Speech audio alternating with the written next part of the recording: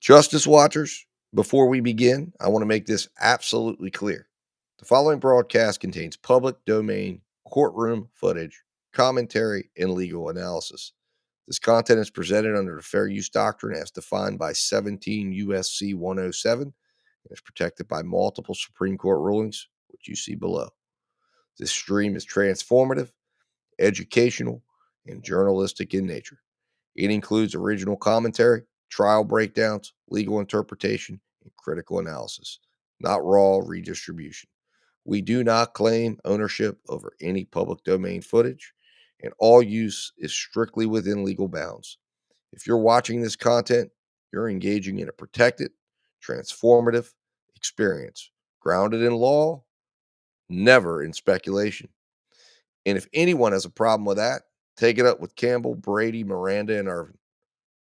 Remember, guys, justice always works better when we watch. So keep watching. See you in the courtroom.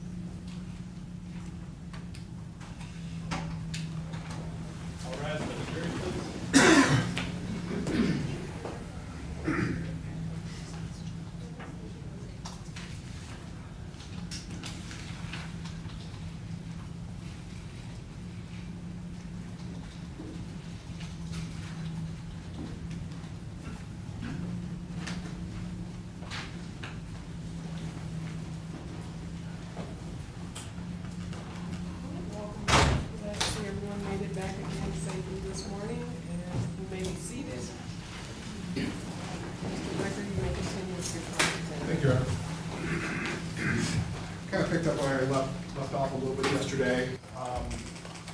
One of the things you testified in front of this jury was basically somebody disarms the officer of a weapon, that's deadly force. That's essentially what you said.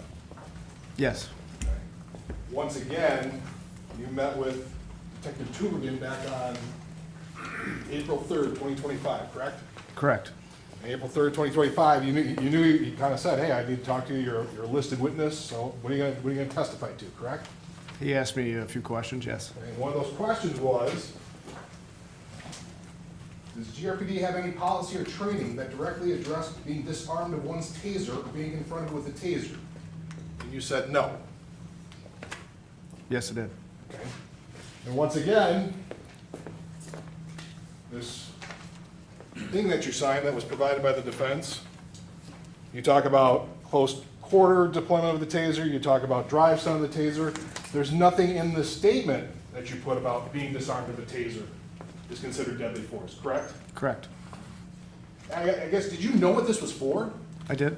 What was your understanding this was for? The areas that I would be asked to testify about.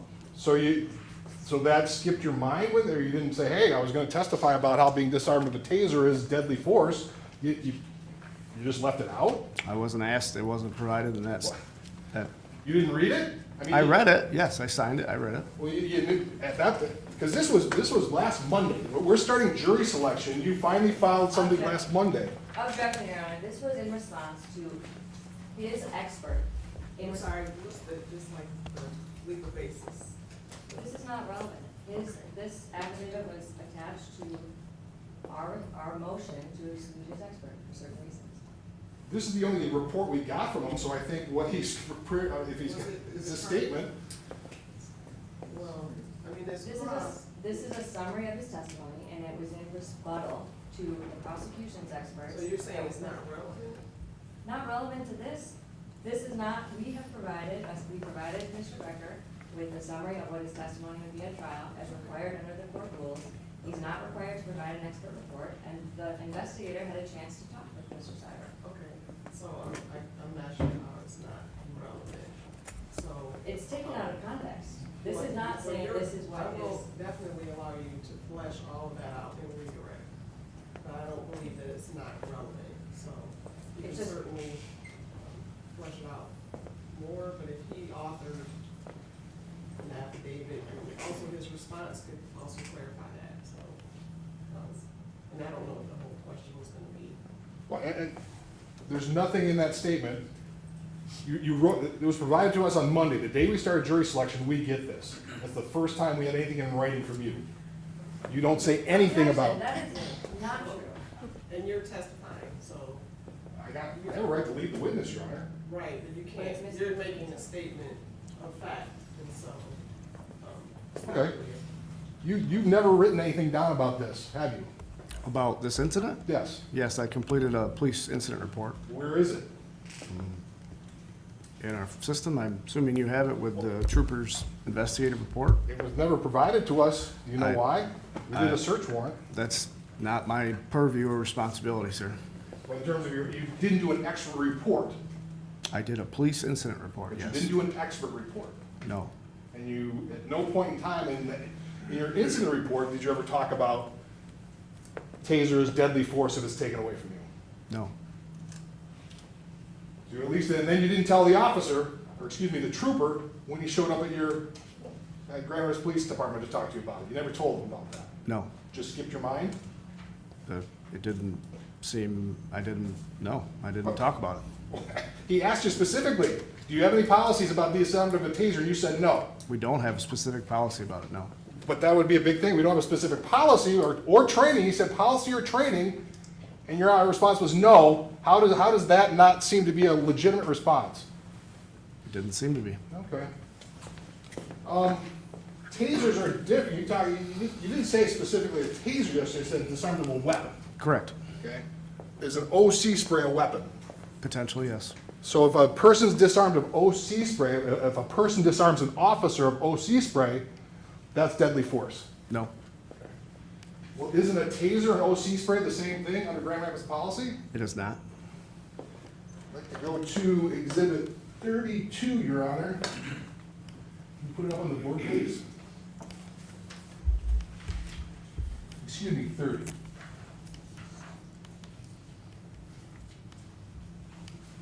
This is Exhibit 30. So you have a policy. You have a separate policy for firearms, correct? We do. It's its kind of own entity, so you have a firearm, that's kind of the highest. You agree with me, firearms are deadly force, right? Yes, No question. yes, So then you have intermediate control weapons. That would be the next step down, if you will. yes, And then you have compliance control devices, correct? we do. That's kind of a three-tiered thing. Is that a fair assessment? I would consider OC spray a lesser than that tier, but yes. OC spray lesser than what tier? Then a taser or compliance, less lethal tactical weapons, specialty munitions. Okay, well, clearly, okay, let's go impact weapon use. So we got an impact weapon, right? You said exhibit 32, but it says exhibit 30. and- I said, I corrected myself, I Oh, thought. okay. Exhibit 30, Your Honor. And this is page, This is the first page. This would be under 9.1, excuse me, 9.3.1. thank you. So impact weapon use. The purpose of an impact weapon is to provide officers an effective control option when confronted by potentially violent subjects. So impact weapons provide control subjects by creating temporary motor dysfunction that impacted muscle groups. So an impact weapon would be your ASP. Yes, Could be a flashlight. I think that causes a flashlight, something you can hit somebody with. correct. So that's an impact weapon, and you use it in situations where it's kind of confronted by potentially violent subject. It's a little bit more a higher level, if you will, because they're potentially violent. Is that a fair statement? Yes.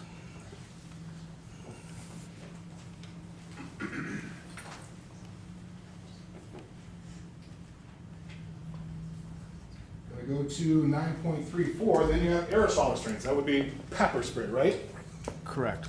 The definition of ASR is to provide members, being the police, safe and effective control option, temporary control of subjects will provide a degree of safety for both the officer and the subject. That's under section E, correct? Yes. Right underneath that is electronic control devices, your taser. Yes. It's the exact same definitions as a OC spray, isn't it? Yes. So in your mind, you think it's different, but under Grand Rapids policy, OC spray and tasers are the exact same thing under definition. In a definition, not in the use of force policy or under a force understanding. Under what force understanding? This is your policy that That's gives a- the same definitions. This is a definition policy that gives an example, not our use of force policy. Okay. So where in the use of force policy is it differentiated, I guess? And the levels of force options that are available to officers So you're talking about the active aggression, active, in that area, yes. in that area. So in the policy, so let's go look at that then.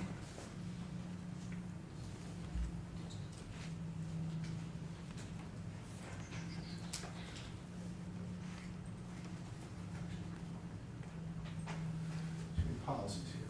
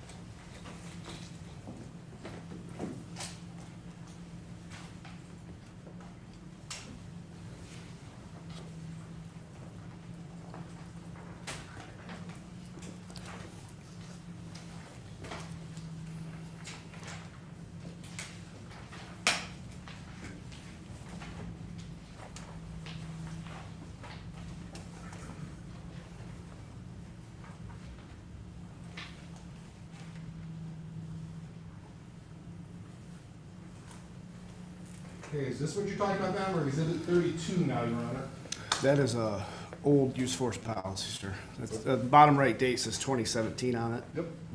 What Officer Schurr would have been expected to adhere to is 2021's policy revision. But this is the one that was provided to us under, these are the training records provided to us. Exhibit 32 is the training records provided by GRPD for Officer Schurr. So you're saying we weren't provided the full records? That's a training record, sir, not the policy. The updated policy should have been available to you. I don't have that. So I'm what, not- that's not my purview. The- you're the policy, you're the training person, you're the training. Right, but that's not my responsibility for record release, I mean. So there's some other policy out there that says, that'll say, tasers can be used in deadly force that will be able, the defense can put up on the thing. I'm sorry, what? There'll be another policy that the defense can put up there then, that says tasers are considered deadly force, like Grand Rapids Police policy. No, sir, I was just pointing out that's a 2017 policy, 2021 is the latest that Officer Schurr would have been expected to adhere to.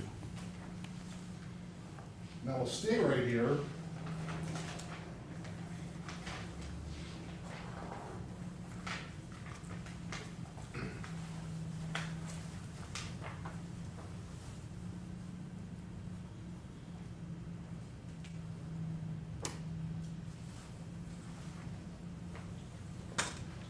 We were talking about this 9-1.5. You brought this up in your testimony yesterday. Yes, This is one of the considerations, the totality of the circumstances that Grand Rapids Police consider. yes, some of them, yes. Some of them. Well, when you're looking at it, and when you're looking at the totality of the circumstances, your opinion was it was okay for the defendant to chase after Patrick that day.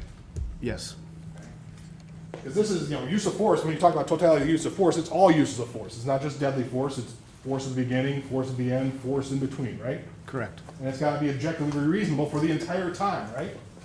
For the use of force duration, yes. Okay.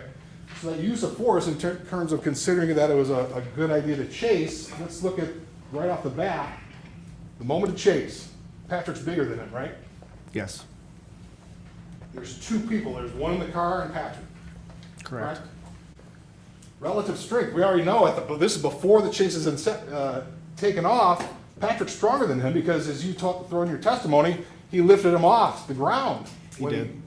So he's bigger, stronger, there's more than one purpose, and may have an access to a weapon, right? Correct.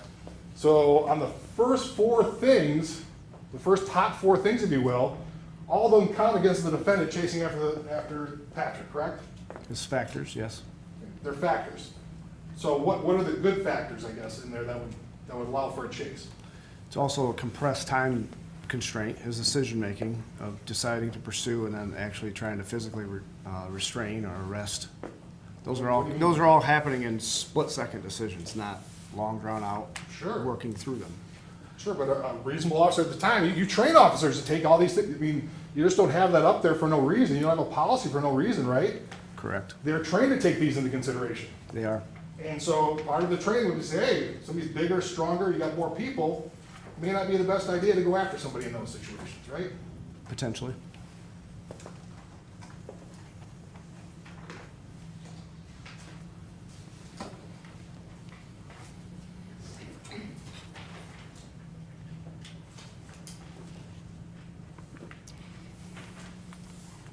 I'm gonna say, like, we can't put this on the board because we're still trying to keep off the actual training stuff for the media. The jury will get this. Stay with Exhibit 32.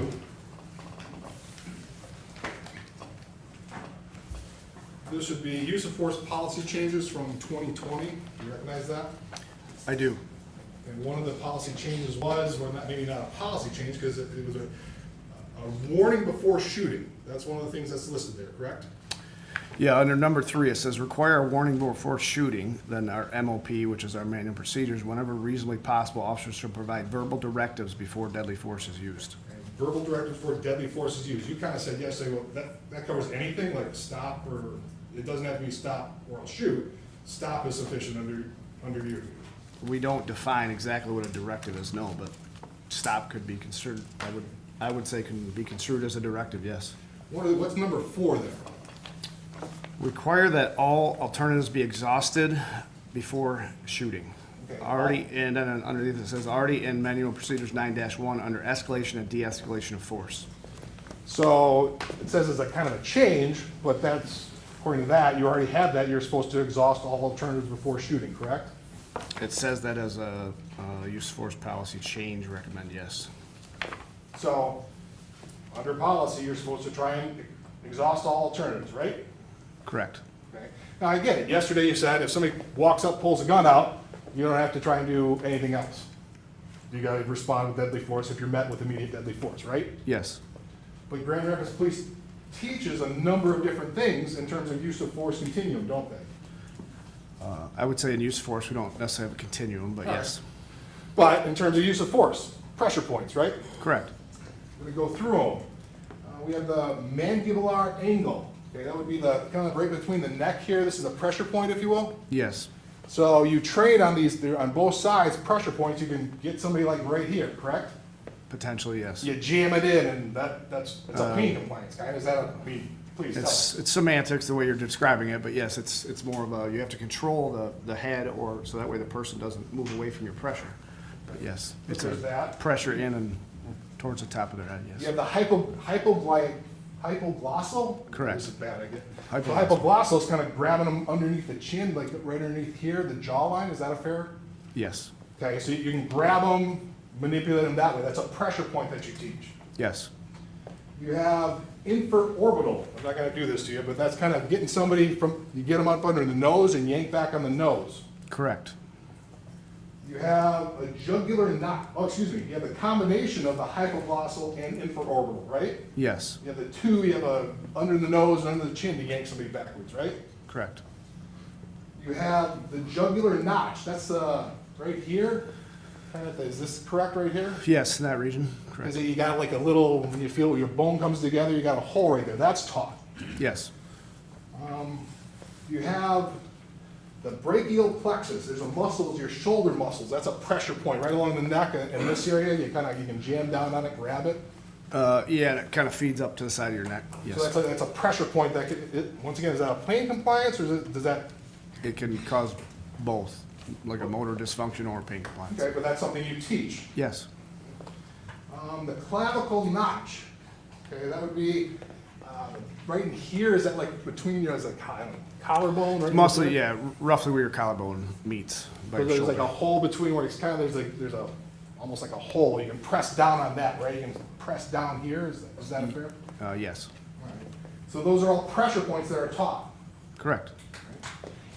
On top of that, then you have the takedown strikes and stuns, right? Yes, You have a brachial stun. It's like, okay, the brachial here, it's like a karate chop to the neck. can't chop. It's Okay. got to be a flat surface. I'm sorry? You can't, if a chop or a punch would be considered a deadly force option because Right. of the risk of injury. It's a flat surface striking the side of your neck. So like that, more Correct. that. Or back of your hand or inside of your forearm, something like that. Yeah, actually, a chop, people can collapse, get knocked out kind of from that, right? It's potentially, yes. Do you teach that all? I mean, in desperate situations, that like a chop is okay, or is it always flat? I mean, potentially it could be an option if that's what, but we don't specifically train people to strike in the side of the neck as a deadly force option, no. So we have a forearm strike. That's, I think we saw them on the training video. I don't know if you're in here, the forearm strike where you're punching with your forearms, right? Right. So that, I think, in this instance, did you see, I don't know, did the defendant do that in this instance? I was more open hands. Did he do any forearms? Didn't appear so, no. You have your palm heel strike. That's a punch with the heel, right? That? Yes, the meaty part of your palm. Then you have a straight punch, which is just your normal punch, straight punch, right? Correct.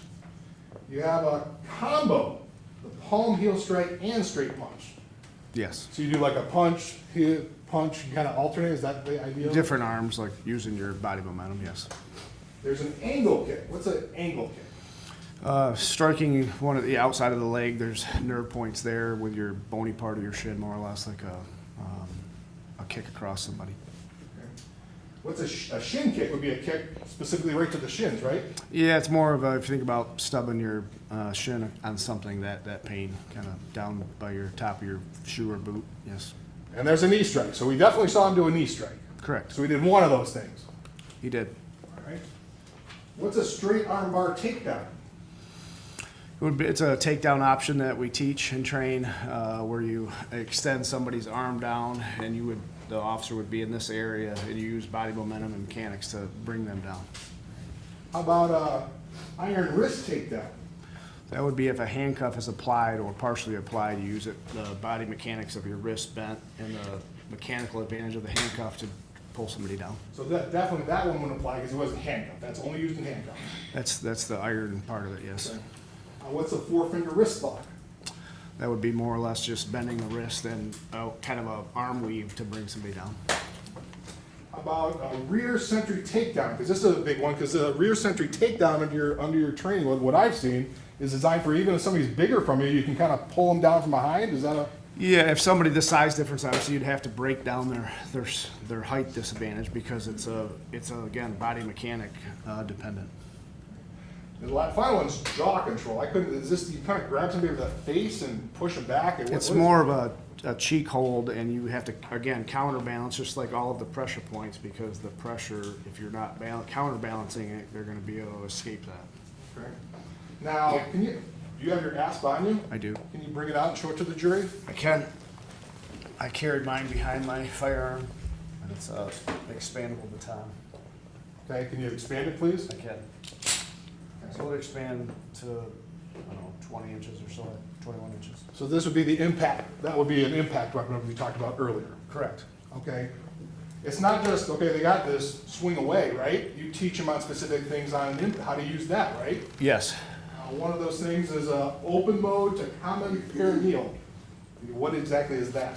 So as the officer opens that baton or expands it, striking the peroneal nerve runs on the outside of your thigh, kind of if you think of the seam of your pants for gentlemen anyway. That's the area, kind of upper above your knee, below your hip. What's a femoral strike with the axe? The femoral nerve runs on the inside of your thigh, obviously large artery too, so that would be the target area. You have a radial medial strike? Nerves on the top of your forearm and the bottom of your forearm. So you're trained specifically to strike with your asp on the top or bottom of the arm. Correct.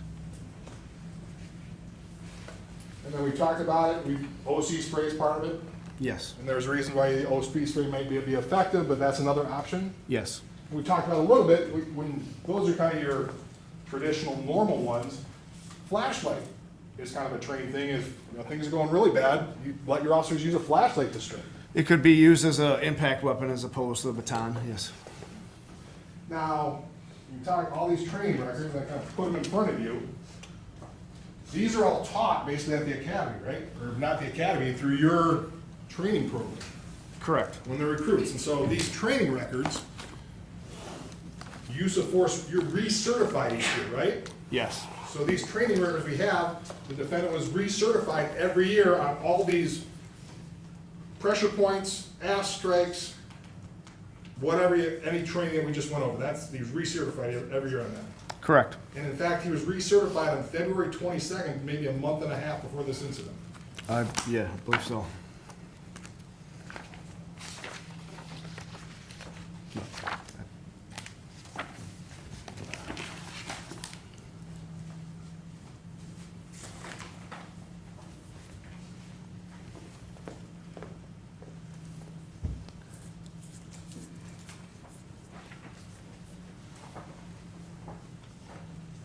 One of the things you also talked about was action versus reaction. That's something you train. Correct. So action versus reaction, I want to be clear on this. So hypothetically, you're an expert, so hypothetically, you're responding to a domestic violence call. That's something common for Danvers police, right? Yes. So you respond to a domestic violence call, they say, it went out the back. You go out the back. I'm standing there with a gun. You can't shoot me, can you? You're standing there with a Just gun? standing there, right like this, gun at my side. There's a lot of factors to it, but it would depend. Well, what other factors? Depends on kind of how you're moving, distance of us. Just all said, that. I'm standing. I'm standing here right there. I'm standing, gun pointed, I'm looking at you. No, I wouldn't shoot in that situation. Why not? Because you're pointing at the ground. Okay? Not posing a threat to you right now, am I? No, you're a threat. I'm a threat, but I haven't done anything well, if I'm a threat, why can't you shoot me then? Because I would have you at high ready, my gun pointed at you, giving you loud verbal commands. Okay? Wonder if I'm running away.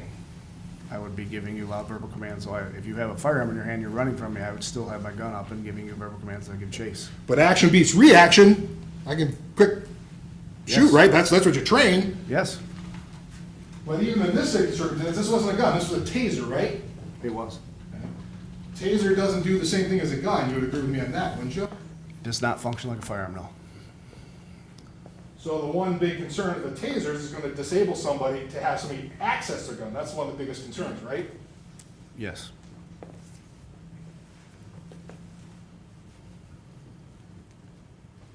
Part of this, did you know that you knew the defendant before all this happened, correct? Correct. He worked for me when I was on midnight as a watch commander. So he was one of your staff, if you will. Yes, And were you part of his training as well? I have been over the years, yes. I have nothing further, Your Honor.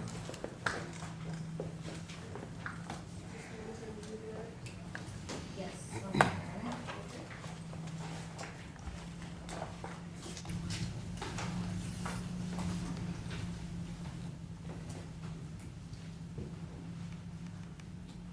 Could we switch the computer to the defense, please?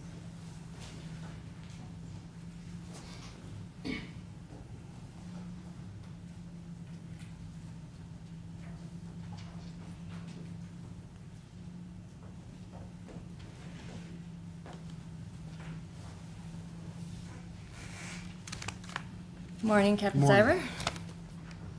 All right, I have a few questions for you. You were asked by Mr. Becker about your status as an expert for the defense, right? Yes. And were you ever asked by Mr. Becker to provide information about this case? Only when Detective Sergeant Tubergen asked to meet with me, whatever, last week or 2 weeks ago. And when he asked to meet with you a few weeks ago, Did you meet with him? I did voluntarily meet with him, yes. And are you aware of anyone at the Grand Rapids Police Department that was asked for their opinion by Mr. Becker about this case? I am not. Are you aware that the prosecutor has had GRPD's policies and training since this incident occurred in 2022? Yes.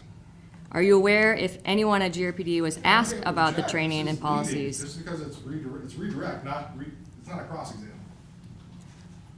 I'm clarifying the information that Mr. Becker has put out there. And you can clarify without asking leading questions, so, The- because you are being, all sustained as to that. You can just rephrase. Has Mr. Becker ever asked you about GRPD training or policies prior to a Before- few weeks ago? Before yesterday, no. And how much are you getting paid to be an expert for the defense? I am not. Were you ever asked to provide a written report like the paid experts in this case prepared? I have not. And you met with Detective Tubergen? Did you meet with Detective Tubergen before this case? No, the day of the incident, I don't believe Detective Tubergen was present for the round count. I believe it was one of his colleagues. Sorry, did you meet with Detective Tubergen before the trial? No. I'm sorry, the 23rd, I think the date, we sat down in my office for an interview, or whatever that date was, recently. And when you talked to him, did you discuss the nature of your testimony with him? No. When you met with Detective Tubergen on April 3rd or whatever it was, did you discuss some of the GRPD policies and training with him? Just the specific questions he asked in regard to if we had a foot pursuit policy, and then the taser-related, I forget the verbiage in the report there, but about the taser disarming or whatever. And you provided answers to all of the questions he asked you, right? I did. And you were asked some questions about GRPD's policies and trainings about foot pursuits. I was. And you helped identify some of the mandatory trainings that GRPD has about foot pursuits, right? Correct.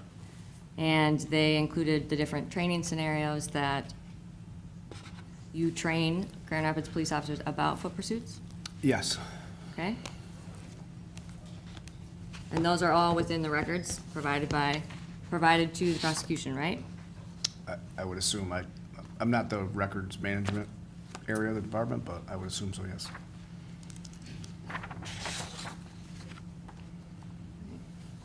Your Honor, do I have permission to approach? Yes, and with, This is what has been marked as Defendant's Exhibit II.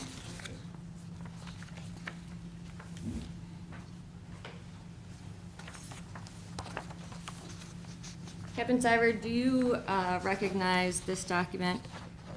I do, yes. And is this a summary of the GRPD policies and training? Yes, it is. It's a policies and mandatory training summary chart. And there are quite a few mandatory trainings that have been provided at this point, right? Yes, it chronologically starts from when Officer Schurr was hired in 2015, and then chronologically through 2022. And this, and I guess if we need to bring all of it up, but is it fair to say that this is Exhibit F? This includes some of the pages from that mandatory training, but there are binders worth of training that Yes. officers received, right? Yes. And Your Honor, the defense would move to admit Defendant's Exhibit II at this time. Is this something that's part of GRPD policies? This is a summary of policies. That's what I'm meaning. The summary is not in the GRPD policies, right? I'm not sure I understand your question, sir. This is, like, when you go into your policy manual, where this is not a document created by GRPD, is it? This is not a document created by GRPD, no. Who created this document? I don't know. You don't know who created this document, so how do you know what it is or where it came from? I just said I don't know where it came from. I understand the verbiage and the exact quotations that are taken from several of these mandatory training files. So, but this is not something that's part of the actual policy, and you don't know where it came from, so I don't believe it's admissible, Your Honor. There's not a sufficient foundation. Your Honor, if you'd like, I will go through the mandatory trainings then. Mr. sorry, but, so. I mean, we- Withdrawing your move to admit,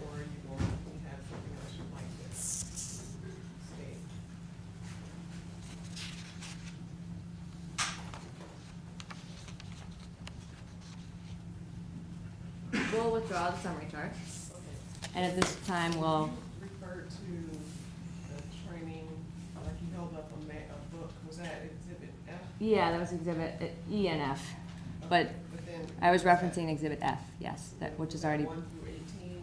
Yes. Okay, so that's already been exhibited. yes. And I guess, Bob, if you can actually, before you publish it on the screen, can you please pull up the People's Exhibit 31 and go to page 15? Or just go straight to 15? And Your Honor, may I approach? Yes.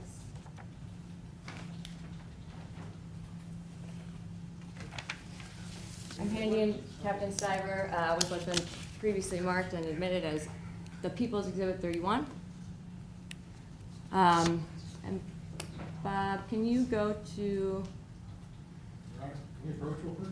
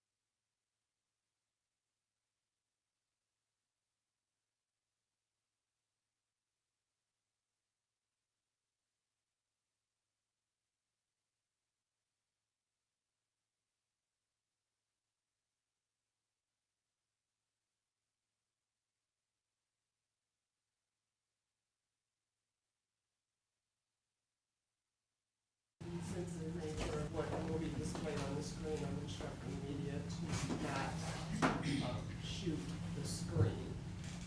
The witness is okay, testimony is okay, but showing what's on the screen would need to be, will not happen.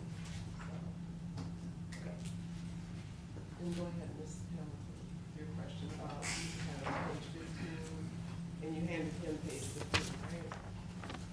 I believe it was, actually, it might be page 14.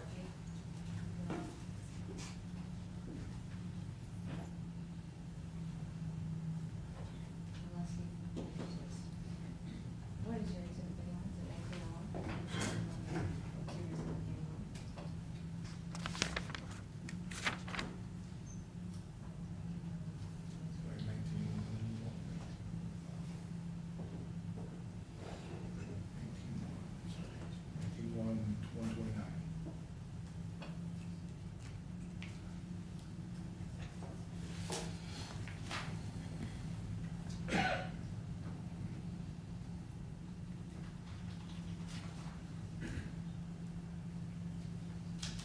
All right, sorry, Bob.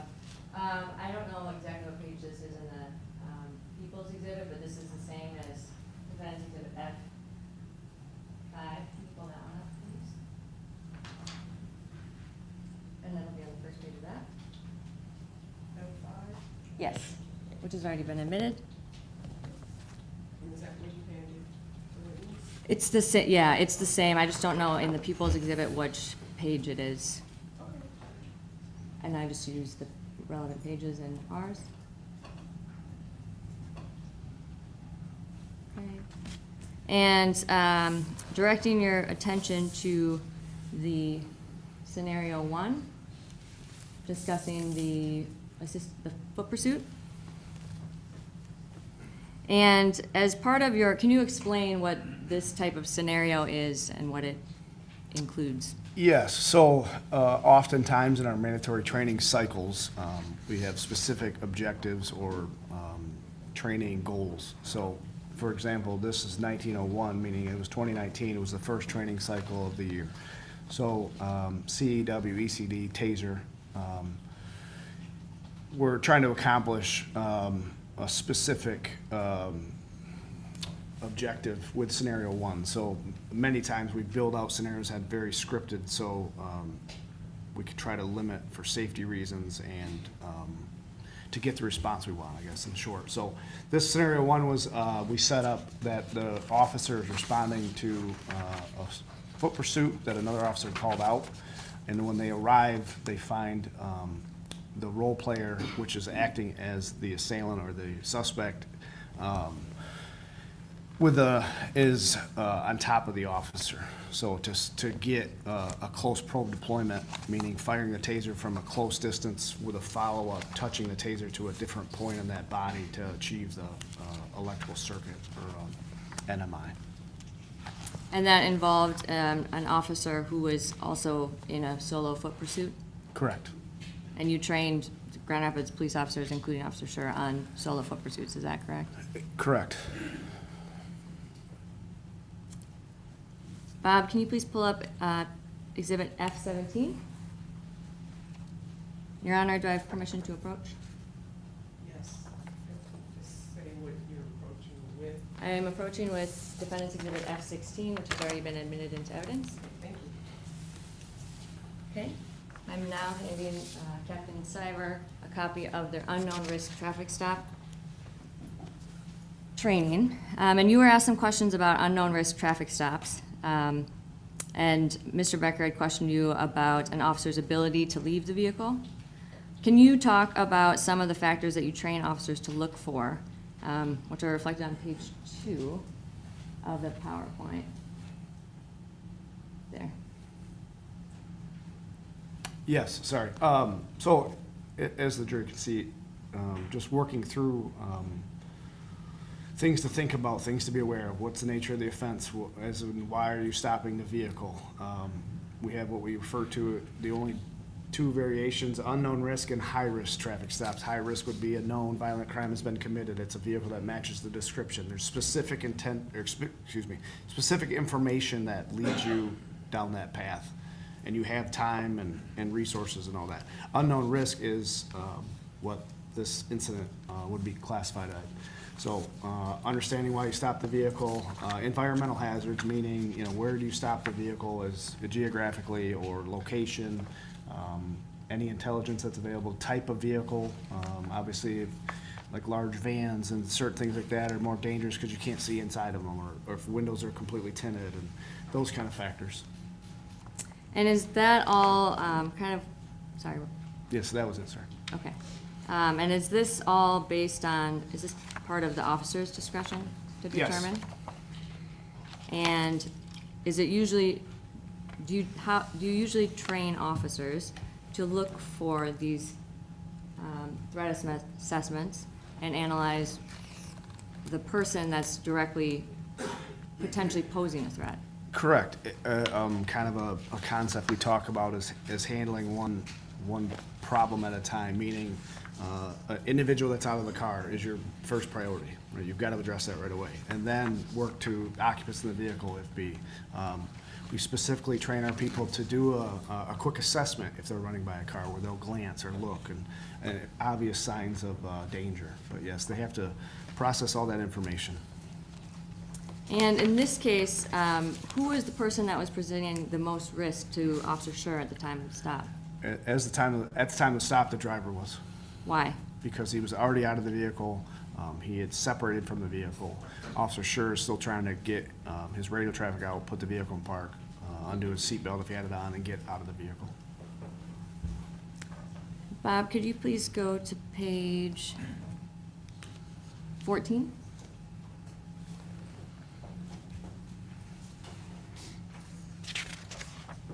Oh, and the middle slide, and scroll. And one of the things that we talked about a little bit yesterday is how you train officers to assess people's risks, or the risk that someone poses, is that Yes. correct? And what are one of those concepts that you train them? I think we said it yesterday, but if it didn't, historically, most foot pursuits end with a tackle or they give up. It doesn't usually lead down a long, drawn-out, extended struggle or fight with the suspect. So the concept you see on the slide, failure to comply, ask yourself why.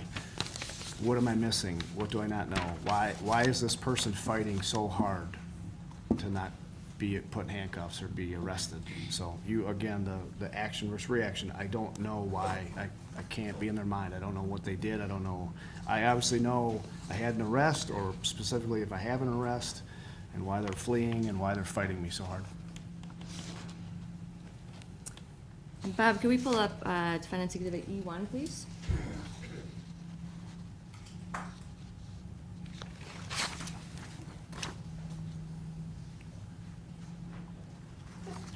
And this is the GRPD use of force policy that we spoke about yesterday and that you were asking questions about.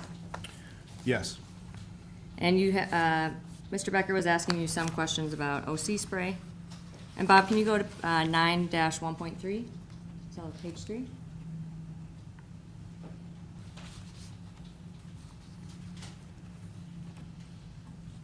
And then 2B. And what is OC spray considered? Under our policy, it's under 2, subparagraph B, compliance controls, which lists out soft empty hand techniques, meaning joint locks, wrist locks, pressure points, and then compliance control devices, meaning handcuffs. ASR stands for aerial, it's OC spray. Yeah. And that's, OC spray is similar to pressure points? Correct. It's one of our lower levels of force options available. And Bob, if you could go to the next page, which is 9-1.4, D. What is a taser considered? That would be an intermediate level of force, along with impact weapon, the baton, those type of things. And that's is that a higher level of force than OC spray? Yes. And once a person tries to disarm an officer of his taser, and they have been fighting over it for over 2.5 minutes, and once the officer makes a decision or is in fear of serious bodily injury, is he entitled to use deadly force? If the situation is there, yes. And once the officer makes the decision to use deadly force, is he required to go back down and try every lower level of force? No. Why not? Because it's not reasonable. We keep saying that term, reasonable. It's not reasonable to expect, if I've exhausted other options of force in my escalation and they've been unsuccessful, how could we possibly expect them to go back down that ladder and try again? They've demonstrated that it's been ineffective for a myriad of reasons, but it's been ineffective. Why should they have to go back to lower levels of force?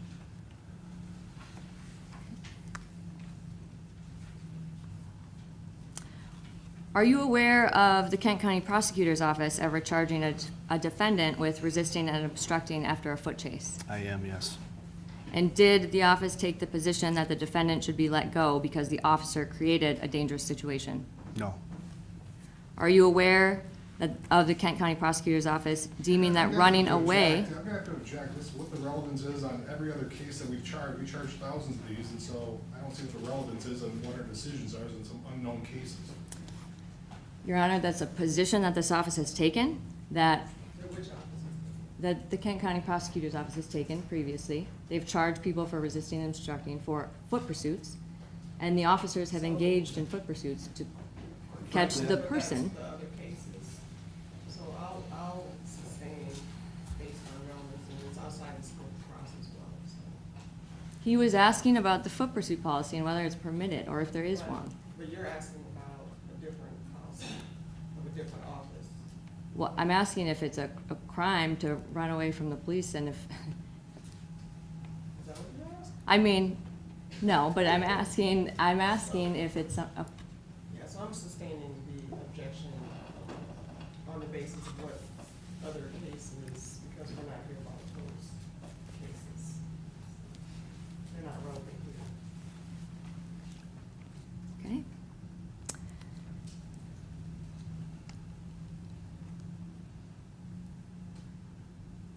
okay. One moment, Your Honor.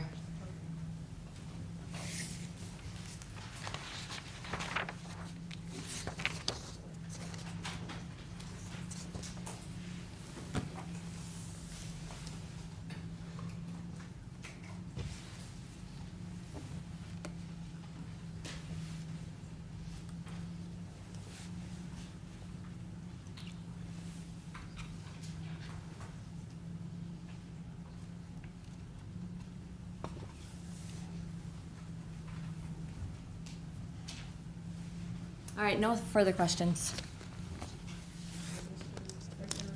Nothing further, Your Honor. And I do see a couple of hands raised on the jury, so I'll have my clerk come and grab those questions for you.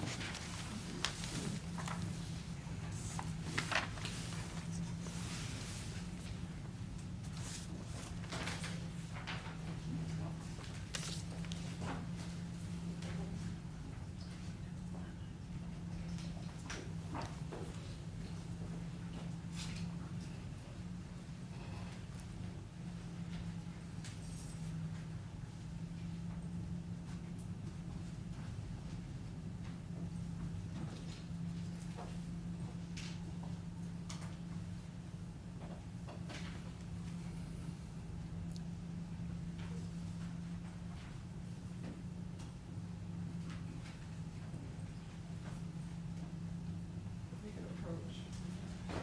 Seventeen, Mr. Rickard.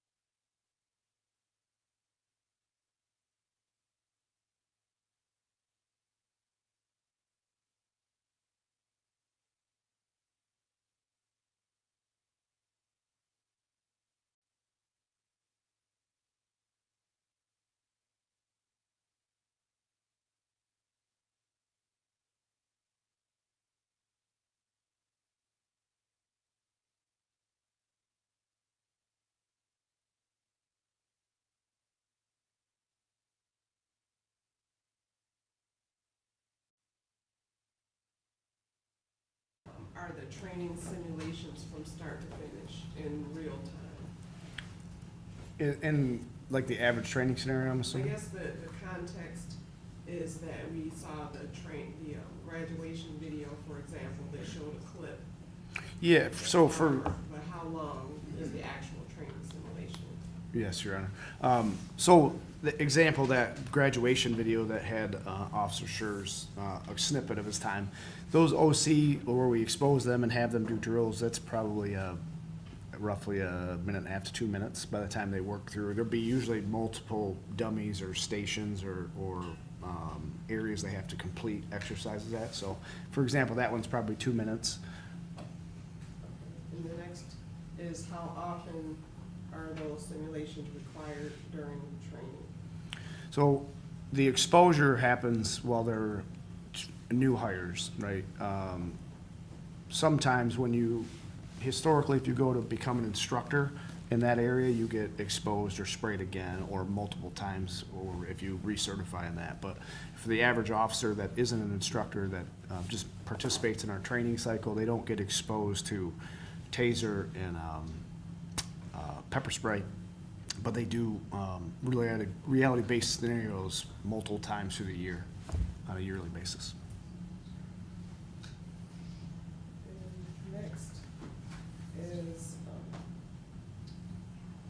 your opinion, since we're in Grand Rapids, are the GRPD GRPD policies and procedures meant to supersede the generally accepted police policies and procedures? So that term, I know you've heard it a lot.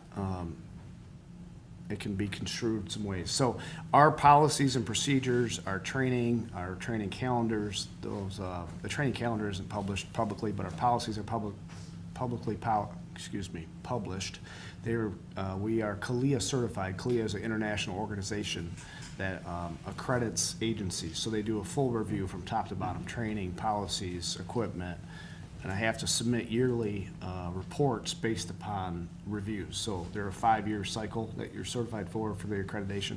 We've been accredited since 2017, which puts us in the top 5% of all agencies in the United States, at least, for that. And then we've also had 2017, I believe it was, the 21st Century Policing. They came in, they did multiple work group meetings with community members, and all that, department members, all that, and reviewed our policies. I think Mr. Becker brought up the exhibit had something from that 21st Century Policing recommendations. So we've had multiple reviews by accredited, national agencies or international accreditation agencies. Okay, so sounds like you're saying they're not meant to supersede, but. Correct, and I think, my point with that is, those accreditation agencies wouldn't accredit you if your policies were out of norm. So, and again, policies that may, for example, say the Los Angeles Police Department may have a policy, may have a foot pursuit policy. What happens in Los Angeles doesn't equate to Grand Rapids, or doesn't make sense. So we pay attention to regional things much closer than on the national stage, because use of force laws are different in the state of Florida or South Carolina. Practices are different, right? Weather dependent, all these factors. So we have a ton of outside reviews. We've been accredited and reviewed and appraised by these organizations for our willingness to do that and open the doors, more or less. Ms. Hampton, do you have any follow-up from those responses? Just a few, Madam. So just to clarify, I think what you're saying here is that GRPD, even though some of those things are factors that are sometimes considered, GRPD policies supersede the national generally accepted police practices as far as what your officers. Actually, it's leading him, that is not what he said. Can, So if you could, I'm gonna sustain that because it's not what his response is, and if you could just rephrase your question. can you clarify what governs how you evaluate GRPD's police officers' use of force? Whose By policies and our policies, procedures? and I would offer our policies do coincide with generally accepted police practices.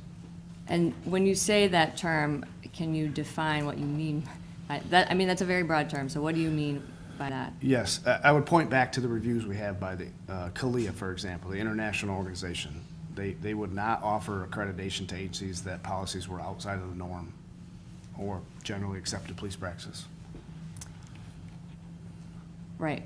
I guess what standards are you evaluating GRPD's officers by? When you're conducting like a use of force evaluation, what do you look at within One GRPD? policy, the training, is it consistent with training? Obviously, state and federal law, which our policies are derived from. And it's GRPD's policies that are governing what the officer, or how you're evaluating a GRPD officer's conduct, right? Yes.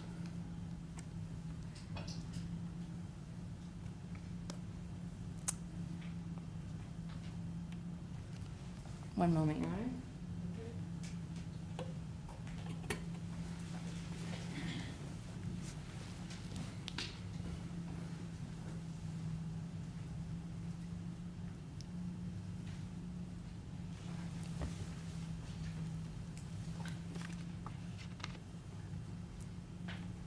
No further questions, Your Honor.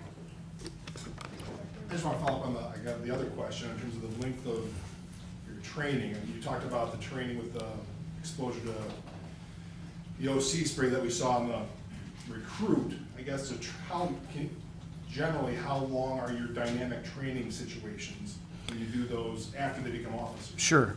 Just an average scenario could be anywhere from 30 seconds to several minutes. It depends on what the intent of the scenario is. But it's also, I want to clarify, it's difficult to recreate physically exhausting scenarios for the risk of injury to the officer and role players. Yep, thank you.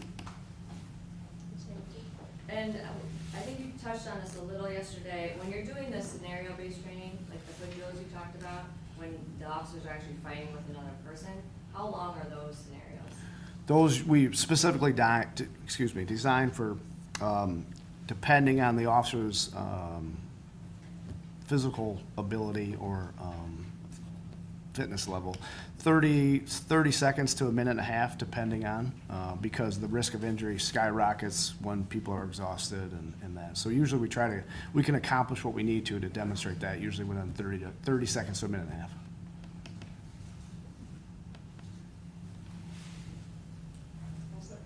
Yes. Mr. Becker, any other questions? I do see one hand on the jury, so my clerk will come and get that question.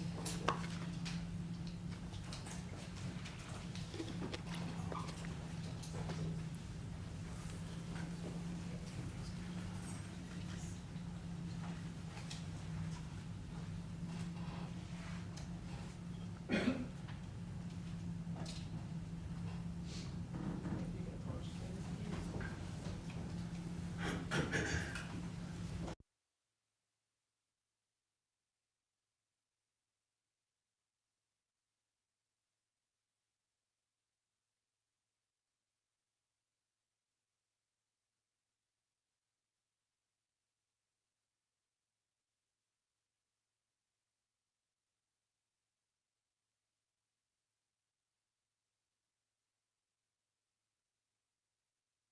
You can clarify, in your opinion, is deadly force appropriate in situations of active resistance or only in situations of active aggression? You can describe GRPD's policy. Yes. training. Active resistance, you can't say always, but would most likely not lead to a deadly force incident.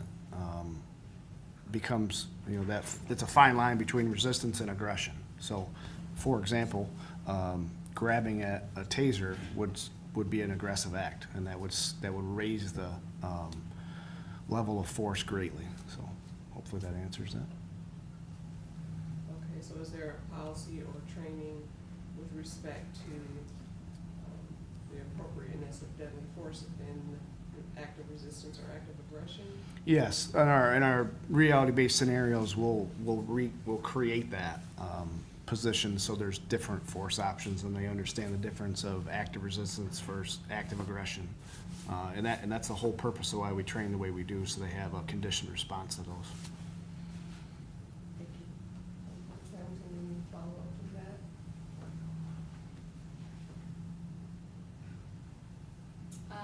No, Your Honor. Mr. Guthrie? No further questions, Your Honor. And I don't see any other hands raised. May this witness be excused? No, Your Honor. It's- Oh, I'm sorry. Please remind me. Yes, Your Honor. And you're okay with that? Yes. Thank you very much, Captain. Thank you, Your Honor. And thanks, make call your next witness.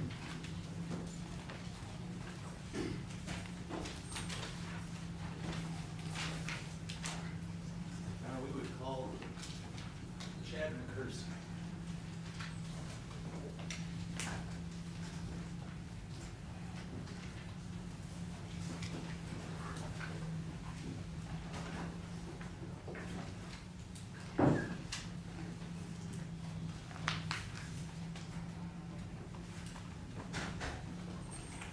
Good morning.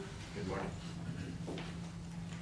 And before you take your seat, will you please raise your right hand? My clerk will Do you solemnly swear that the testimony you're about to give in this matter will be the truth, the whole truth, and nothing but the truth, so help you God?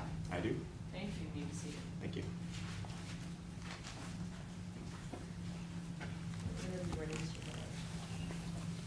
Good morning, sir. Good morning.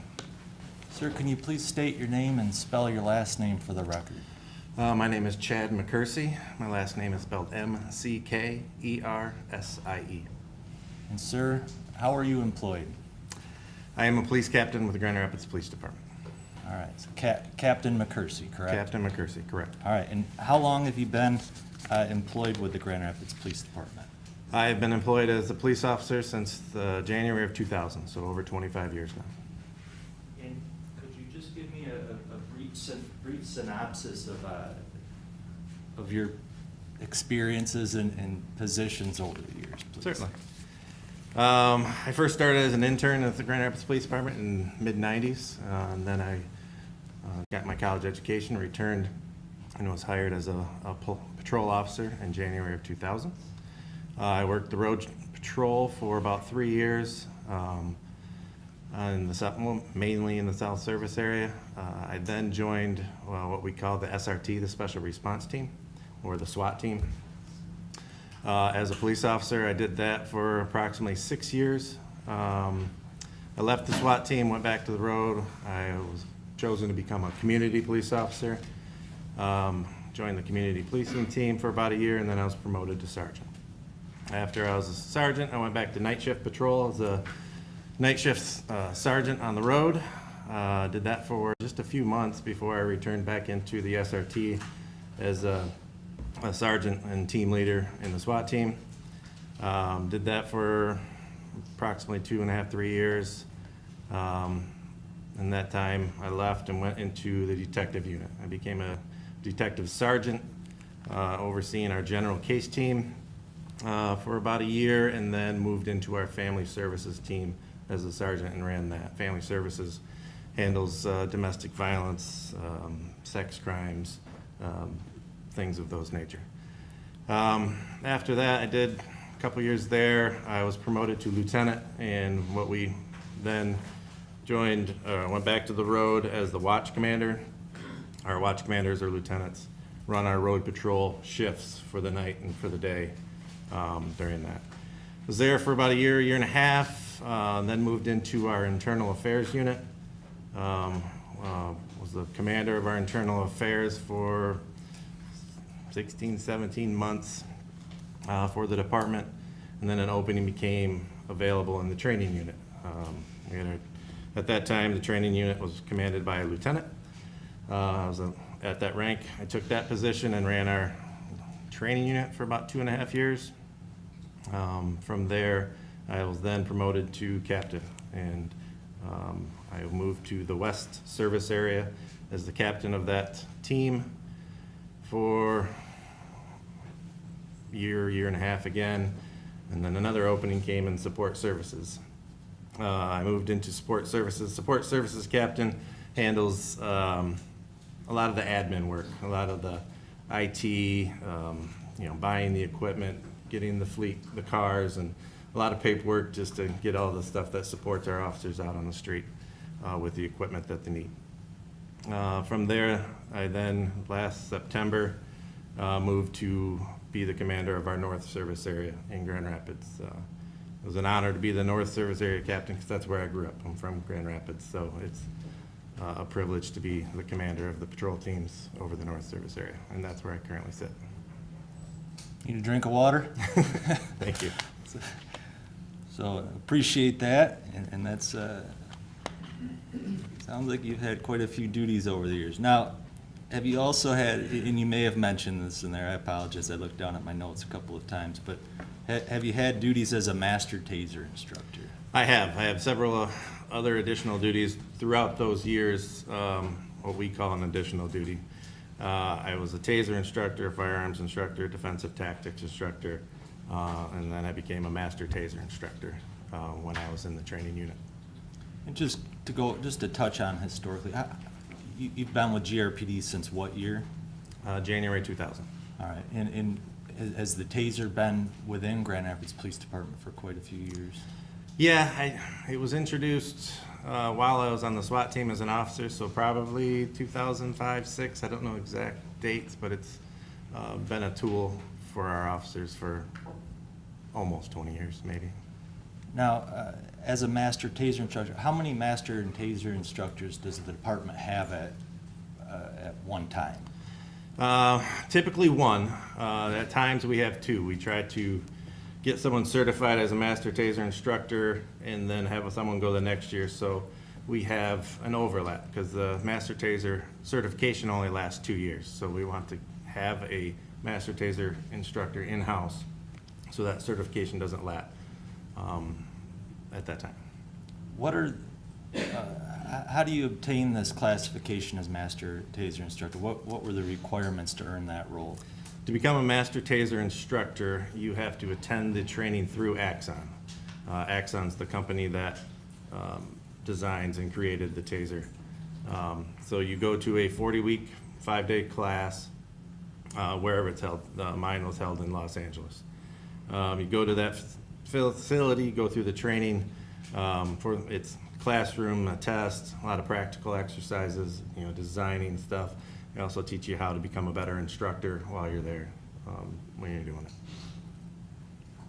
And upon conclusion of that course and in earning the role as master taser instructor, what do you do then when you go back to your department with that training?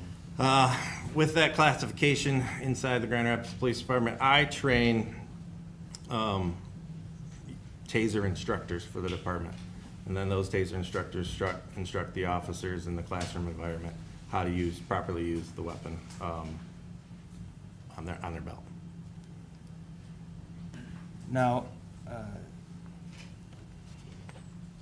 sir, did you mention you've also been, was it commander of the Internal Affairs Division for a year or two? Yes.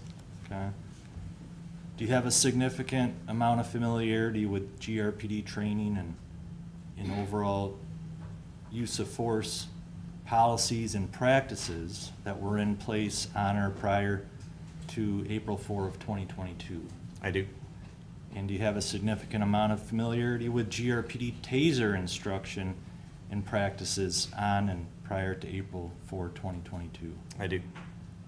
Your Honor, at this time I would move to have Captain McCursey recognized as an expert in a couple of things. GRPD training, policies, practices with regards to the taser device, and training, policies, and practices of GRPD related to use of force. No objection. All right, so he shall be considered an expert in those fields. And when I say use of force, in just the general overall policies of GRPD related. Yes, sir. To the general duties as far as automobile stops and the basic performance and policies involving those matters. Yes, sir. So, but he's an expert in training policies and practices regarding taser. Taser, use of force, and then also just general overall police duties, police functions within the Grand Rapids Police Department. I apologize for making that. Duties and functions. Correct. Any objection to that additional area of expertise? No, Your Honor. All right, so then he shall be considered an expert in those 3 areas. Sir, I'd like to ask you some questions related in particular to the taser. We had another witness who testified about several topics. I'm going to try not to go into a lot of the same things all over again, okay? But just to get into a few areas in particular related to taser, and then ultimately get to some specific questions about the case here. Now, sir, the defense is calling you in this case to testify, is that right? That is correct. And has the defense talked to you several times over the last 3 years? Yes. And has the defense asked you a significant amount of questions about GRPD policies, trainings, and just the general practices of GRPD? Yes, sir. Now, did you also testify on matters related to this case about 2.5 years ago? Yeah, I testified in the original preliminary examination for this case. Okay, and were you under oath at that preliminary examination? I was. Now, have you ever prepared a report, you know, a final conclusion report or anything for either party? I have not. Were you ever asked to? No. You testified 2.5 years ago, and was the prosecutor present for that? Yes. And has the prosecutor or detective on this case ever reached out to you and asked you for more explanation on any training policies or just general overall practices of GRPD? No. If they would you have been happy to talk to them? Yes. Your office is about a block away from their office, is that fair to say? That is correct. Now, going to the taser, what model of taser did GRPD use on April 4, 2022? At that time, we were using the model Taser 7, the T7. And where would an officer on duty on that day, where would they carry that device? We mandate they carry it on the opposite side as their firearm, so you have to do a cross draw to pull that, access that weapon off of their belt at that time. The main reason for that is we don't want ever under stress to think you're pulling your taser and you actually pull your firearm. Your firearm's on your dominant side if you're right-handed or left-handed, and so we mandate it's on the opposite side, so you have to make a distinct motion to go get that device to use it at that time. Now, besides the taser on that belt, what else is an officer wearing when they go out on a shift for GRPD for the most part? On their utility belt, if you will, what they wear is, obviously you have your handgun that's in a holster. You have 2 extra mags of ammunition on your belt. You have OC or pepper spray on your belt. There's an ASP baton, 1 or if not 2 sets of handcuffs on your belt, your radio, as well as your taser device. And then how about, and you may have mentioned this, vest, do you wear a vest? Yeah, every officer on the road is mandated to wear their bulletproof vest underneath their uniform. In today's world, you see a lot of exterior vests. This is the uniform that Officer Schurr was wearing was like this. So that is how we're equipped. When you add up all of that equipment, approximately what weight, if you know off the top of your head? It's roughly around 20 pounds, 25 pounds. Obviously, my vest and belt might be bigger than skinnier people, but so. All right. Now, we talked about going back to the Taser 7. The manufacturer, Axon, they make other models as well. Is that fair to say? That is. And, sir, did you have the opportunity to sit through the testimony of prosecution's expert, Mr. Bloomfield? Half of it. Okay. And did you sit through the testimony of the prosecution's expert witness, the law professor? Yes, I did. Okay. Did you hear some of their opinions related to this case? I have. Did you have an opportunity to read their report? I have. Sir, does it appear that they may have been referring to an older Taser model than the Taser 7 in some of their opinions? Yeah, it was testified to as well as in the report of, in one portion, they considered the optimal distance of 7 feet standoff. It was documented in the report between 7 and 15 feet. And that is the rule that was in place for older model tasers, not the Taser 7. And we'll get into some, but were there some differences, the Taser 7 that Officer Schurr was carrying compared to the older models? Yes. Okay. So going forward in the testimony, Officer Schurr had a Taser 7. If I refer to Taser, can we just agree we're talking about the Taser 7 unless I say something different? Understood. Now, under the GRPD use of force policies, what level of force would the Taser 7, would the Taser be within?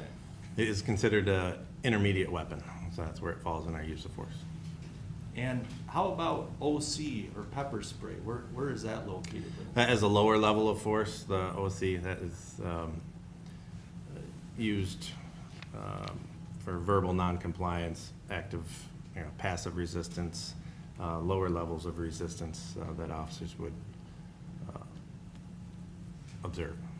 Does GRPD, do they consider the Taser a less lethal form of force? Yes, we do. Now, is that consideration in the hands of a trained police officer? That is correct. In the hands of an untrained officer, would GRPD classify it as a less lethal form of force?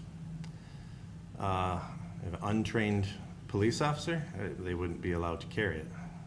Well, let's just go into that, because I think Detective Tubergen touched on this a little bit in his testimony, but an unlicensed person, as far as what are you required to have in order for any old citizen to carry a Taser? In the state of Michigan, if you were to obtain a Taser, you need the licensing, like a concealed permit, as well as the training and certification form for Okay. that device. And is that whether the battery's in it, no probes, no anything within the device, are you still required to have that licensing to even touch the device by law? Yeah. And what's the classification of an offense if the person does not have that licensing? That would be a felony in the state of Michigan.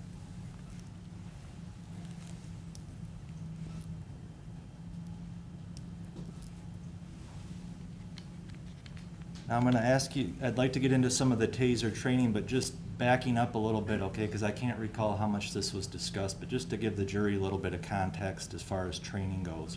When an officer's hired into Grand Rapids Police Department, what's their initial endeavor, or what do they first get involved with? Right. We either send people to the academy to get their state certification, or they put themselves through the state certification. So then they are considered a certifiable police officer. I don't mean to cut you off there, but what's their state certification? State certification is a 15 to 17 week course, or sometimes in some colleges it's spread out over 2 years, but it is the certification through MCOLS, the Michigan Commission of Law Enforcement Standards. And what is MCOLS just in general? Does MCOLS also have standards that every police department is required to follow or abide by? Yes, MCOLS sets the standards, the basic standards of what a police officer needs to be certified in to hold the status of a police officer. And is GRPD certified or accredited, or do they follow MCOLS standards? Yes. What do you say what MCOS stands for? Michigan Commission on Law Enforcement Standards. I'm going to ask you to say the whole thing every time. No more MCOLS. I apologize. No, I'm just joking. Let's stick with MCOLS. Now, once cut you off, after the person goes to an MCOLS certified academy, and then what? When we hire that individual, we put them through either a 6-week or an 8-week orientation. Sometimes we shorten it if it's a small class. If it's a bigger class, it's typically an 8-week class. Inside there, we now train how the Grand Rapids Police Department does our policies, procedures, manual of conduct, and our use of force. We certify them in the Taser. Obviously, we certify them with our firearms. We certify them with every tool that they have in their belt, certify them with their pepper spray. We go over how to do traffic stops. We go over how to do contact and cover. We go over, how to police a burglary report, how to police a CSC, how to police domestic violence. And then after that 8 weeks, we swear them in as an officer for the Grand Rapids Police Department. After the swearing in ceremony, they go into our field training program.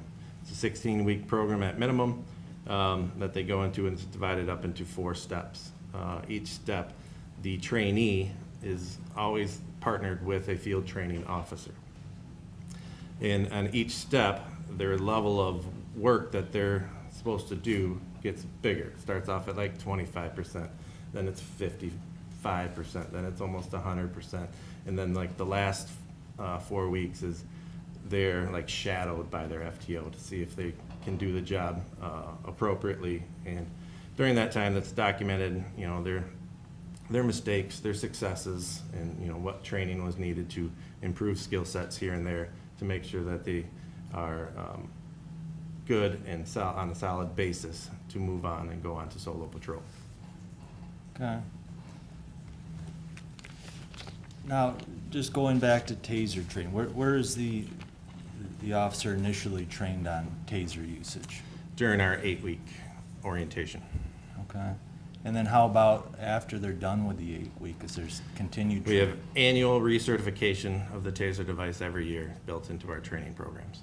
And is that just only the department that requires that, or does the manufacturer? I can't recall. I believe it's the manufacturer's policy to recertify every device or every officer with that device. Now, when you instruct the officer, going all the way back to the 8-week in-house, does the manufacturer provide the department with materials that the department then uses to train the officer? Yes, we are mandated by the manufacturer to use the most up-to-date version or PowerPoint that they provide to us to go over the slides and educate the individual on how the device works, you know, basic understanding of electricity. I believe you heard from Brian Childs from Axon explain some of that stuff. We go over all that in detail, and then we go through the practical exercises, you know, practice just pulling it out of the holster, arming it, you know, aiming it, how it works, the laser, the light, the nomenclature of the device. And then we put them through real life scenarios, well, simulated real life scenarios, you know, with role players. Role players wear protective suits, and they have certain training cartridges that we can use that are safe to do so you're not getting tased during them. It would just be for like target location on an individual in certain environments, when to use a taser, when not to use a taser, those things. Now, are the officers then tested to assure their understanding of the taser? Yes, there's a written test as a part of their initial certification. Now, are we heard from Mr. Childs already, but just to confirm, are the, on the topic of warnings that's given by the manufacturer, are those warnings forwarded on to the actual officer who's going to use the device? Yeah, they are presented with the same warnings that are in the PowerPoint, and they're gone over in that training. And just in general, what are officers taught about the taser device and its capabilities? They are taught, and it's clearly stated in the PowerPoint, that the taser device is a serious weapon and should be treated as such at all times. At all times? At all times. And are there any warnings as far as the capability of the device to cause injury or death? Yes, there are a few throughout the PowerPoint that claim that this device can cause serious injury or death. Try not to go over everything that Mr. Childs already explained, but just in general, this Taser 7 device, how many cartridges could that hold? It was equipped with 2 cartridges. And can you give us just one more snapshot of deploying a cartridge and what that does? Yeah, the device is equipped with 2 cartridges at that time. And there is a close quarters cartridge and a standoff cartridges. We went with one of each. So the close quarter cartridge is in bay 1 and the standoff cartridge is in bay 2. Bay 1 means if you pull the trigger, that's the first probes that are gonna go out. Close quarters has a 12-degree spread. So if I use my fingers, the top one is straight, like Mr. Childs says, the bottom one's at a 12-degree angle down. It's designed for that close range deployment to get that optimal 12-inch spread for potential neuromuscular incapacitation at that time. The second cartridge is called a standoff cartridge that has a 3.5-degree spread. So obviously the spread is minimized. So you can do it from a further distance of that individual and still try to obtain that 12-inch spread if the probes hit that individual. And if I could just approach the witness, Your Honor, with People's Exhibit number 23. Sometimes it's a little easier to have the device in your hand. As No problem. as Thank you. explained, but, we've already admitted that. Does that appear to be a Taser 7 Yes, it does. without the battery in it or any probes? There is no battery. There are 2 cartridges in here, but no probes in it. Okay. So that actually has the cartridges on there. Yeah, if you Okay. push this top button, they come out. All right. And you can see the difference. One clearly states 12 on it, the other one's 3.5. They also have it designed by color, so you know which one you're putting in the proper location. Now, does Axon warn, and then you in turn warn the officers that you should avoid using the taser on certain parts of the body? Yes. And are the trainees taught that if you administer the device on sensitive areas of the body, that in and of itself could cause serious injury or perhaps even death? Correct. Can you just list I'm not going to ask you in depth since Mr. Childs went through quite a bit, but just in general, what are those areas that officers are trained to avoid? Yeah, obviously, and you saw in the pictures of the green little dummy or whatever, the yellow area of the head, the neck, and the chest, the heart to dart thing. So the preferred areas are the green, so the extremities, the large muscle groups of your legs, your entire back. But we want you to avoid the head because of the eyes. You know, we're sending a probe that has a straightened out fish hook. We're avoiding the neck area of the individuals, as well as trying to avoid directly over top of the heart, as well as the genitals. I don't want to forget that. All right.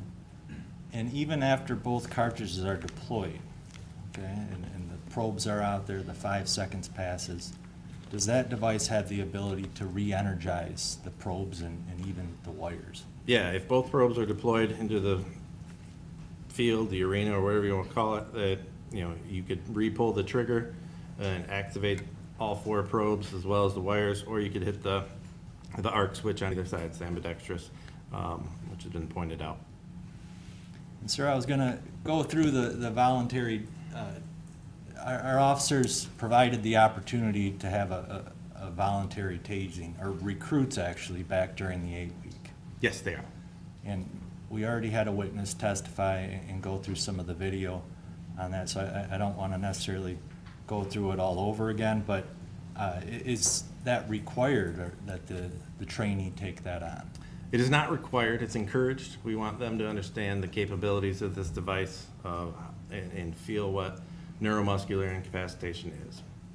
We also want them experience that when you are experiencing NMI, if I can use the shorter version, Please. That you can still hear commands from the person that is tasing you. So they know when the ride is over that they understand what the officer wants them to do at that time. And is the setting for this voluntary, is it a fairly controlled setting? It's a very controlled setting. It's a very sterile environment. Everyone is required to wear eye protection. We offset everybody, behind where the probes are going down range, so there isn't an errant probe that accidentally strikes somebody. We have spotters there, so a lot of the risks of a taser is the uncontrolled fall that could create a lot of injury as well. And so there's spotters, or we'll start them on their knees or even laying down to avoid that fall risk. You can still accomplish the same goal and experience NMI during that time from a laying down position as well as standing. We went through the video yesterday, and have you had the opportunity to review the voluntary tasing of Christopher Schurr here back in his Yes, academy?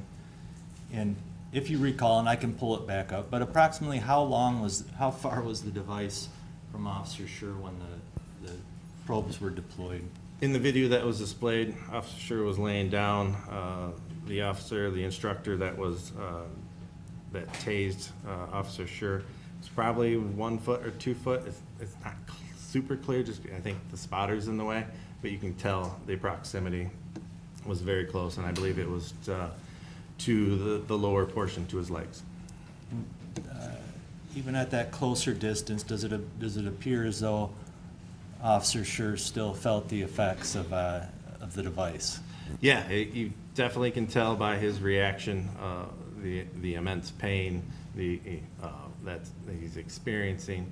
And in my opinion, it was a lower extremity, lower hemisphere. You heard that term from Mr. Childs, exposure. So you can see him kind of crawling still because it didn't get that full above and below lockup, but he definitely couldn't use that leg, or if it was in both legs at that time.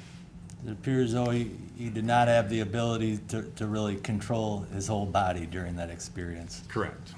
And what model was that back in 2015? 2015, we were using the X2. It is the 2 generations below the Taser 7. Did the X2 have something different than this Taser 7, particularly with its ability in those close range situations? Yeah, the X2 was equipped with different cartridges. They were designed at a 7-degree spread, and that's was designed, again, trying to get that optimal 12 inches, and that's why they changed, or they continue evolving their product. But at that time, the X2 had a 7-inch spread, not the 12-degree like the close quarters or the 3.5 standoff. So if we had the video with Officer Schurr, similar distance with the Taser 7 device, with the first cartridge that's deployed, what might be expected as far as where it may? If you did the voluntary exposure with the Taser 7 with the close quarters at that distance, they would get a bigger spread, more likelihood of experiencing full NMI lockup at that time.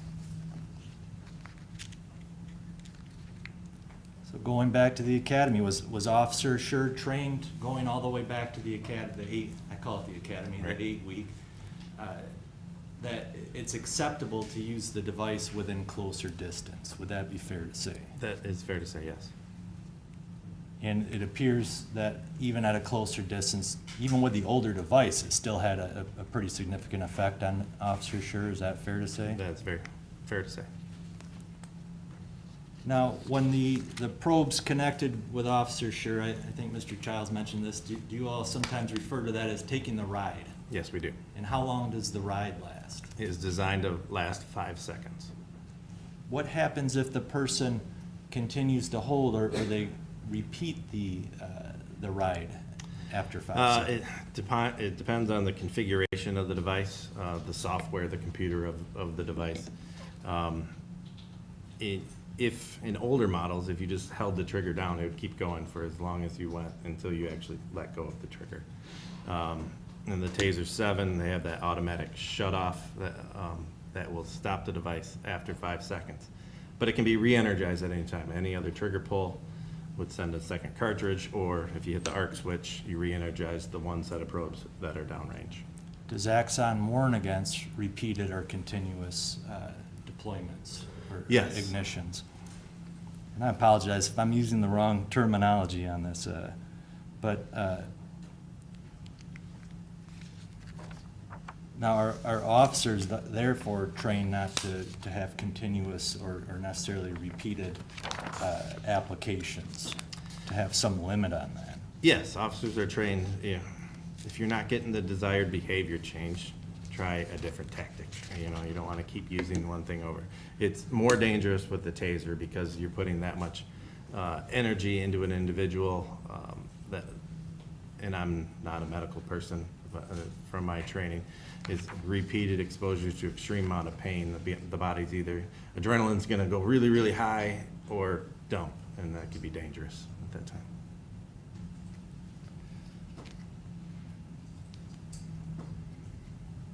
Sorry, I'm just trying not to ask you some of the same topics, but just moving on. And I believe this was covered with Mr. Childs, but both cartridges already deployed, and then subsequently an individual has contact, even just contact with the probes or perhaps even the wires, the trigger is pulled. Or why don't you explain, can those probes and wires be re-energized? Yeah, the probes and wires can be energized once they're outside of the device and either in a person, on the ground, or wherever they're at. So anytime you reactivate this device by, again, pulling the trigger or pushing the button intentionally or unintentionally, it's gonna cycle again for another 5 seconds. So that energy is out there. Now, even if both cartridges are deployed, I know we've talked about this, but does the device still have a drive stun capability? Yes, it does. And are GRPD officers trained on how to administer that? Yes, they are. And are the materials from axons, as far as warnings about drive stun, are those forwarded on to the trainee or the Yes, officer? they are discussed. And is it warned to officers that drive stun alone to sensitive areas can cause serious injury or death? Yes, it's in the material, and we go over it. Now, sir, were you able to listen to the testimony of the prosecution's expert, the law professor? Yes, I was. Mr. Stoughton? And he characterized, did you hear him characterize a drive stun to a thumb? I did hear that. Do you have kids? I do? You let their kids play with their thumbs in their hands, is that fair to say? Yes. Would you let your kids, untrained in particular, play with a drive stun? First off, it'd be illegal for me to do that, but no, I would not, absolutely not.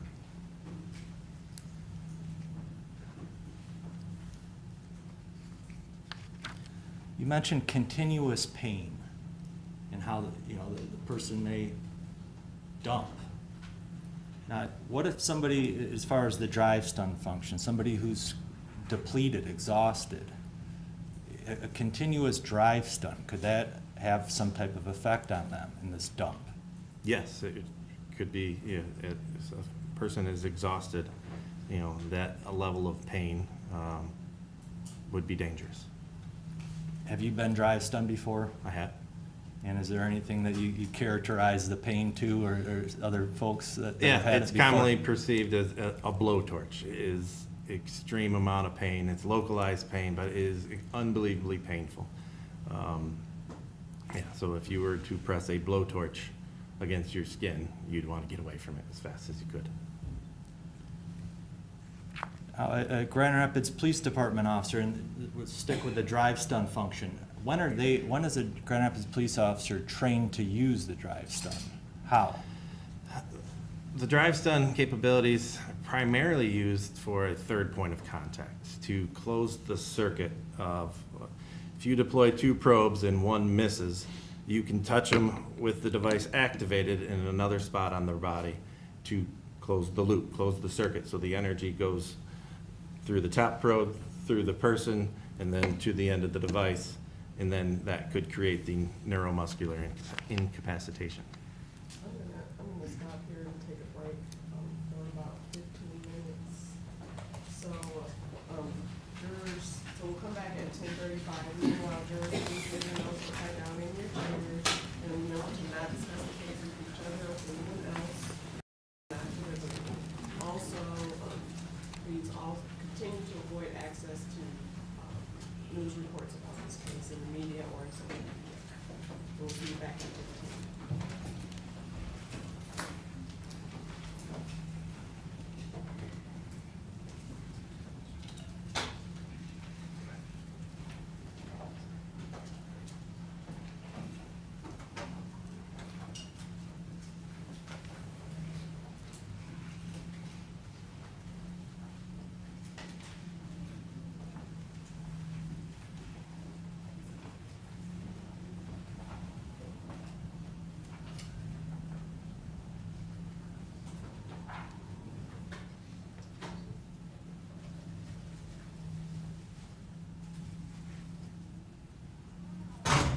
Thank you, you may be seated. And I wanted to state for the record that I did notice one of the jurors raise their hand and ask, kind of like, wanted a break, so it was about the time I was gonna break anyhow. So I just wanted to make that clear for the record, because I did kind of motion like, yes, we'll take a break. So with that, we will be in recess until 10:35. Judge, before we begin, did you want to put that one question on the record that you didn't ask? Yes, I'll do that at this time. one juror had a question of the witness before this witness of Captain Cyber. The question was, would GRPD policies be the governing policy to deem an individual a reasonable officer in this incident and how it played out? I did not ask the question because I did not believe it appropriate for that particular witness to answer that question. In addition, I will instruct the jury on what policy / law they are to use to deem the defendant reasonable or not. So I will instruct them. I didn't believe it was appropriate for the witness to answer the question, and I also didn't believe him to be in a position to be able to anyway. So I don't know if there's any additional information you'd like to place on the record in that regard. Mr. Becker. Nothing beyond. And Ms. Hamilton, because Ms. Hamilton was on that. Oh, that's question. But go ahead. We have nothing. Whoever. Okay. Okay. All right, so we'll see you back at 10:35.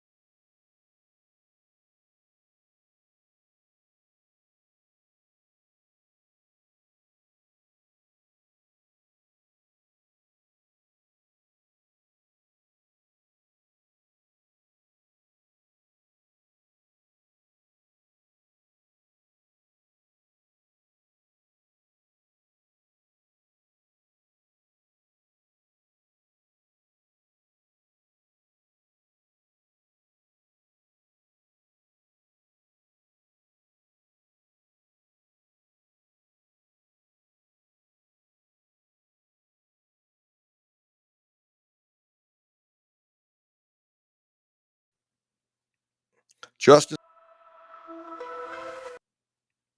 Justice Watchers, before we begin, I want to make this absolutely clear.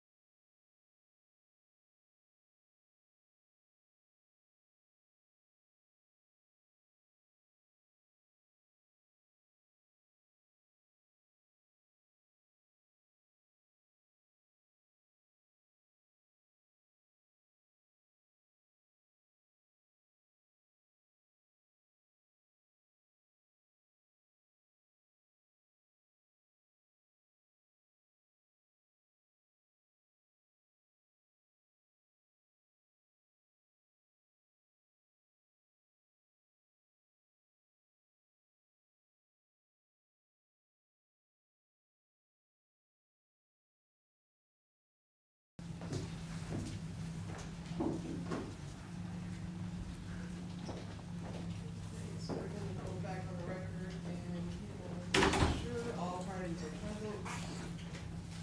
Are we all set for the jurors, Mr. Dodge? Yes, Your Honor. And Mr. Becker? All right, so we'll come back in.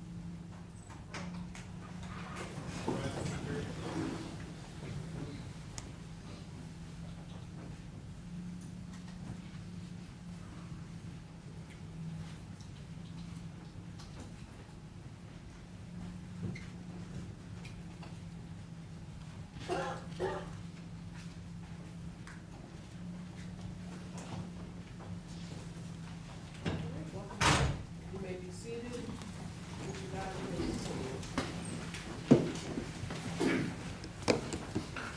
Your Honor. Mr. McFarland, could you please pull up Exhibit K?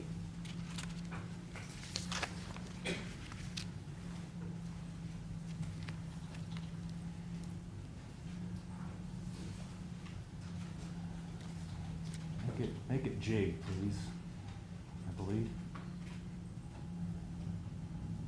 That's it, thank you. Well, sir, I think where we left off, you were talking about the training to a Grand Rapids Police Department officer on using this drive stun function. And just to synopsize, and correct me if I'm wrong, and that GRPD trains to use the drive stun along with the probes to create greater spread. So a third point of contact, you sometimes refer to it. Is that right? That is correct. And let's just say, you say third, but if there's even one probe even on an individual and then the drive stun, that's not 3 points, right? That is correct. It's designed because sometimes a probe, depending on the clothing, or I mean, it still could be in contact with that individual. Maybe it's in their wallet or in the belt or in large puffy coat, so it's not close enough to the skin, but one probe is actually in the skin. So that's the differentiation of, a third point of contact to close the circuit. Now, if we could just play this video here, Mr. McFarland.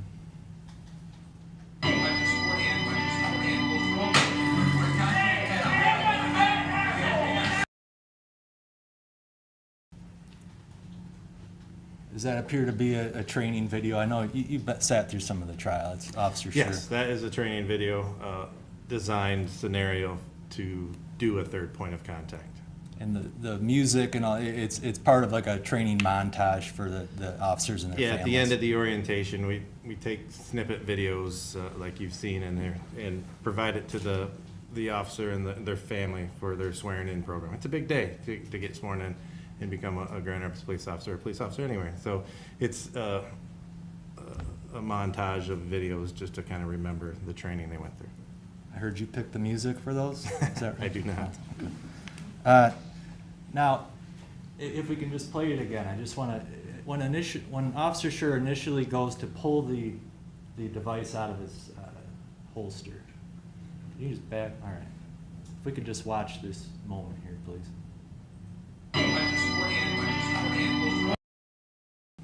So, you explained that the taser's on the opposite side of his dominant hand, is that right? That is correct.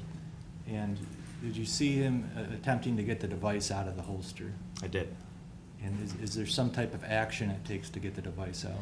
Yeah, the holster that's designed for the taser is a retention holster, is to keep it secured on our person, so we don't get it taken away from us. But it takes some practice because there's retention methods on it. This one, I believe, has a two-step. It has a thumb snap as well as a hood. So you gotta break the snap and then roll the hood and pull the device out.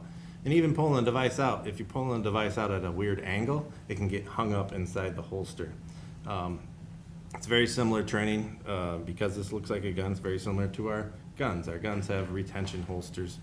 And if you break all the retention methods but still pull it out on a weird angle, it can get stuck, and you can see officers kind of doing that jerky motion. And is the model on that 2015, was that the Taser X2 model? Yes. And the device, the Taser 7, did that have a holster of its own? Yes, it has, because the device is obviously molded different, and these holsters are molded to fit the tight around the weapon, so it's a different holster for the Taser 7. Okay. Could you just play the probe deployment here if it hasn't already gone? Stop. How far was the device from that dummy when Officer Schurr deployed the probes? I would estimate about 6 inches, maybe 8 inches, right around there. Was Officer Schurr trained that that's an appropriate distance to use that device? Yes. Because we're talking somehow, this trial's turned a lot into different policies, okay? There's a lot of different policies and theories around the country, is that fair to say? Correct. And the acronyms go on forever, right? As far as all these different bodies throughout the country on police practices. Yes. And Police Magazine and all sorts of other literature out there on police practices. That is correct. Now, to this officer right here, is he trained on every different policy in every magazine around the country? No, he is trained to our Grand Rapids standards. So if some magazine or some other entity around the country, some other department in New Mexico or South Carolina says, you shouldn't do this, is he expected to know that? He is not. Is he expected to know what he's trained? He's expected to perform to our training standards that we give him. In your policies? In our policies. In your common practices? Yes. Not every common practice is written in all these policies, is that fair to say? Correct. So even if there's not policy on certain, whether you can or cannot do this, there's just a lot of generally accepted practices within your department. Yeah. And can some of those generally accepted practices on the mind of Officer Schurr differ from all these other bodies out there. Correct.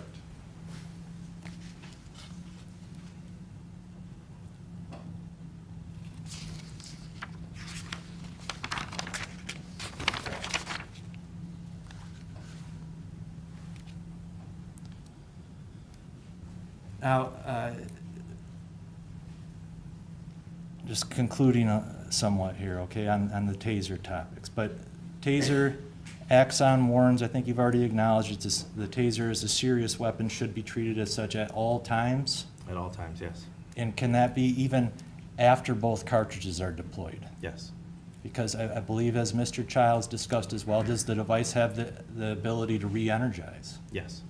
Does it still have the drive stun function? Yes.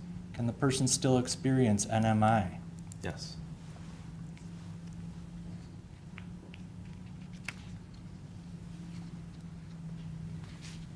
Now, there's been some discussion as far, is weapon retention a common topic? Yes. But Officer Schurr is also trained, is it true that Officer Schurr is also trained that he can use a device like the taser within arm's length of an individual? Yes.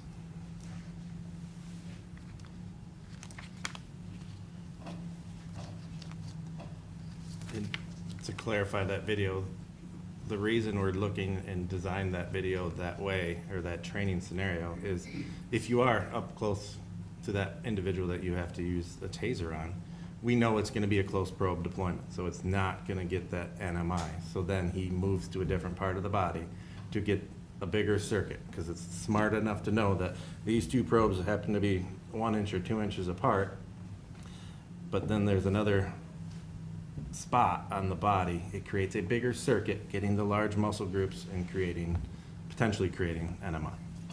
And is that something that officers are able to achieve out in the field? Yes. As far as close probe, follow-up with the drive stun, that's something that officers do out in the field. Correct. Are you aware of whether prior to April 4 of 2022, whether this officer was successful in a similar close probe with follow-up? I am not aware of that, but I know it happens. Okay. We'll get that with a different witness perhaps, so thank you. Now I want to get to the topic of April 4 and the encounter here. Now, have you had the opportunity to review the videos from this case? Yes, I have. How many times approximately? A few dozen.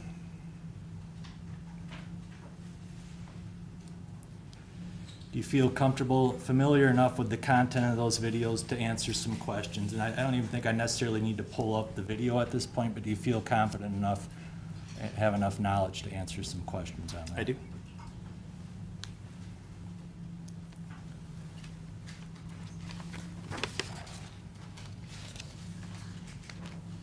When you go back to do an evaluation of an officer, their decision to use force or handle a certain situation, what is how do you gauge that? How do you judge assessing an officer's actions?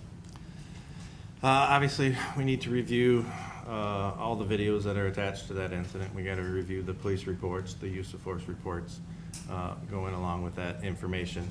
And we have to view it in real time, at that time, not information. I know you've heard this before, not hindsight. As I sit in my office on a Monday morning looking at, what happened over the weekend, I have to put myself in that lens of what's going on at that moment. What information do I know that they know at that time?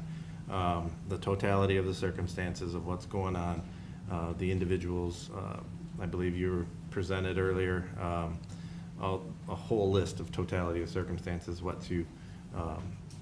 that could have a benefit or could have an explanation of why they went this way and why they went that way. Anywhere from the size differential of the officer to the person, the weather, the type of resistance, all of those things all combined. And then we do a review of, was it within policy, was it within following training at that time? Does the officer always have to use the best tactic or make the best decision in that moment to still be deemed reasonable? No. Does it depend on the circumstances? Is that what you're explaining? Yeah, it is a very dynamic, evolving event, so there's a lot of things that go into that factor. We have to weigh that stuff in judging the reasonableness of that action.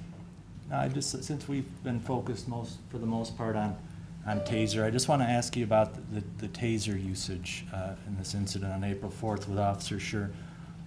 Was it reasonable for Officer Schurr to move on to a taser device in the situation he was in? Yes, when Officer Schurr decided to pull his taser out to attempt to use it in this situation, it was reasonable. He's already tried lower levels of force that were unsuccessful. And we're training him to, again, if it doesn't work, move on to the next, try something else. Ultimately, we're trying to change behavior, get compliance. And at that time, he introduced the taser in that situation. Anything else about Officer Schurr? At the time he pulled out his taser, just looking back and watching this, the length of the fight, does the length of the fight mean anything to you? Yeah, it's a very big deal. I mean, we go from driving around the city in a very calm but alert manner to 0 to 100, it in seconds. So in my review of the videos, you could already tell, he was become to a higher level of alertness when the driver popped out of the car and in things, he's not complying and he's trying to figure things out. And then obviously he got assaulted. They run around the car and he's trying lower levels of force. He tried to tackle him. He's trying to control him and he's not gaining anything. It's not working. So then he introduced the taser at that time in attempts to use another level of force, use another tool on his belt to gain compliance, change behavior, and get compliance to control this situation. In the taser, was that a reasonable device for him to turn to in that situation? Yes. Okay. Now, as far as watching the video, he's in close quarters with Mr. Lyoya, is that right? That is correct. And it appears as though he attempted a close quarter deployment, is that right? That is correct. It appears they're still in contact. Officer Schurr has a hand out trying to still gain control of Mr. Lyoya at that time as he's using the cross draw to introduce the taser and attempt to use that so within arm's length. As we all know, the driver grabbed onto the device, is that fair to say? Yeah, it's clearly evident. Now, after that point, as far as somebody attempting to take a weapon from an officer, is that a pretty serious situation in training? That's a very dangerous situation. Why are we taking this weapon away from me? Why? What is going on at that time? It's easy. If you and I are fighting and you take my wallet, you're taking my wallet to spend my money or use my credit cards. That's an assumption, but it's not just to take it away from me. So, I mean, as an officer, you're taking away a tool, a very serious and dangerous tool off my belt. It's a very scary situation. So when the matter gets to a point where, does it appear at some point that the driver is able to have exclusive control of the device? Yes. And going back to your analysis there, in the eyes of an officer, after a couple of minute fight, would it be reasonable for an officer to fear that the individual may use the device on them? Yes, that is reasonable. And based on your review of the video, no hindsight, was Officer Schurr reasonable to resort to deadly force in this situation? Yes, I believe, in my opinion, he was in fear that this device was going to be used against him. He would be incapacitated. He's already exhausted at that moment.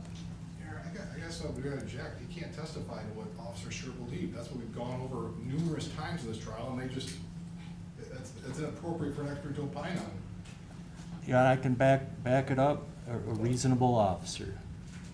So, I'll strike the answers with respect to the defendant because this witness can't possibly know what was in his head at the time. So, I'll strike any evidence or any testimony with respect to what was going on in the defendant's head or mind or how he was feeling at the time. Thank you. Sir, if I could just rephrase that. Based on your knowledge, experience, the proper rules to judge, no hindsight, would it be reasonable for an officer, when an individual has disarmed them like that, to fear that the individual may use the weapon on them? Yes. And is there anything noteworthy in that video that takes place just prior to Officer Schurr drawing his weapon? At that time, the suspect in this incident had complete control of the taser and had switched it from his left hand to his right hand. And how about the positioning of these two persons just prior to the firearm coming out? It appeared in my review that Mr. Lyoya was getting back up and turning towards Officer Schurr at that moment. Okay. Would an officer, with the training that Officer Schurr had, would it be reasonable for that officer to be in fear that the individual may use the device on them under the totality of the circumstances?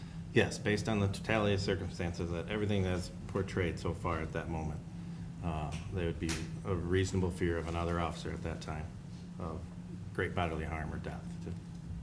And if an officer reasonably fears serious injury or death, does that officer, are they required to wait for the individual to actually aim the device at them? No. Because what happens when somebody aims a device at you? Action's faster than reaction, so we don't have to wait for someone to hurt us to do something. If there's reasonable fear, serious injury or death, what level of force is the officer authorized to move on to? Deadly force. Okay. Just one moment, please. That's all. Thank you, Your Honor.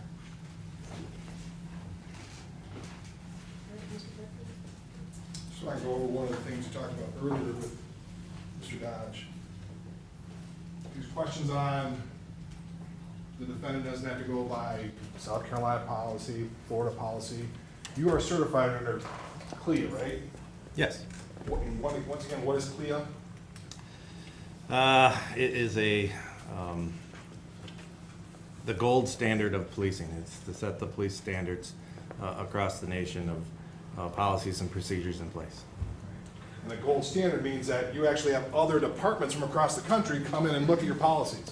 Correct. It's quite a lengthy process. They review through all of our materials, and we obtained our accreditation saying I think it was 2019, only like 5% of the agencies in the country were accredited, and we were one of them. So if your policies are outside generally accepted police practices, you won't be certified by CLIA, will you?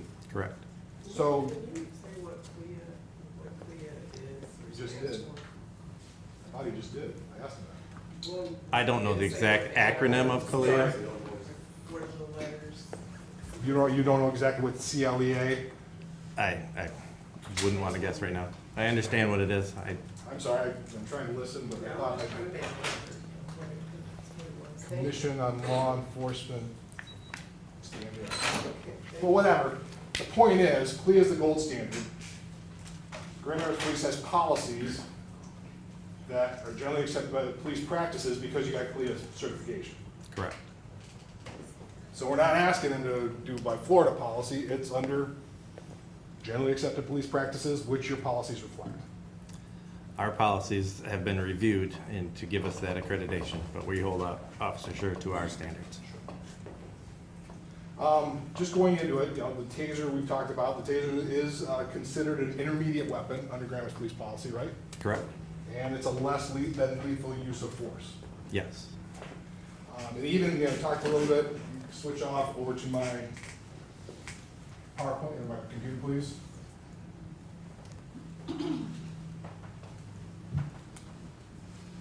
This is Exhibit 24. You've had an opportunity, were you in here for the child's presentation? Yes, I was. And you recognize this slide? I do. This is a slide for the TASER 7. Presentation that you give is an instructor. Yeah, I would have to see the version number, but yes, it is. Okay. But this is one of the slides that's on there. You recognize that? I do. Now, studies show that CWs are effects comparable to less than fighting or fleeing, and that's you tell these officers that. The exertion of the device is like you're fighting or fleeing. Yes, that's what it causes after you experience NMI. Now going to that, we've talked a lot about, go back to, they're not risk-free though, right? Correct. Now, one of the things you do talk about, sorry.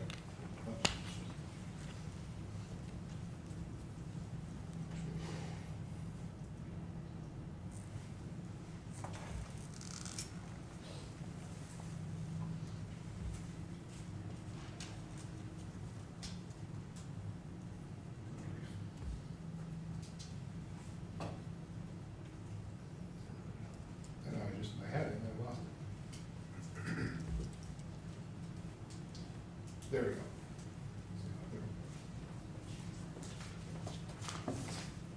This is one of the slides still. This is kind of the main warning slide, if you will, right? Yes. Now, they just don't give you the slides and tell you to talk about them. They give you kind of a script, a thing to tell the officers, right? Yeah, there's notes attached. One of the notes, and particularly this side, on this slide, is the National Institute of Justice, in a 5-year study found that taser energy weapon deployment has a margin of safety or error greater than most alternatives. That's one of the things you tell them, right? We just, not that specific. What do you mean, you don't follow, you don't, so they give you the stuff and you don't follow, you don't say it? We read the slide and go through it, and we don't go into the minutia of who did the study on that. But you don't, but you say the basic part of it is that the significantly lower risk of injury than physical force. Yes. So you tell the part about agencies who use taser decrease suspect injuries requiring medical attention by 45%, and officer injury requiring medical attention by 80%, you say that? Yeah, we go over the reasons. The taser was designed to reduce a lot of things. You know, baton strikes for one. They're ugly. They're nasty. It looks horrible to hit someone with a metal rod. This reduces the injuries because it's designed to not go hands-on if you don't have to, if it's safe to do so. And then it's designed to reduce the injuries to the officers as well as the suspect. Okay. And part of the, it's not go hands-on, so you have that distance. Part of it is distance, is having the ability to use distance between you and the subject you're trying to apprehend, correct? Yeah, it's designed that way, correct. Go to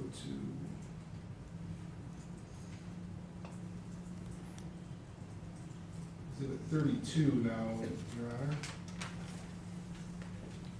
I'm trying to make that a little bit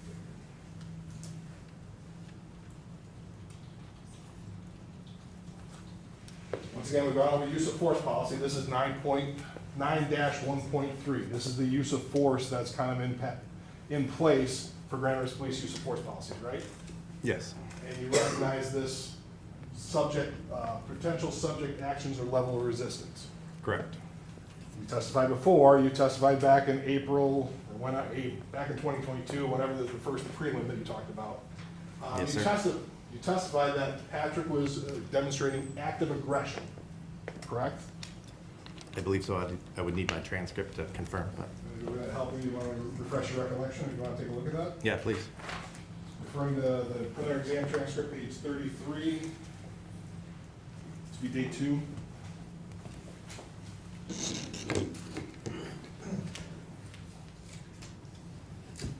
Just starting on line 24, kind of going over into page 34.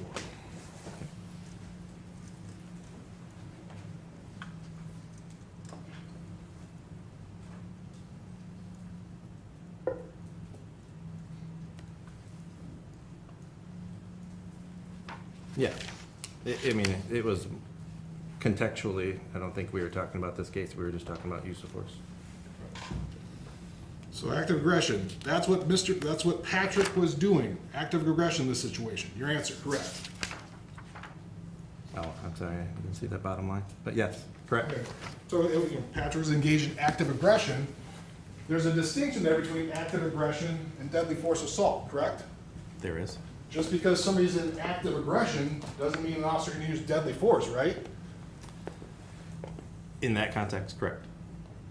What do you mean in that context? What do you mean by that? It's not a black and white answer in questions. And so, strictly the way you worded it, yes. Well, you can't use deadly force for somebody challenging an officer, right? Right. You can't use deadly force for somebody punching an officer. Correct. You can't use that deadly force for somebody kicking an officer. again, contextually, how many times have they kicked me? How many times have they punched me? Am I about to lose consciousness? All right. All right, and that's fair. I mean, but it's a continuum. So Correct. it's under, if a 10-year-old's reportedly kicking you, you're not going to be able to use deadly force, right? No, sir. But if it's a middle linebacker with the Detroit Lions and they're pummeling you till you're about to pass out, that's a whole different thing. Correct. So the whole idea is the reasonableness, like we talked about, on the continuum. Yes, sir. So how reasonable was it given all the facts and circumstances? Yes. Now, once again, going to this taser thing we talked about, all of a sudden we're getting this, the taser's taken away. That's deadly force. That justifies deadly force. Where is the policy for that? Where is that? Again, you're looking for the black and white answer. It's the gray area. It's the totality of the circumstances at that time. So part of the reason we do voluntary exposures is to know how this device affects you. And so the level of pain, the level of exhaustion. Add that to the totality of circumstances of extreme exhaustion after a 2.5-minute fight, and it's not written down. It's the totality, and that's what we're going And over. that's what I'm going for. So it's not, there is no, hey, taser's gone, you get to shoot him, right? Right. It's based on, you gotta take a look at all the context, looking at the whole situation, right? Correct. And then you make that judgment call, not on the basis of hindsight, but what would a reasonable officer know at that point in time? At that time.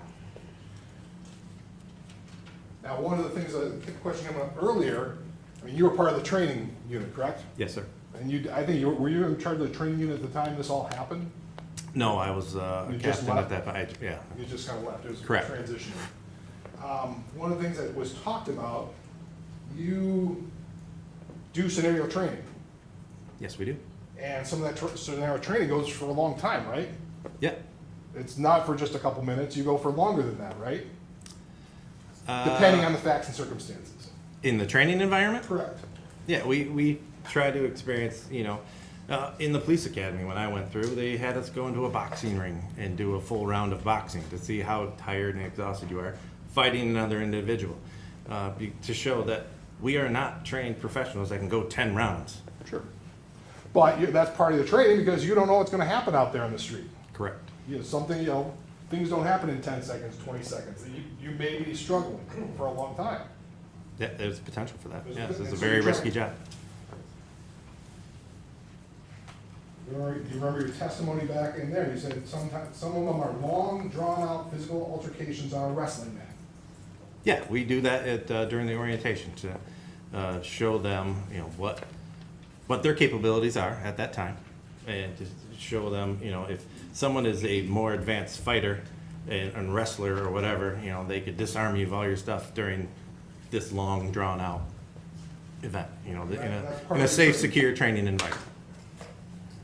And one of the things you talked about is going through this training is you have to have the ability to maybe transition, if you will, from different tactics. Yes. Right?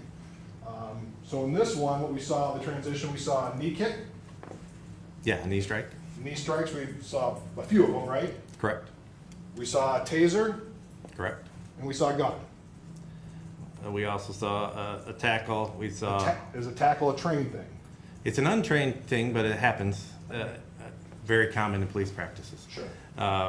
We also saw, he attempted arm bar controls of trying to grab his wrists and pulling them back, trying to get him into an advantageous position early on, to get your arms behind your back, like we would handcuff somebody.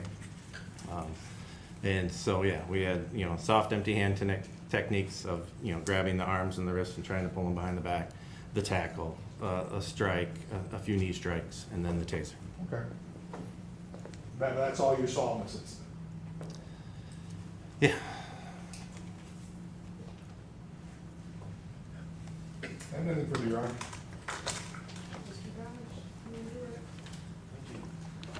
Just as far as this topic of try different things.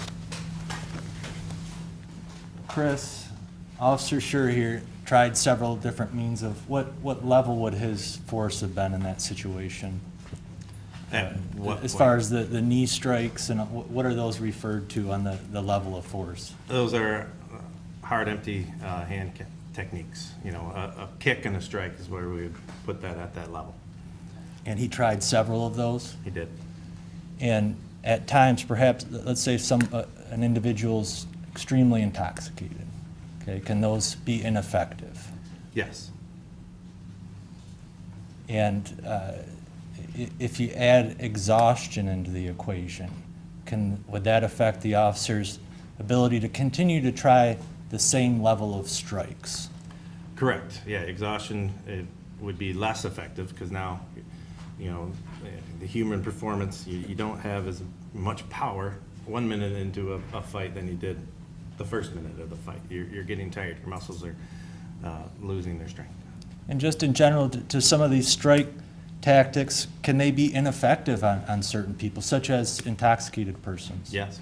And can that include even the asp or the baton? Yeah, it can include anything, yes. Because what is the asp or the baton? Is that striking the individual? That would be, yeah, striking the individual with the baton. So if other strike mechanisms were ineffective on an individual, would the officer need to keep going through all of those same types of force to try everything possible? No. Long ago, they used to have a 1+1. They do this, we can go to this, one do this. And then it's been decided through the courts, that's not necessary. You have to know what this level of force, in that officer's belief, would not be effective at that time. Okay. And really, but you don't necessarily have an immediate escalation. If you try this, go to this, go to that, you can always stay one ahead of the next, the step prior, right? Or the resistance or the aggression of the individual. Yeah, the ultimate goal is to gain compliance and to try to get that done as quickly as possible so you don't have to be exhausted, but it wasn't working. Okay. But if an officer's tried a level of force, strikes, lower physical controls, and they're not effective, is the officer trained that they can then move on up to a next level of force? Yes. And if that level of force is ineffective, can they continue to go up the spectrum there? Yes. They don't have to try every other possible means below to No, they do move not. on up.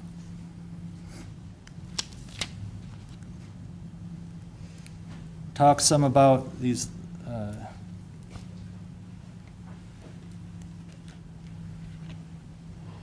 this disarming of a taser.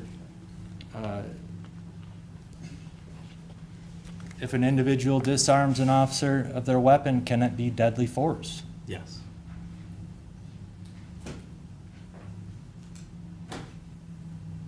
Under the totality of the circumstances, correct? Correct.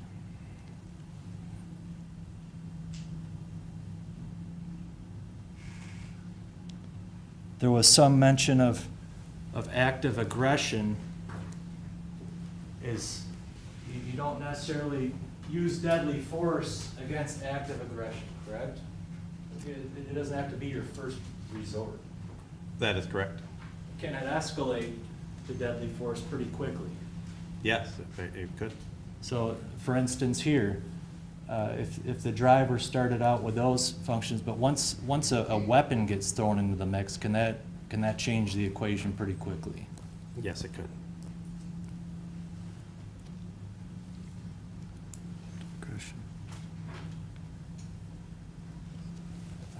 Just one moment, please, Your Honor.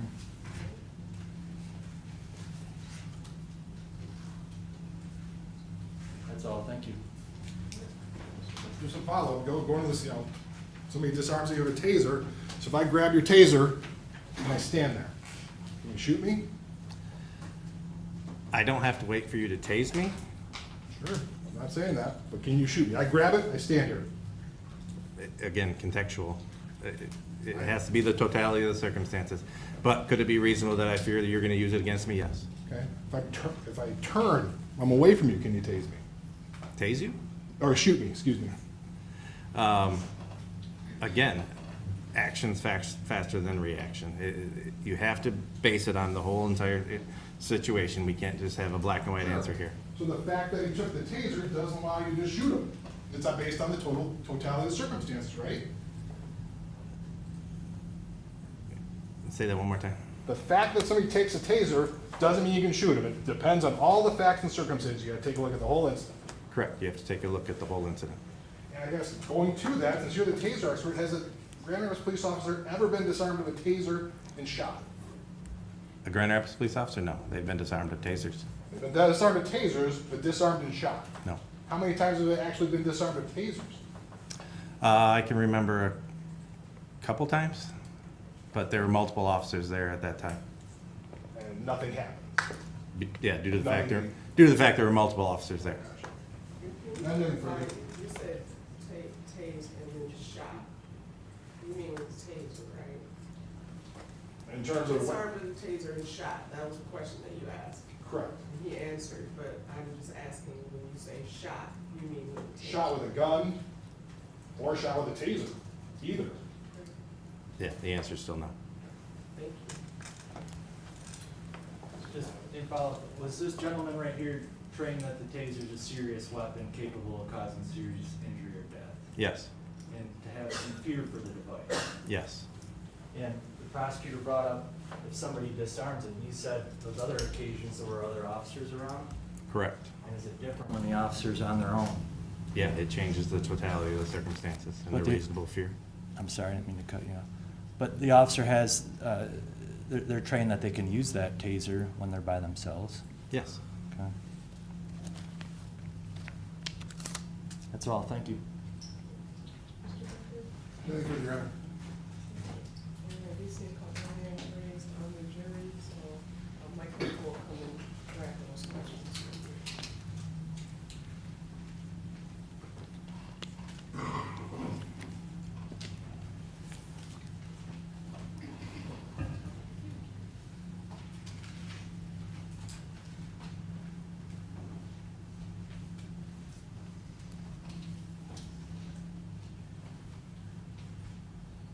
You could approach Mr. Dodge and Mr. Becker, please.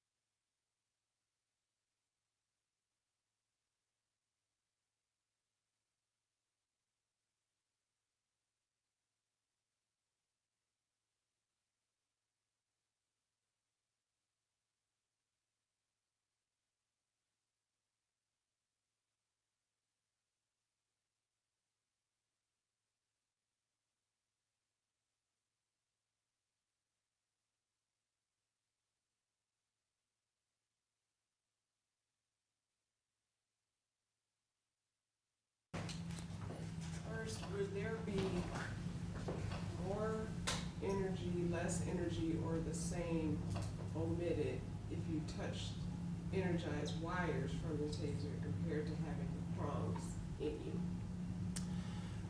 It would depend if the insulated wire was intact, it would be pretty self-correcting, like touching a electrical fence on a farm. But if there was any break in that insulation, that would potentially create that full circuit of energy going into your body. It would, like he said, like Mr. Child said, the energy jumps through the air. It could jump through that and into the skin at that time. wires, or do you have to use new cartridges on exhibit 23? No, we would get a new cartridge put in place. So every device is going out on the street has a brand new cartridge inside of it. So you can't reload the You wires? cannot reload them, no. And are officers required to take implicit bias classes or some type of mental health or psychology class, or classes in cultural competency?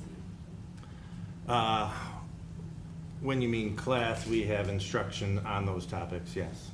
I guess it would be trainings, like are Correct. they trained in implicit bias? So I guess I'll break it up. Are they trained in implicit bias? Yes. Do they also receive training regarding mental health or psychology?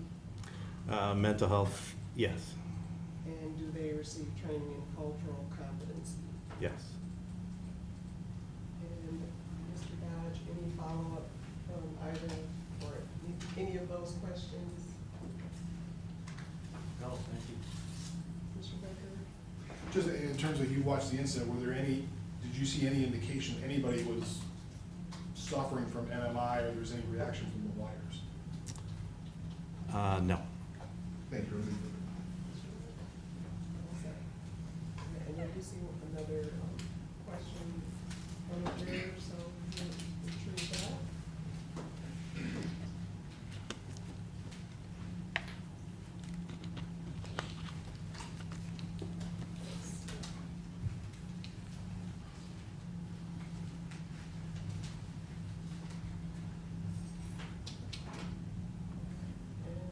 If you can approach.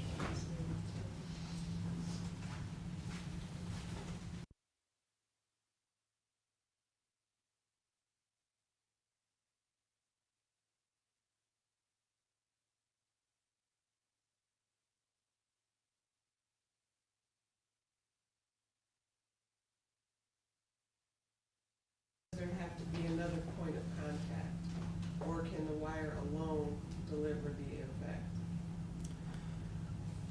No, if you were just touching one wire and the electricity's going through it, it'd be self-correcting, but it wouldn't create NMI. You need that, close the circuit with that second point of contact. You need either stepping on the probe or have the drive stun going off. You need that second point of contact, if that answers the question. Any follow-up from that, Mr. Dodge? So, one wire, let's say it's perhaps exposed wire, but if you're in contact with 2 points of exposed wire, could that create a second point? Yes, the electricity is flowing from the device to its endpoint. So it's either the probe, or if the wire snapped in half, to the end of the wire. And if you were touching that and a probe, or that and the end of the device, it could create NMI. Nothing further, Your Honor. I don't see any other hands raised on the jury. May this witness be excused, Mr. Dodge? Yes. Any objection?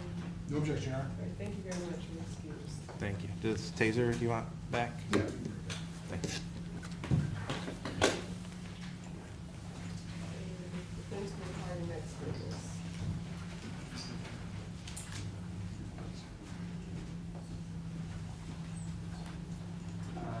Jason Gady, G-A-D-Y.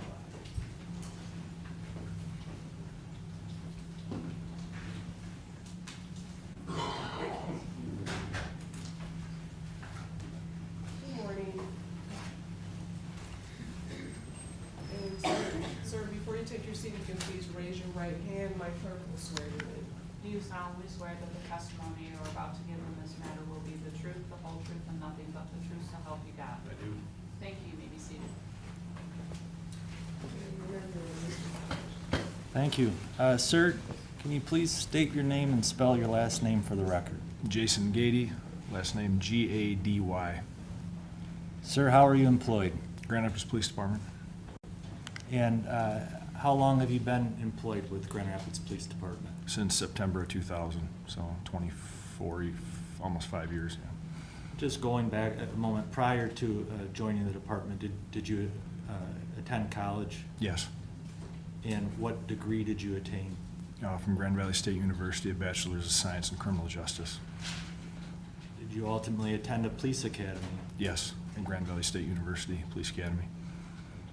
Now, going to your career here with GRPD, can you take us through some of the different positions that you've had? I worked a number of years night shift road patrol, and then I worked in the training unit first time as a use of force instructor and also as a departmental recruiter. And I went back and worked in a community officer capacity, and then most recently went back to the training unit to work full-time as a use of force instructor with the primary focus of coordinating the firearms training program. And it's been a while since I looked at your resume, but do you train only within Grand Rapids Police Department?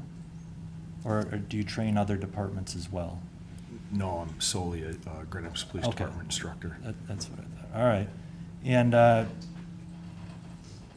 as a trainer in firearms and use of force, are you well-versed in GRPD policies? Yes. On firearms in particular? Yes. And your full-time duties currently are firearms training at GRPD? Is that Yes. right? All right, I would move to have Officer Gady admitted as an expert in the field of Grand Rapids Police Department firearms training, policies, and practices. Any objection? No objection. All right, then he will be considered an expert in that field. We've had some witnesses go over a considerable amount of time and evidence about other training policies and all those topics, but I'd just like to focus on firearms with you if I could, and some of the training that Grand Rapids Police Department officers have on firearms. Can you give just a general overview of approximately how much firearm training an officer obtains going back to that 8-week in-house? For the 8-week in-house, it's pretty substantial. It's anywhere from 60 to 70 hours of live firearms training, and that's not taking into account all the scenario-based training that incorporate deadly force decision-making with simunitions. On top of that, annual trainings and qualifications, it's anywhere from 4 to 6 times a year, several hours. So, And I'm sure you could spend hours explaining every aspect of the training, but just in general, is the firearm training, is it purely shooting stationary targets, or does it also involve simulations and whatnot? no, there's quite a bit of decision-making training built into either the live fire component and also scenario-based training. Because reality out in the field, you're not, it's not always as simple as stationary situations. No. Is that fair to say? That's correct. Are GRPD personnel trained to use various firearms? Yes, we have different firearms platforms that we have to train and certify on every year. Now, I'd like to move forward now to April 4, 2022, while Christopher Schurr was on patrol in the city. Did he carry a pistol? Yes, And as an officer within GRPD, are they required to train with the gun that they carry on the job? yes, And an officer such as Officer Schurr here on road patrol, are they required to carry that gun on their person during their shift? yes. Why is that? In the event that they have to utilize that. And where on their person, very law enforcement term, but where on their person is the officer required to carry the firearm? Particularly for road patrol assignment, on their dominant side or their strong side hip on their assigned duty belt. As they carry that pistol, does the pistol need to be loaded with ammunition? Yes. Why? So in the event that an immediate response to a deadly force threat is addressed, it's ready to be utilized without any hesitation. And are police trained that they may need to draw and fire that gun as fast as possible? With I'm accurate. sorry to interrupt, but can you speak louder? I'm sorry, yes, Your Honor. Absolutely, with an accuracy component, yes. Can threats come quickly at an officer? Absolutely. Can it go from perhaps a no force, low level of force situation to deadly force pretty quickly? Yes. Now, I'd like to ask you just a little bit, not about firearm deployment or use, but just weapon drawing, a firearm drawing. when out in the field, and I'm not talking about training at the range, but when actually out on patrol, when are GRPD personnel trained that they should unholster and draw their pistol? They can unholster and draw their pistol when there's a fear for safety. Okay. And later on, does the officer then need to be able to articulate why they felt it was necessary to draw the pistol? A lot of times it's articulated in their incident report. There is one. There's not a mandated reporting requirement, but a lot of times it does go into the incident report, yes. And now, so it doesn't necessarily need to be a deadly force situation, just to simply draw the weapon. Correct. And is it fairly common that GRPD officers draw their firearms for various reasons? Yes. Okay. Now, moving on to firearm deployment, actually firing the gun, that's different than merely drawing the gun as far Yes, as the correct. standards. And under policies in place back April 2022, when was an officer trained to deploy their firearm? In response to a deadly force threat? Is that what you're? Yes. Yes, when there is a reasonable threat of death or serious bodily injury to the officer or another person. And firing their gun upon someone, what level of force would that be under policy? Deadly force. According to the use of force training and policies, if the officer believes deadly force is necessary, what is their objective when they deploy that firearm?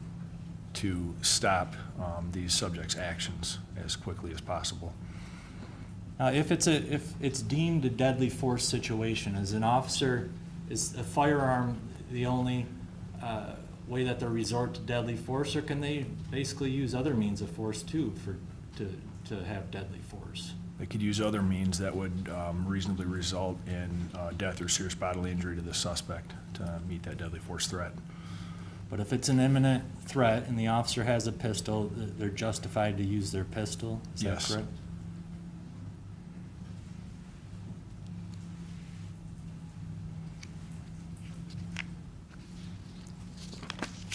I'm sorry, sir. It's been a full morning. That's all I'm right. trying not to ask you the same questions that we've already went over with some folks. Now, when it comes to this decision to use deadly force, use your firearm, does GRPD have policies that may lay out, some of the circumstances that may be reasonable for an officer to move up to a different level of force?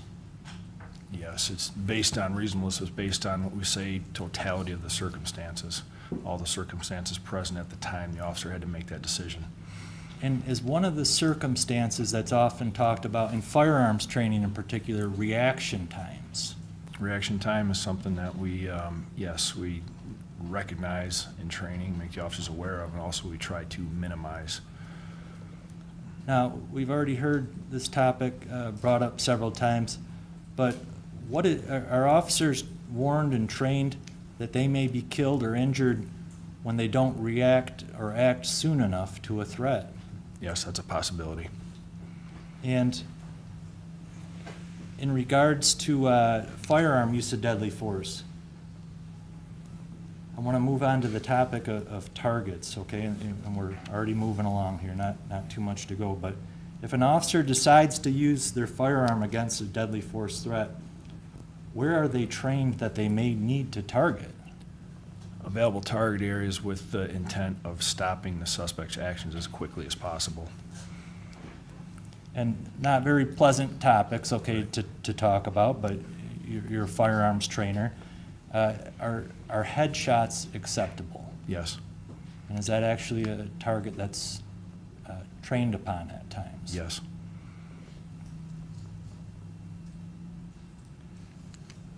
Is an officer trained, if the officer perceives they might be in a deadly force situation, are they trained that they should fire warning shots? No. To see if perhaps that may help their situation? Absolutely not. Is that allowed? If you can just elaborate, is that allowed? at all? No, it is not allowed or advocated.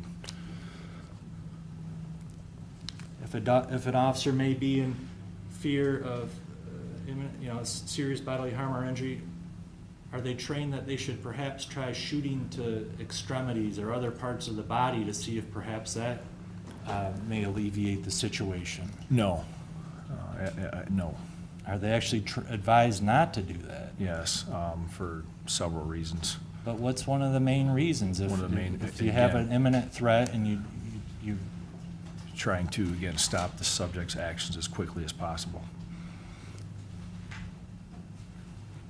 with recruits and officers, is it a common topic that's discussed as far as even after an individual, say if they're wounded, that the threat can still be there? Absolutely, yes.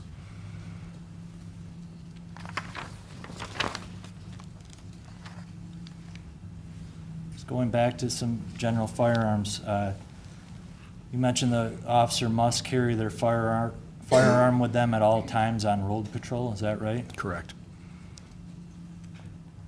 Now, moving on to the case here, you're obviously familiar with the case that we're all here on today. Yes. And have you had the opportunity to review the body cam, the in-dash cam, and the cell phone video from this matter? I have. Several times? Yes. Is that fair to say? Just want to talk about proximity. Does GRPD train officers on firearm use that they may need to use their firearm in close proximity to the subject? We do, yes. What is that sometimes referred to as? Close quarters engagements, close quarters manipulation. Now, if an officer, going to firearms training, okay, if an officer is in a physical struggle with a subject who's a deadly force threat, what sometimes is trained to the officer on simply backing away or disengaging from the subject? There is times that we do train inside those close proximities to have to deploy your firearm because, first of all, they may be in a position with the subject, either they're on the ground, pinned, tangled up in a manner that the officer cannot engage physically. But if a deadly force threat presents itself, they still have to be able to meet that potentially with a handgun and be able to draw it, manipulate it, keep it in battery, and effectively utilize it, right?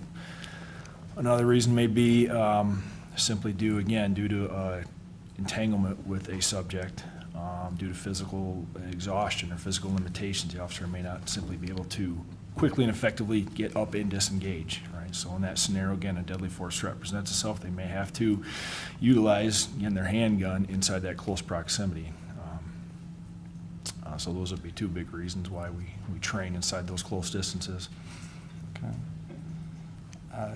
Just going to the case here, we've already exhausted several of these topics, but as you review the case here, if an officer in Officer Schurr's position is in reasonable fear of serious injury or death, was there anything inappropriate about or unreasonable about the way that Officer Schurr drew and fired his pistol?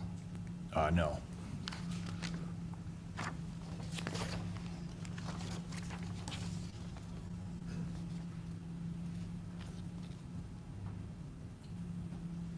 I could just have one moment here.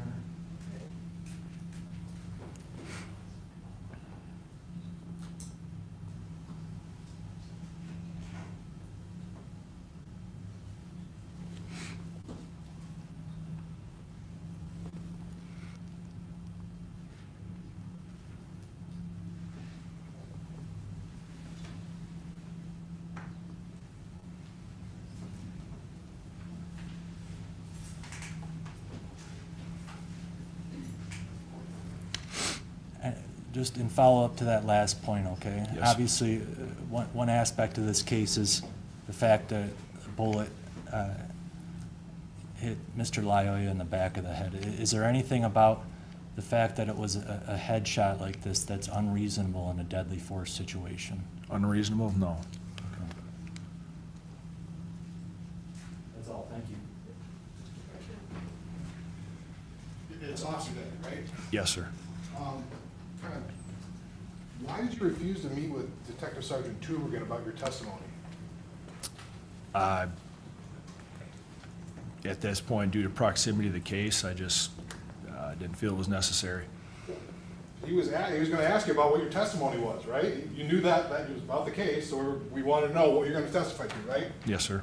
And you just, on yourself, decided not to, it's not necessary. Correct. Why, how could it not be necessary? Isn't it important to have, give information so people can know what you're gonna say and be able to share in open court? I guess I didn't know the full context of the meeting, or, You don't know the full context, you didn't reach out to him, you had to go through your sergeant, or excuse me, your captain, right? that's who contacted me, yes. So, I guess I would object to relevancy. I think it goes to bias, Your Honor, why would we refuse to meet with an officer on the opposing side? Under no obligation. Relevancy. So relevance as to why he wouldn't, Mr. Becker? I think it goes to bias, Your Honor. Or credibility, I'll allow it, I'll overrule that objection. So what, is it common practice for you just to not take it upon yourself not to meet with opposing counsel when you're called in other cases? I haven't been contacted like that in any cases prior in any of my experience. So the one time you are, you just say, you blow it off and say, I'm not gonna do it. Blow off was probably not the right term, but Oops. Fix that. For the record, reflecting showing opposing counsel with marked exhibit 37. No.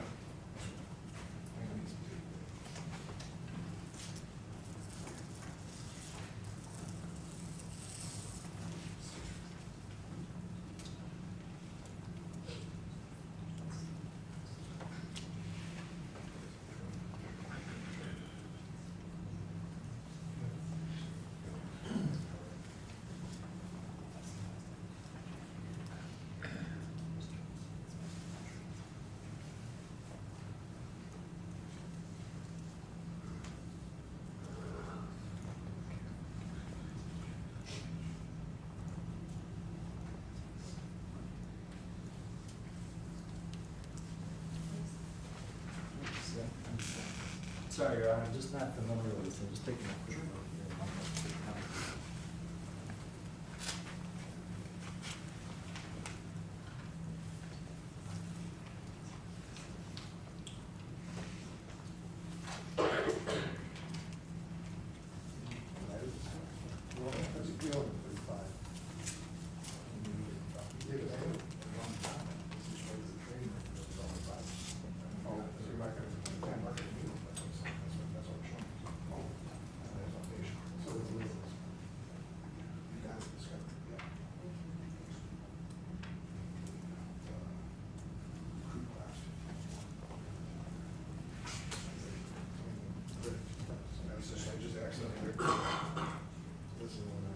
No.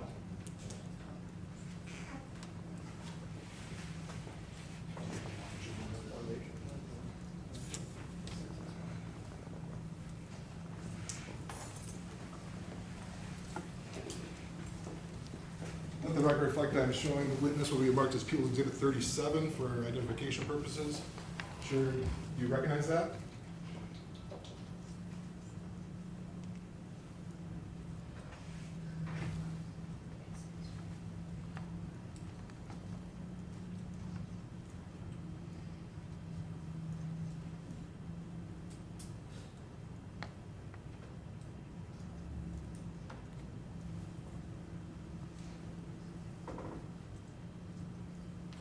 yes, sir.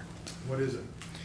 It appears to be a training outline from the recruit class that Officer Schurr was part of. And the recruit class, can you tell how you tell that? What are you referring to? I see RC dash or 1501 at the top. And your name's on that? Yes, What does that indicate to you? that I was part of the training that day. Let the record, could I move for admission of Appeals Exhibit 37, Your Honor? No objection. So now, in terms of that, part of that was guns and vehicles, right? Yes, And that was the gist of this training, is how to deal with guns being in vehicles. that's what it indicates. And is this the only time you would have trained a defendant? The only time I would have trained, Yeah, I mean, Officer Schurr. we got one record of training. Have you trained him in other situations?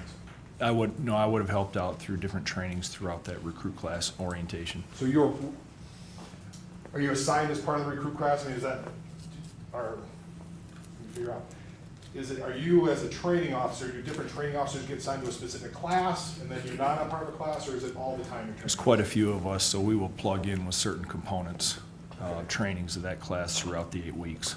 So you plugged in for the firearms training during that class? Some of the firearms training, yes. Did you work with us, the defendant? Yes. After he, Yes. like, how so? Through mandatory trainings, annual qualifications, those assigned trainings throughout the years that Officer Schurr was employed with us. So how many times since 2015 have you been involved with some sort of training with him? With Officer Schurr? Correct. I can't throw a number on it, but there would have been a good handful. Yeah. Good handful, is that 10, is that? Without going back on all the detailed training records, because we have hundreds of trainings throughout the year that we put, all of our sworn officers through several times a year, so. Have you worked with him then on just a day-to-day basis too? Had I worked with him, I didn't never work the road patrol assignment with him, So just purely training? purely training. Thank you, I'm in.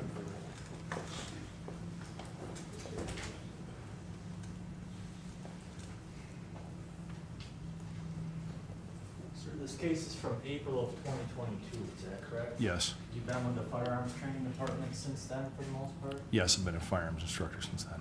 Over the 3 years or so, did anybody from the prosecutor's office or the detective Here ever reach out to you or anyone else from the training department to perhaps ask for some more explanation, clarification, or any questions about this He's gonna have to case? object. The training department, we did work with the training department, so it's kind of a broad question. I mean, I guess you could be more, I mean, if you're saying it's a broad question, you can just be I more am. specific. Did anybody reach out to you or any of your close firearm instructors for any questions on this prior to a couple weeks ago? I can speak for myself. and the That's answer is fine, that's better to do, I'm sorry. No. No, okay. And you were recently reached out to, and did the defense advise you not to get back to the prosecutor or anything like that? Nobody advised me not to, no. Okay. Now, that sheet there, guns and vehicles, Yes, and I'm not sure, so maybe the point, you've known Officer Schurr on and off over the years? I have, yes. Is there anything about the testimony that you provided about basic firearm training and basic firearm use that was biased for Officer Schurr? Not at all. Okay, thank you. Nothing further, Your Honor. I do see at least one question on the jury. I'll have my clerk come and drive that for me.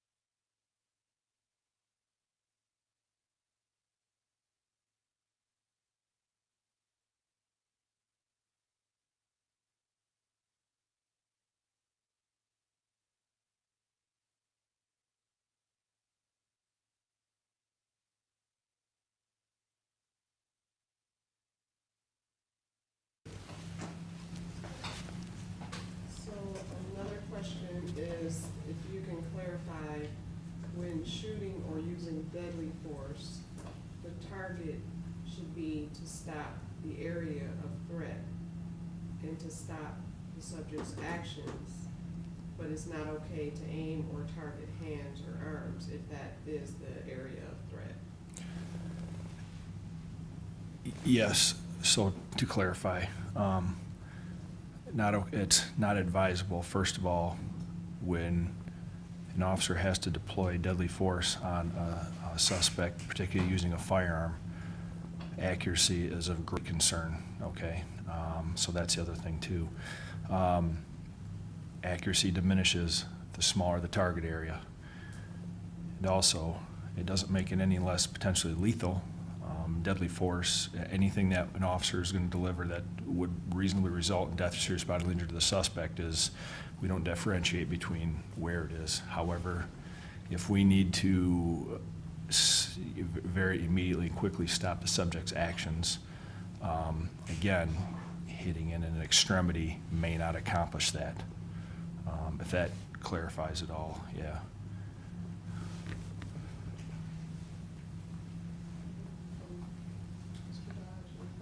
Just if I think you explained it well, officer, but let's just say you have a stationary target, okay, like a human body target. If the target were to have a pistol in the hand, raised, you know, you're teaching the officer where to aim. Would you aim to shoot the hand or the weapon? No, absolutely not. Again, one big reason would be the accuracy component. The likelihood of a miss would be much higher than a larger target area. So, And where are you justified to The larger- generally aim? generally aim, center mass, head, any of those vital areas that, again, are going to have a much greater effect on quickly stopping that, the subject's actions. And in reality, are those areas that are likely to end Yes, in death? yes, more likely. Okay. It's deadly force, correct? Yes. Okay, thank you. Anything further, Your Honor? I don't see any other hands raised. May this witness be excused, Mr. Dodge? Yes, thank you. Any objection? No objection, Your Honor. All right, thank you very much. Thank you, Your You're Honor. excused. We're right up on the lunch hour, so what we'll do is break for lunch until 1 o'clock.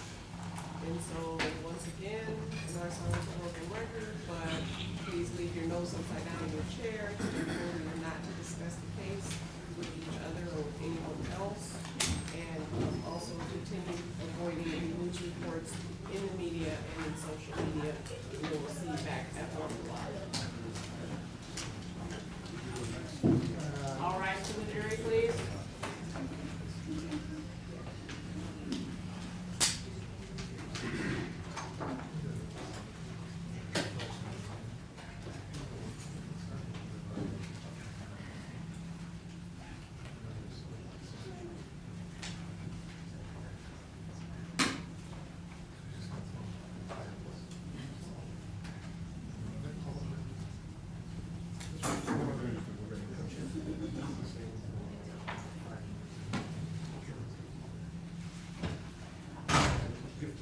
Thank you, you may be seated.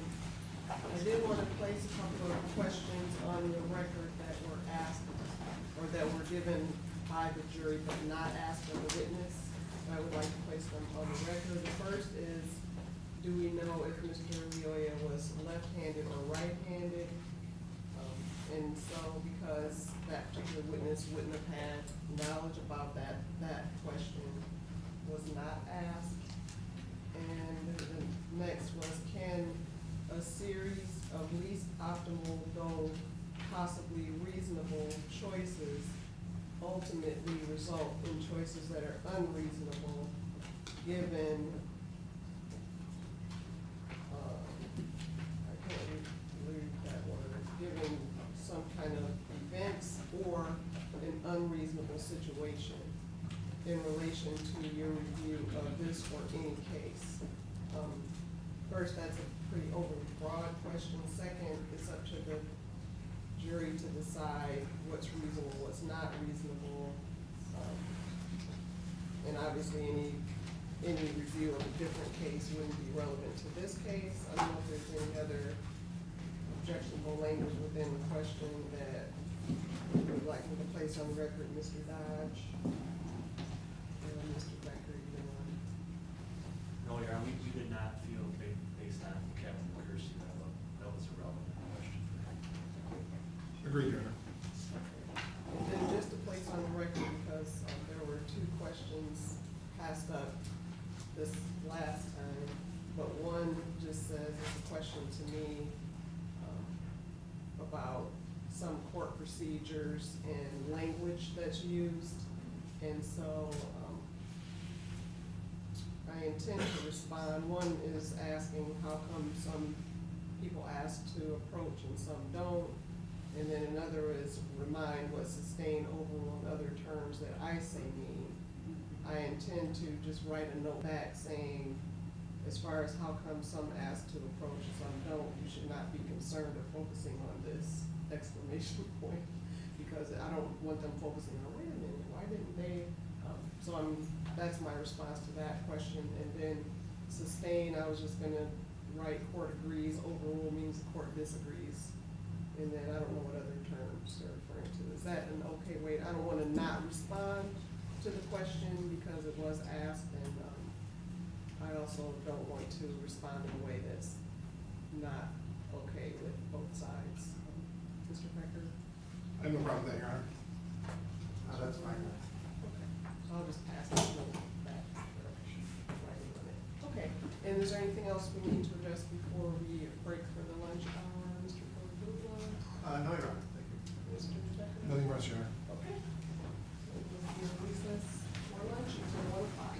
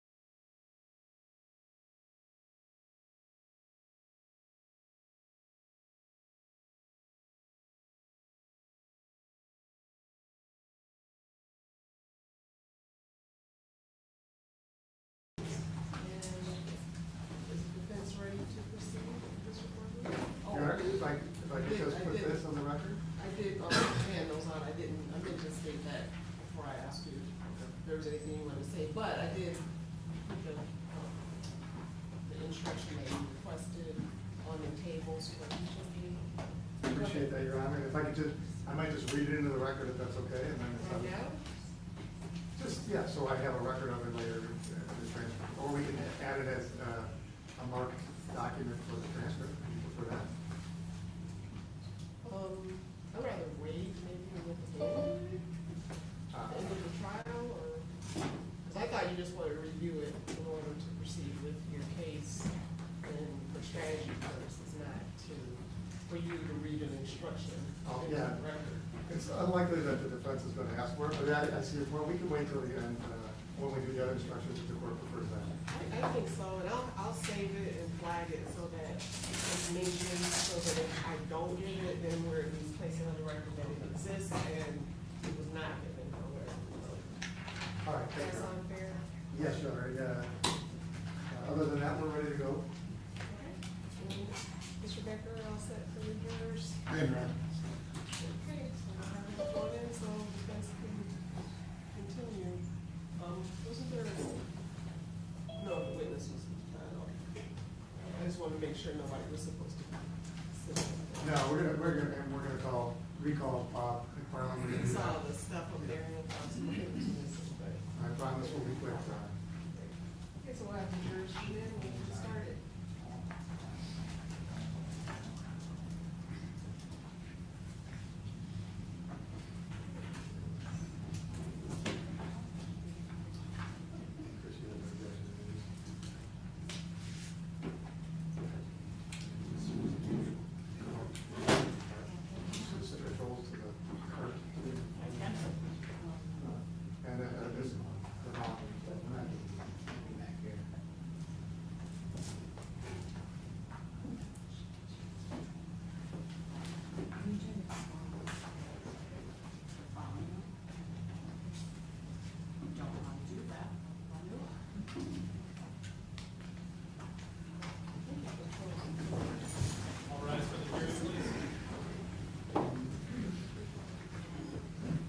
I would say yes, because the end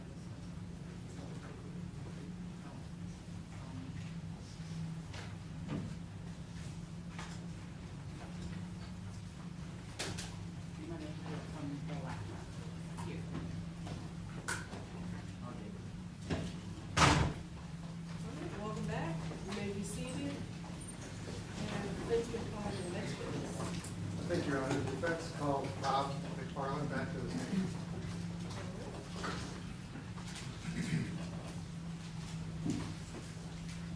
And sir, I'm just going to remind you that you are still under oath from your previous testimony. Yes, Your Honor.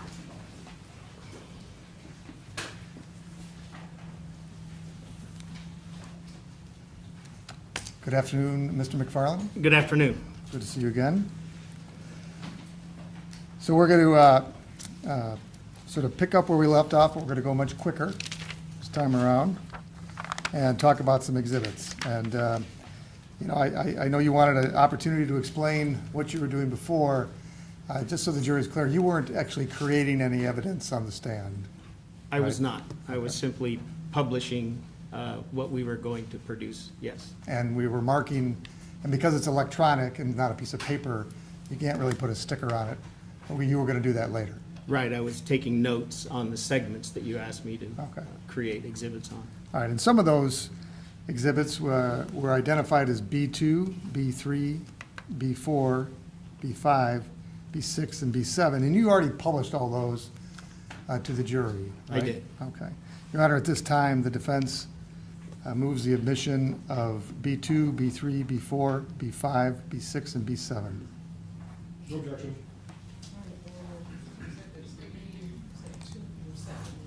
B2 through 7, yes, Your Honor. Okay, those exhibits are now admitted.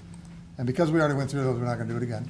Okay. Is there, I'm sorry, is there a B1? No, B is already admitted, there's no B1, yeah, we started at B2. okay. Uh, Okay. Make sure that we missed I don't know why we don't have a B1, Your Honor. And to confuse things further, we're going to now go to B11.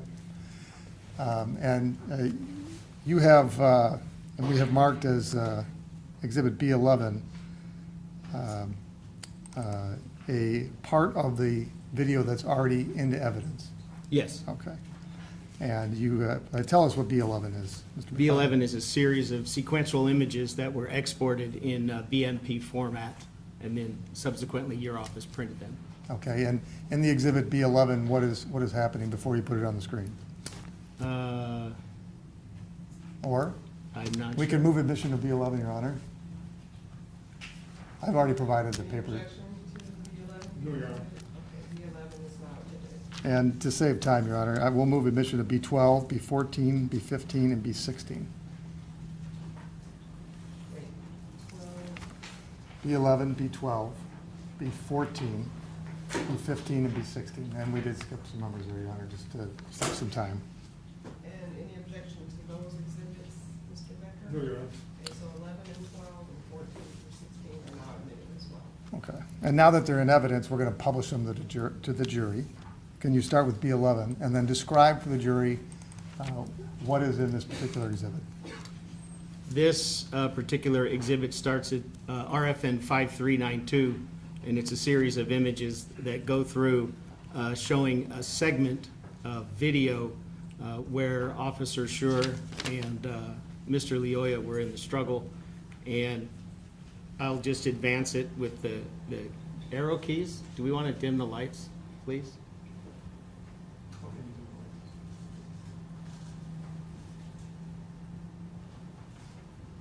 And so we can see Officer Schurr has his back to us. We see he's facing the front of Mr. Lyoya. We see Mr. Lyoya's bent left arm up towards the center section of Officer Schurr. And we can see Mr. Lyoya's left elbow under the armpit of Officer Schurr, and his arm extends out. And as I play forward, you'll see. And as I advance forward, we see here Officer Schurr comes off the ground and then gets back down, and now you can see Mr. Lyoya's right arm and how Officer Schurr is grabbing onto it. And we end at 5410. And then if you could publish to the jury Exhibit B12. This is another series of images. This is shortly after that sequence. This starts at RFN 5593, and this shows Officer Schurr holding on to the fabric near the right shoulder of Mr. Lyoya. Mr. Lyoya's left hand that you can see in the body-worn camera is extended, and I will advance it, and you will see Mr. Lyoya, his hand covers the body-worn camera.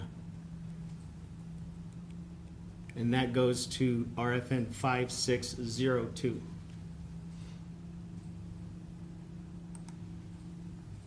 If you could publish for the jury Defense Exhibit B14. Yes. So this particular exhibit is two RFNs from two parts of the incident, because we lose some of the action between these two. And right here we see Officer Schurr has the taser by the hand grip of the weapon, and Mr. Lyoya has the, well, just for lack of another term, the other end. And he's got it with his left hand. The next exhibit is RFN 6211, and this is where we see Schurr still has the taser in his right hand, but now Mr. Lyoya has it in his right hand.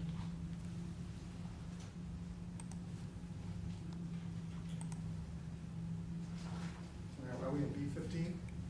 No, we didn't do B15.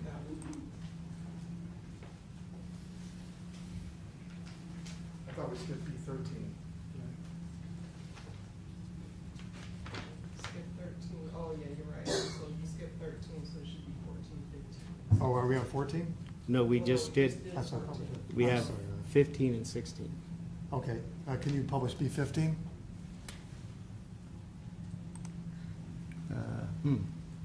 You might be right.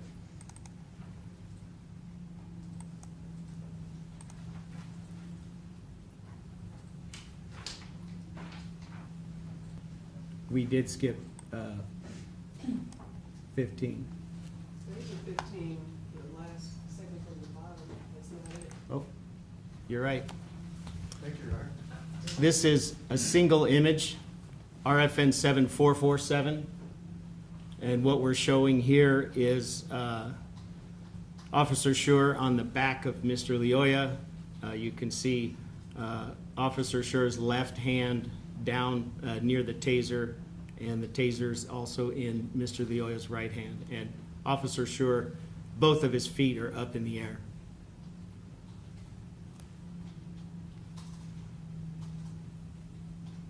And now B16?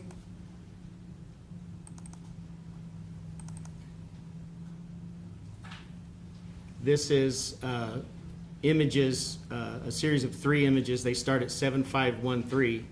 And as I move forward, you could see the taser officer, or excuse me, the left arm of Officer Schurr come up. If I go down, you can't see it because his left leg is in the way. If I inch forward, you can see Officer Schurr's left arm come up to this point in 7515 that Officer Schurr no longer has his hand on the taser, and in the image there you could see the taser, and I'll go in just a little bit. The taser's right here to the inside of Mr. Lyoya's left forearm. You can see it on the ground, and it's in Mr. Lyoya's right hand.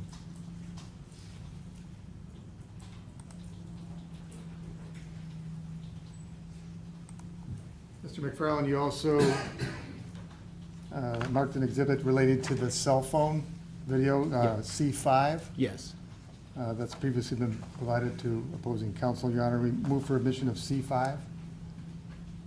No objection. C5 is now admitted. Could you pull C5 up, please? Yes. This exhibit here is further down. This is relative frame number 7566 from the cell phone video. And what we see here is Officer Schurr a few frames after the last series of image we watched, a larger blow up of the taser in the hand of Mr. Lyoya, but also we see that go across his left forearm in the area in the zoomed in portion, and I'm using my arrow to point at it. These are the taser wires. They go up, and there's another taser wire here, and in the large photo they go here, and then we lose track of them because they're in between Mr. Lyoya and Officer Schurr.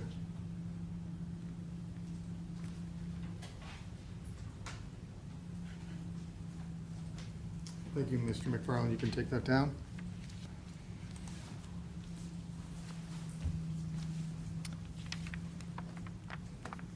And we can bring the lights back if you're available. Now, Mr. McFarland, I had asked you some questions about time that had elapsed. And when you analyzed the videos and you made these synchronized videos, you were able to calculate how much time had elapsed from certain points in time. Yes. All right. And can you tell the jury how much time passed from the moment that Officer Schurr first put a hand on Mr. Lyoya until the time the shot was fired? Almost 2 minutes and 30 seconds. Okay. 2 minutes and 28 seconds to be exact. What was the exact amount of time? 2 minutes and 28 seconds. Okay. And, much of the video is taken with a cell phone by Mr. Tuyasheme. There's some time periods where he sort of puts the phone in a downward position so you can see the lawn, but you can't see what's going on. Yes. I asked you to determine how much time when you actually can't see the action on any of the cameras. This is right after Officer Schurr and Mr. Lyoya went to the ground and were struggling over the taser. The cell phone camera went down to the ground for 33 seconds. Okay. Thank you, Mr. McFarland. No questions. I don't see any hands raised from the jury. May this witness speak to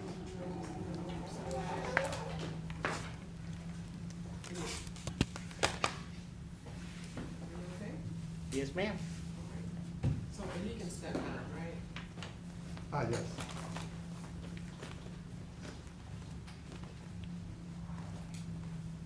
Mr. McFarland, is this yours? Yes. You want me to take it? Yeah.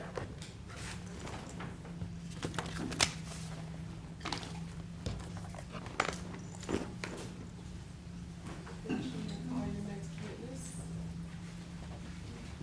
Yes, Your Honor, we will be calling Lon Martell.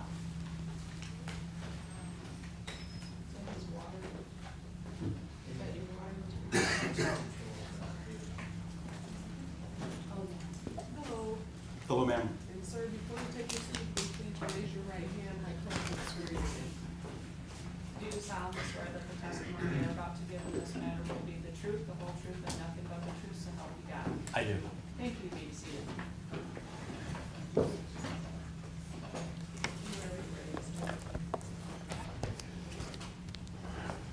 Good afternoon. How you doing? Could you please state your name and spell it for the record? Sure. My name's Lon Bartel, Lonbartel.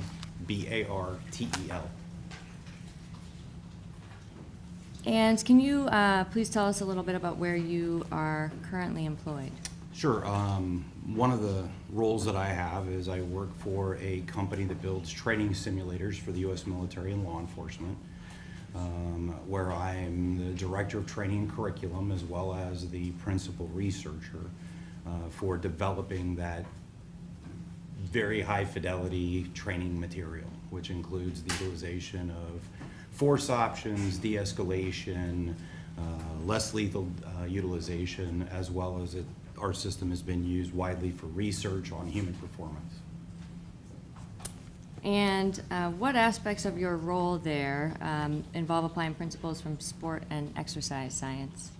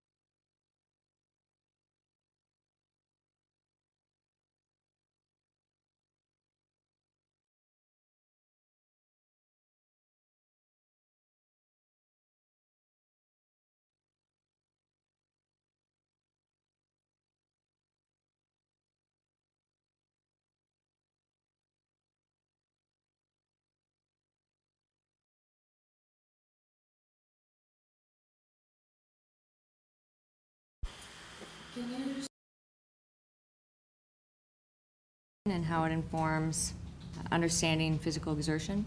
Sure. And what that is? So force on force can kind of go down two different paths. One of them is what we refer to in law enforcement as force on force or man marking rounds. That particular technology I teach for that company on the side.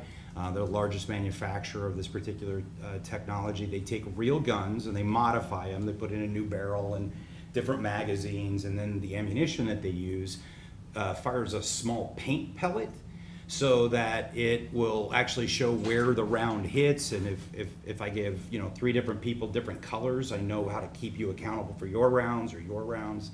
But the weapon cycles the way a real firearm does, and one of the other components to it is because those little paint pellets are moving at a pretty good speed, they hurt. And because of that, what that creates is an elevated arousal state, which is highly beneficial in law enforcement training, because we need to get officers to be able to adjust and make those type of, or deal with those type of environments. So it's one of the ways that we can elevate the arousal level or the stress level and force them to have to perform whatever the tasks are. Now, we don't necessarily always use the tool. They just need to know that it's a possibility. Often those drills are nothing more than a de-escalation drill. But I don't want you to know that ahead of time. I need you to not know that. It's an important consideration. So another form of force on force or simulation training is the stuff I build with the digital simulators. Those simulators, imagine a large movie screen. One of the systems we have is actually 5 large screens. It's projected in 4K. And it's not a movie as we think of it as a linear event. In other words, you hit play and it just finishes however it finishes.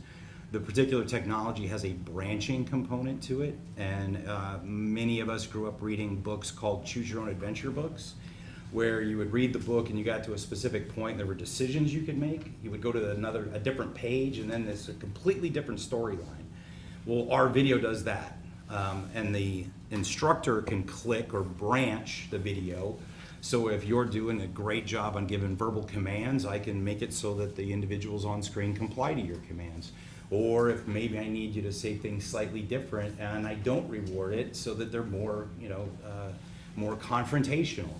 But you also have in the devices that we use a laser insert, and that laser insert goes into a firearm, a taser, OC spray, less lethal munitions, so that my actions can immediately branch that video as well. So if I have a subject that pulls a gun, I can utilize a firearm and shoot them, and that individual may drop to the ground, or if I don't hit them in a vital spot, they may only stagger and then re-engage, and then the officer has to deal with the fact that that lethal tool or a less lethal tool wasn't effective, and they have to continue on making decisions and interacting with the video. We also use a device called a threat fire, which is a small electric device that creates a little pain signal, because again, I need that arousal level to be brought up to be representative of the environments that law enforcement and our military really face. And why is that important? So that elevation in the arousal level, it changes your body chemistry and your brain chemistry, and I need you to be able to make the adjustments accordingly, whether it's emotional self-regulation or to realize that you're being overcome in this circumstance, you don't have the right skills, you don't have enough people, whatever else happens to be. I need to create those dynamics because it's an important consideration. Have you ever been involved in developing or reviewing training curriculum for law enforcement? I have. Can you tell us a little bit about that? Yeah, so goes back to the statement I made about IADLEST as far as developing their material, as well as at my agency, I developed all of our material.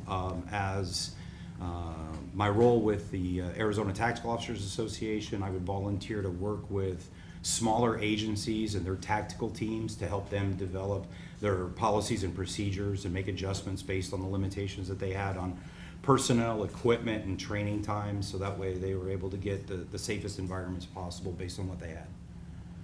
And what are some of the factors that you consider when doing this for our agencies?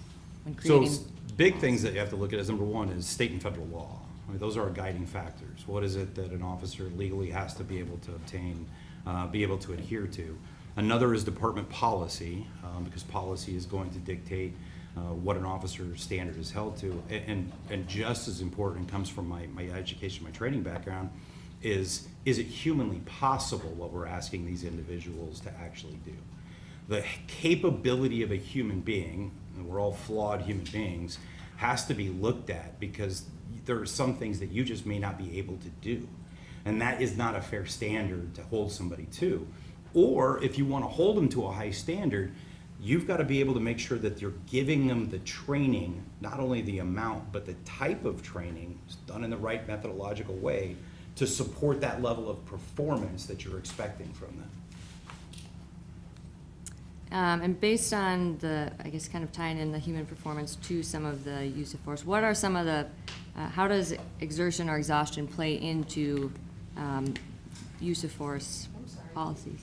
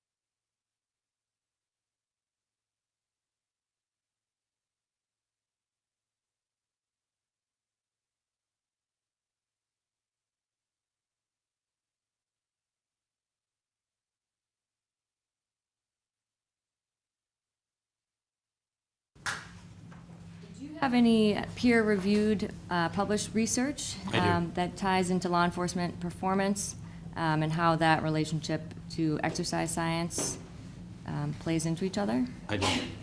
Can you explain some of the, are any of those peer-reviewed and published research, is that related to use of force or deadly force encounters? All of it. Okay, and part of that, have you researched kind of the, specifically the transition from taser to firearms and how long that takes? Yeah, I did a published research specifically on how long it takes an officer to transition in a simulated environment from firearm to taser, as well as taser to firearm. And have you presented at any international law enforcement training conferences or any conferences generally about exercise and sports science? As the principles apply to law enforcement, yes.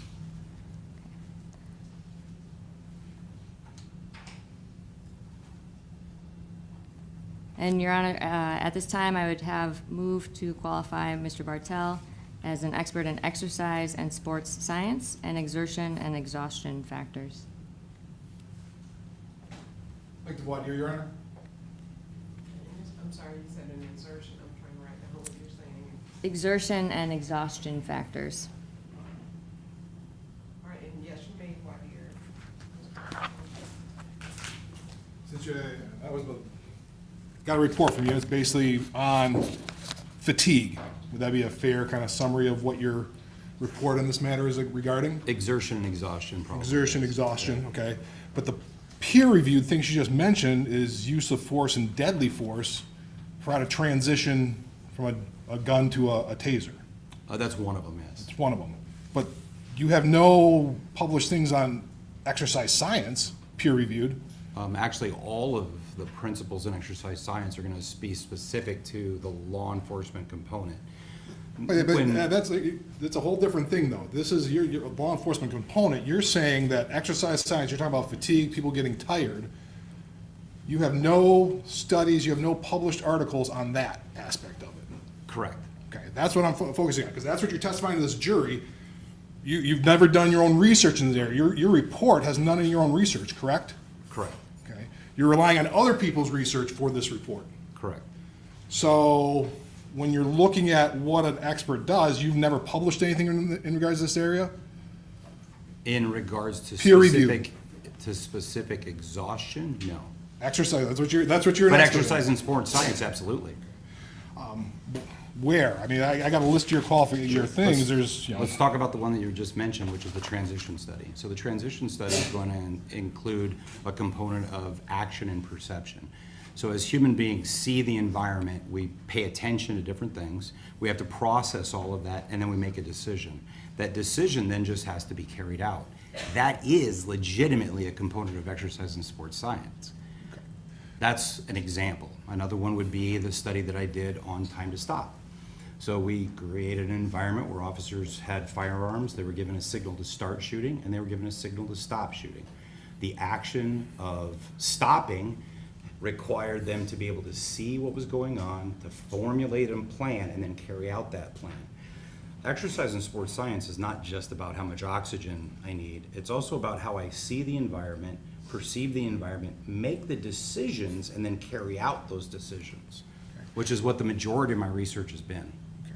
But in terms of what, that's not what your report's about. It's not, your report for this incident was about how people are impacted by fatigue and how tired people get, essentially. Is that a fair assessment?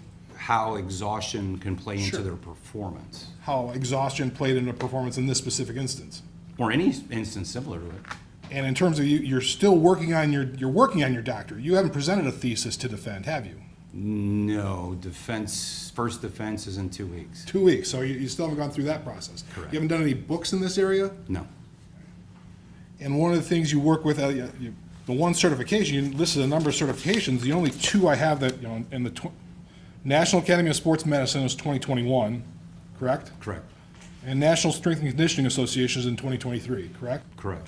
The rest of them, in terms of any sort of exercise, sports medicine, I don't see anything other than those two on your CV. Correct. Those are the two that I maintain. It gets expensive to maintain all the other ones. Sure, but you listed a whole bunch of them, but those have all expired. Correct. Those were when you were doing exercise, I think you said you were a trainer? Health fitness instructor, personal trainer, and strength coach. And that was back in 1997? Correct. And that was That's where it before you, started. so all those certifications and stuff were back in 1997, before you became a police officer? Correct.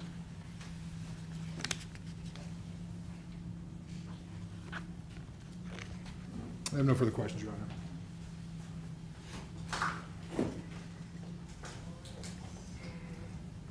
There's a motion to have him recognized as an expert in the fields of exercise and sports science and exertion and exhaustion factors. Is there an objection to that or not? I guess it goes to weight, not the admissibility, Your Honor, so leave it to your discretion.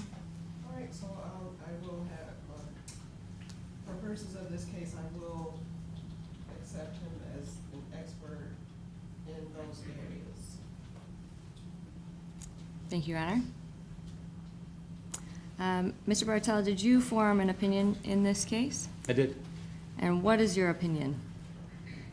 My opinion is that the video captures from the different angles show that Officer Schurr was engaged in a prolonged, very intense fight where he attempted to control a very resistive subject. He utilized multiple control options, such as knee strikes and punches, to try to prevent this individual from getting away and then from taking his deadly, dangerous instrument from him. The individual seems unfazed by the vast majority of his force options, to a point where he even was able to push up off the ground with Chris on his back. The struggle continues, where you can see Chris and you can hear his labored breathing, indicative of exertion and exhaustion. Towards the end of the fight, where he is now fighting over the control of his taser and eventually loses control of this dangerous weapon and deadly weapon, and is then at a point where he's exhausted and has very little options other than the use of deadly force to stop the ongoing assault.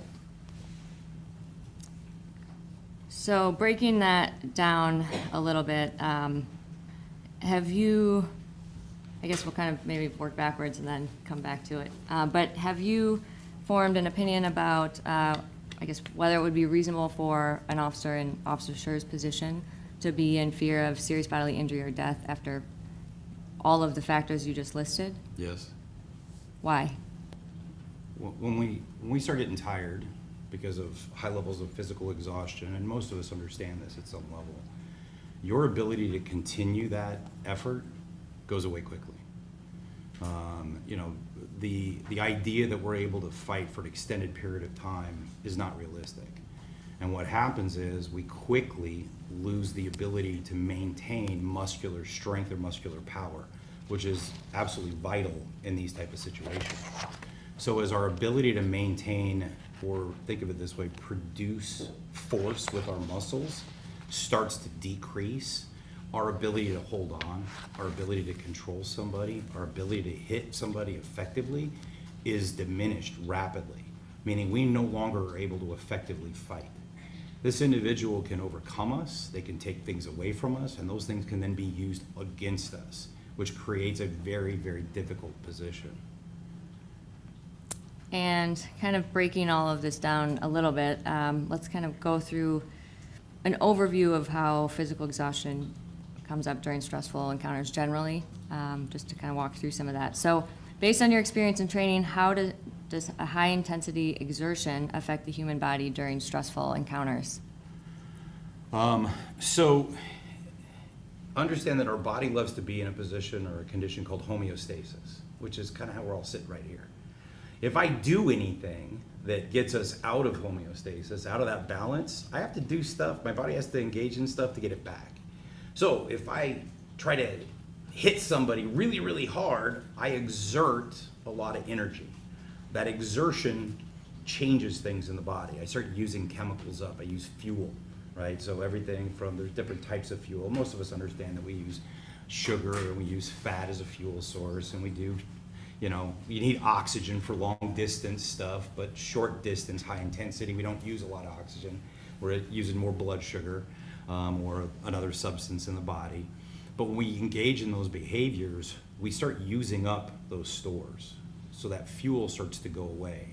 And what happens when we burn it or burn it off is we have all these byproducts. And these byproducts, and most of us have felt that, like if I had to do a bunch of push-ups, you know, that burning sensation that you start to get, or a bunch of sit-ups, that's some of those byproducts that start to get built up, and you quickly start seeing your fatigue. Your muscles start to shake or tremor, and you're unable to generate the same amount of force on the 20th one that you did on the first one. So there's a level that we really understand what happens when we go through these high levels of physical exertion. And I'm just talking about 20, 25 push-ups. I'm not talking about a fight that lasted for 2 minutes and 30 seconds while wearing extra weight of the bulletproof vest and the belt on top of it. Those are all things that would lead into the exertional component to this, and how, as we start to get tired, our ability to control somebody goes away quickly. And can you explain a little bit more about why that is? Well, I mentioned the burning of the fuel sources start to go away, the byproducts that start to happen, and without getting too into it, the fatigue can hit two different ways. One can be central, which is the nervous system, because it's being utilized in these high intensity situations, and the other is a peripheral, or within the muscles itself. So because we're using both of those at high intensity, we start seeing those fatigue factors start to set in. Those exertional aspects cause all these changes that occur from a neurological and a physiological component that makes it that it's harder for us to do things, something as simple as holding on.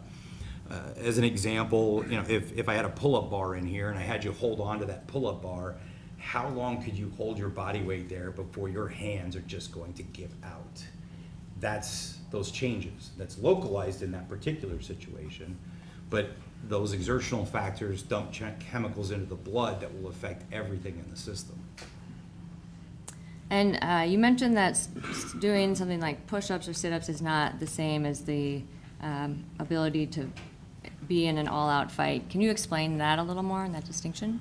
Yeah, sure. So one of the things that I did is I did a bunch of exercise testing and prescription. I've tested thousands of people when it comes to exercise testing and prescription aspects. So the exercise tests measure different components of fitness.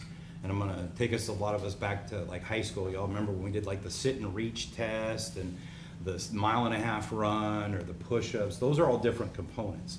Well, sit and reach is flexibility. A push-up is muscular endurance. Sit-up is muscular endurance. A 1.5 mile run is aerobic capacity, but a fight is anaerobic in nature, meaning oxygen is not providing a vital component actually in the fight. We can't get enough oxygen in. We've got too much other stuff going on. We don't switch over to oxygen as a major factor in burning things in an oxidative state until 3 to 4 minutes, 5 minutes into the event. It's all high intensity stuff. So this high intensity push that we do makes these changes occur, and because of the use of all these fuels, we have byproducts.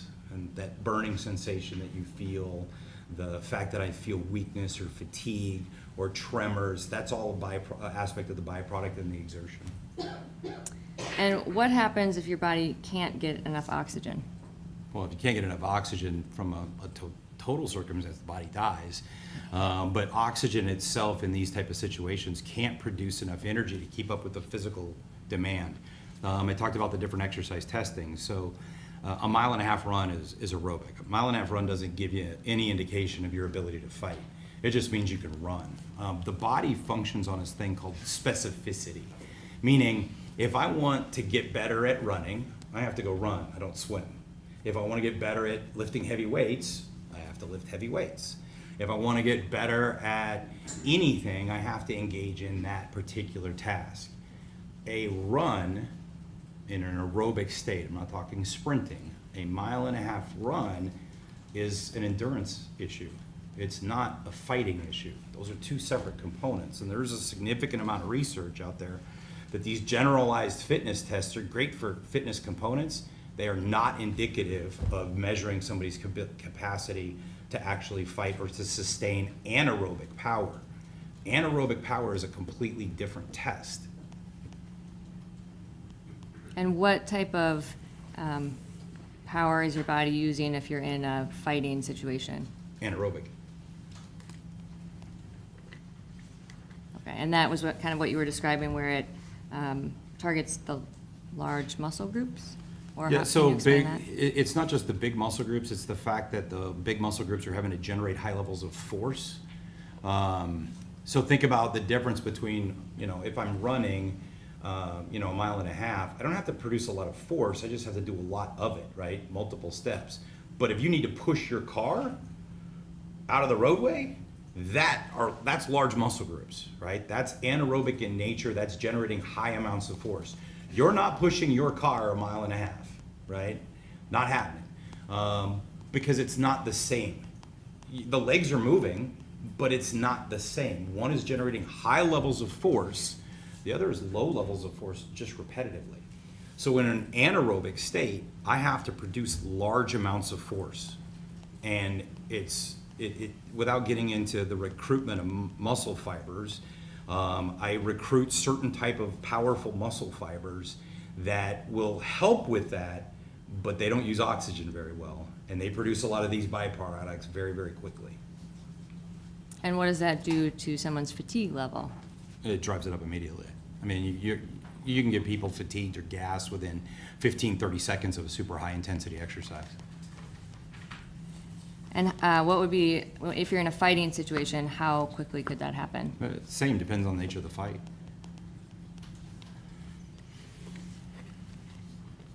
And in this case, you reviewed the video, correct? I reviewed a amalgamation of 3 different views in the video, yes. And I know you just got here recently, but if I have Bob pull up Exhibit B, which is a sync transcript video. Can you please pull that up, Bob?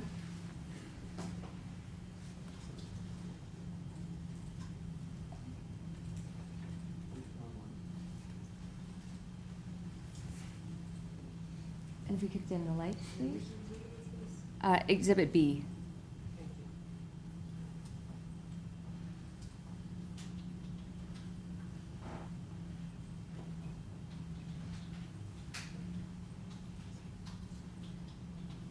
And when you say the compilation of videos, is this the compilation that you're talking about with the? So far, it looks like it, yes. Okay. Yes, that's it. Okay. And would it, so I think as we're going through kind of what you explained, could you help walk us through the points where you first noticed that Officer Schurr is exerting energy, or exertion, I should say? Sure. And I guess, sorry, Bob, before you start, based on what you observed in the video, what physical exertion was Officer Schurr displaying throughout this interaction? Well, there's a variety of things, everything from the knee strikes to the ability to try to control an individual to I believe there's at least one punch that's captured on the video. As already mentioned, there's large sections of the video that don't capture all of the action, so there's a lot of physical exertion that you can kind of hear and infer that there's stuff going on, but we don't know the extent of it because we can't see it on the video. But as an example, the holding on to something, we don't think of it being a lot of work, but it is a type of contraction. When we hold on to something, so there's three different types of muscle contractions. You have isometric, concentric, and eccentric. Without getting over the top, isometric means there's a contraction of the muscle, like me squeezing this rail, but my fingers aren't getting closer together. I'm developing force and my muscles are getting fatigued, but my hand's not closing, right? I can't. Well, if I have a load that's super heavy, I might be trying to squeeze it or trying to hold on to something. It's the same isometric contraction. It requires energy to do that, right? But it doesn't convey well on video because there's no movement associated with it, because the muscle doesn't shorten or lengthen, it contracts to hold on. Okay, so it might be, would it be helpful for you to point out some points throughout the video where you notice that Officer Schurr is using physical exertion? Yeah, well, physical exertion, as well as I mentioned at the very beginning, the concept of homeostasis, right? Where our body wants to be in balance. There are other things that can actually make it harder for us. If I start giving out a bunch of loud verbal commands over and over again, I'm interfering with my ability to breathe. Just imagine trying to shout your own name out 5 times in a row and what happens when you're done. Because I need to go back to homeostasis. So there's a lot of things that will actually play into the exertional component on this. Okay, and what would be the first thing that you observed about Officer Schurr's conduct throughout this? Like, when was the first time that he would have been exerting some type of? Well, the changes in breathing pattern happen when he gets onto the radio, when he grabs on, the chase that occurs as he's trying to make contact. All of that would be some level of exertion, or the starting point for it. Okay. Bob, can you take us to RFN 3193, please?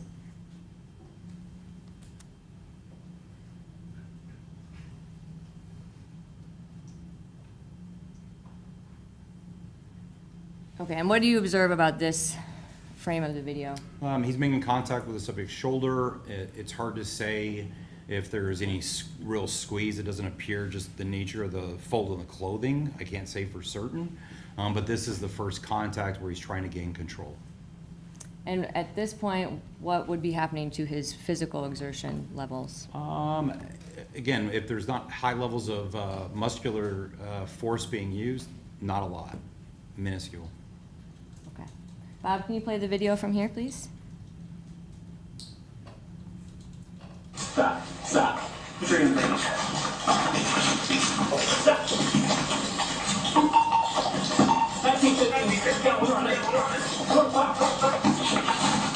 Stop it there. And this is RFN 3555. And leading up to this point, can you tell us a little bit about some of the exertion that you noticed in Officer Schurr? Yeah, the video in the top left-hand corner, you can actually see where he started to try to fight for limb control. Well, to do that means I have to generate force. To generate force, I'm starting to exert energy, I'm starting to exert effort. Video is problematic because it'll never serve as a proxy for the officer's experience. The same way that as you're sitting there looking as I'm squeezing onto this rail, you have no idea how much force I'm generating on this.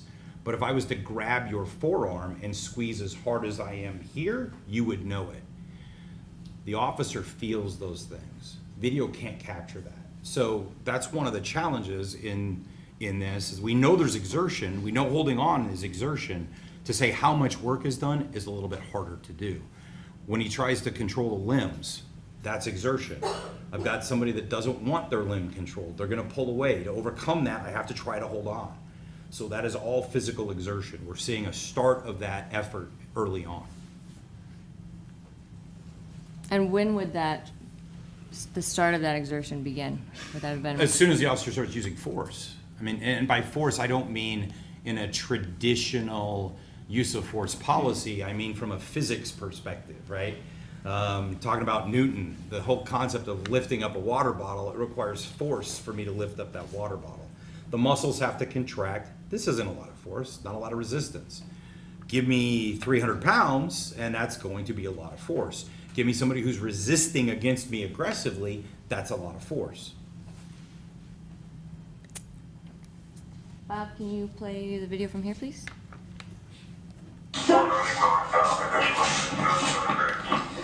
And can you pause it there? Can you zoom in on the top Dashcam video, please?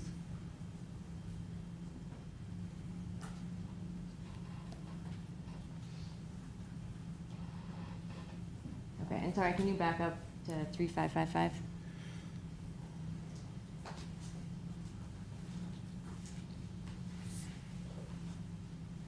Okay. Right.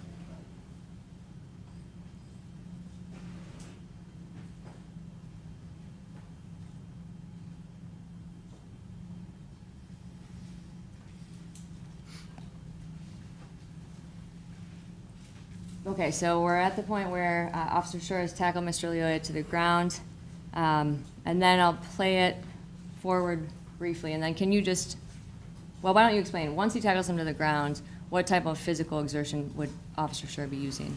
So, and I already mentioned the homeostasis component. When he gets on the radio, though, he's shouting out location and what he's got going. Remember I talked about the whole concept of if I shout my name a bunch of times, I get myself out of that homeostasis. It takes time to get back in. So that's a component that it plays into his performance.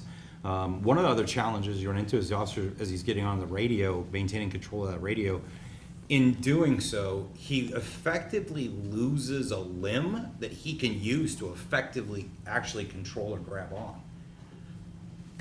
I can't hold on to the radio and hold on to a person with that hand at the same time, meaning he's having to try to overcome and use additional force in other ways because he's tied up with the radio. And the radio is important. It's how he's going to get assistance, right? And there's no question on that. But that makes it even harder for him to control someone. Okay, and Bob, can you play it forward here to 3806?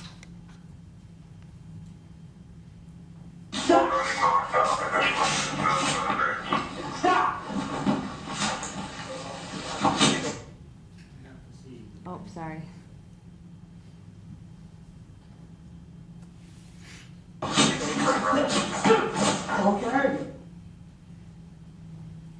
Okay, if you could zoom in at that point, and this is RFN 3816. Okay, and at this point, what have you observed of Officer Schurr's exertion? So he's trying to keep a subject who's fighting him on the ground, which requires physical force and physical effort. You see him change position at one point in time as he's trying to move position. That all requires physical force and exertion.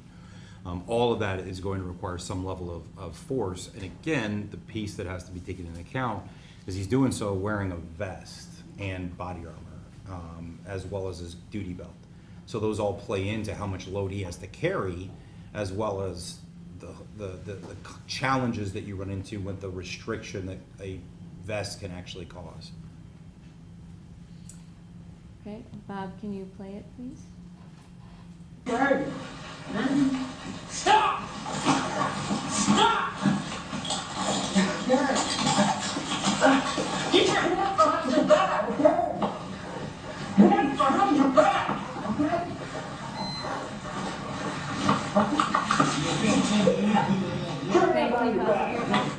What is the RFN number?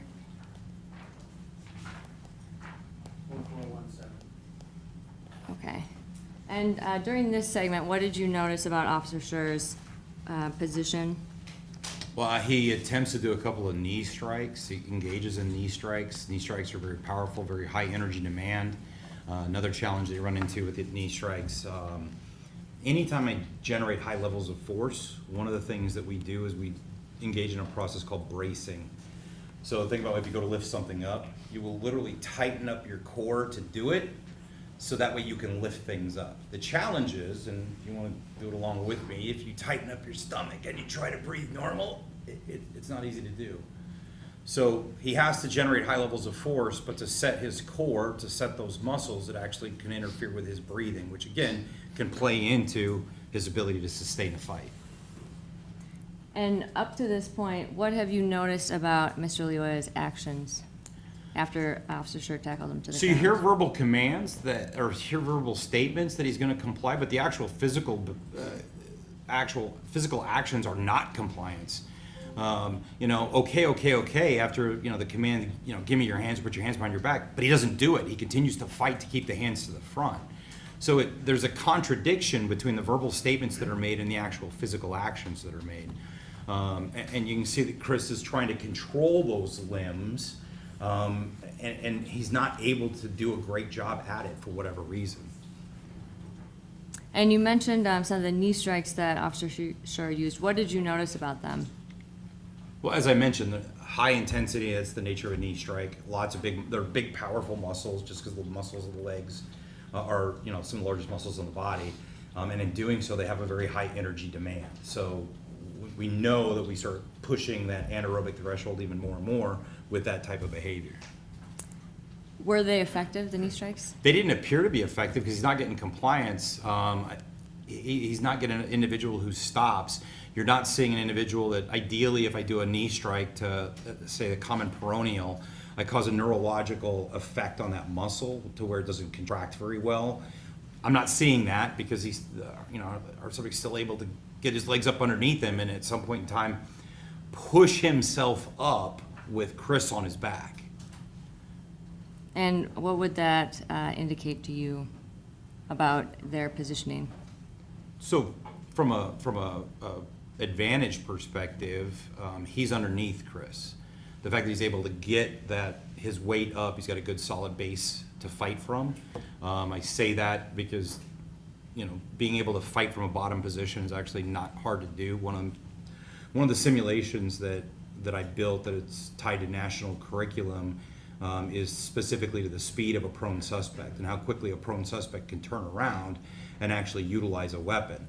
So from the first movement to the actual use of a weapon, it can happen as little as 0.61 seconds.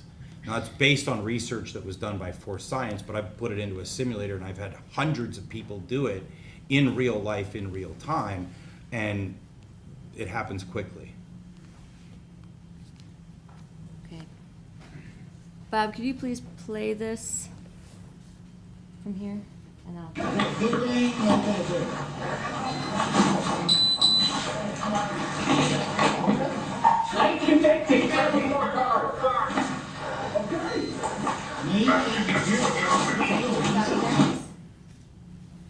Okay, and I think this is what you were just talking about, but is this what you were talking about with Mr.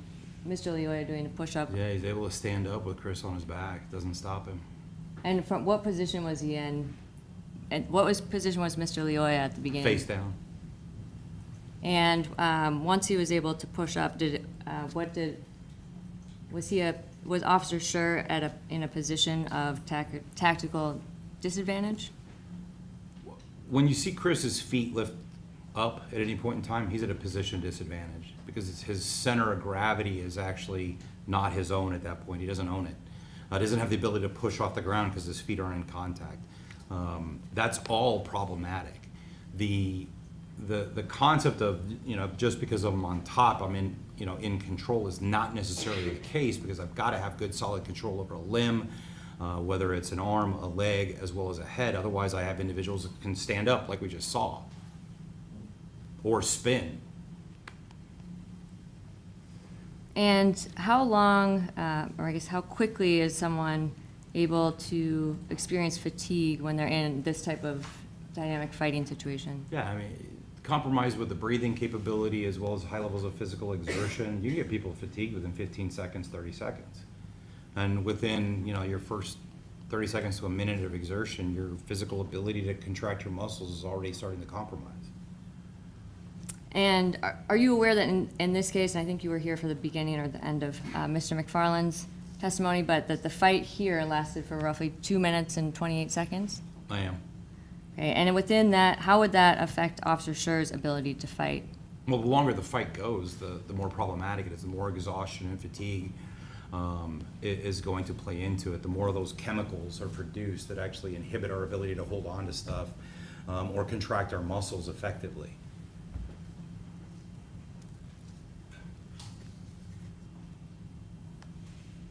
What are some of the factors that impact how quickly a person might feel fatigued? Well, the demand of the activity is one of the bigger ones, right? How is it a high power activity like we're seeing here, or is it a lower power requirement? The difference between walking 5 miles, which might take us an hour and a half to do, versus something that I've got to do within seconds because I've got to generate high levels of energy or high levels of power, which require high energy demands. So the nature of the event itself, the load that is carried, the amount of work that transpires, how effective I can actually breathe. And breathe is not necessarily just the aspect of getting oxygen in, but being able to blow off carbon dioxide, right? That's one of the byproducts. I have to be able to do both. So my ability to breathe is compromised. That can factor into it. Those are all things that can play in. And when Officer Schurr was on top of Mr. Lyoya, was there anything that would be impacting Officer Schurr's ability to breathe based on their positioning? Yeah, so 2 things of note. One, like I mentioned, the nature of the body armor because it can be restrictive, as well as the gun belt. But the other problem is in that position, for every action there's an opposite but equal reaction. So the weight of the bottle sitting on the desk also pushes up against the bottle. It's just kind of the nature of things. So you see Chris's stomach actually sitting across the top of the hips, throughout some of the points in the video itself. Well, as that occurs, the body is actually pressed on. That makes it harder for me to breathe. Imagine laying over the edge of this ramp or on the edge of your couch with face down with it on your stomach, and now trying to actually inhale and exhale. It's all compromised. And sorry, I realize we have RFN 4829 on the screen, but you're talking about a few frames prior to this when he's on the ground. Well, there's a couple of portions. I mean, when they first go to the ground and then towards the end, so it happens more than once. Bob, can you back the video up a little bit? And can you tell us what points you're talking about? Sure. So we're starting to see this here, where he's over the top, and again, body position and the body underneath. The body underneath is going to press up against Chris. That's just the nature of physics. So you start to see that occur. Sorry, for the record, this is RFN 4640. Okay. Bob, if you could play it forward, and then can you tell us when to stop when you see the next position? If you're talking about the position where the respiration is now potentially compromised because of both individuals' body positions, that's going to be towards the end. But you've got molar strikes that occur between then, or between that event and this event. There's other physical exertion that's going on throughout this time frame. Okay, so I probably am doing this the backwards way because I didn't have the RFN number. So I apologize. This is confusing, but. Would it be easier for you to explain this if we backed the video up, or? You can continue from here. I mean, you do. I'll do whatever it is you need me to do. Okay. We can just go forward from here, and then. Bob, if you could.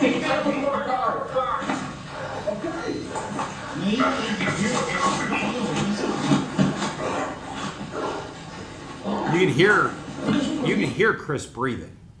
You can hear those deep inhalations and exhalations, right? That's a sign of exhaustion.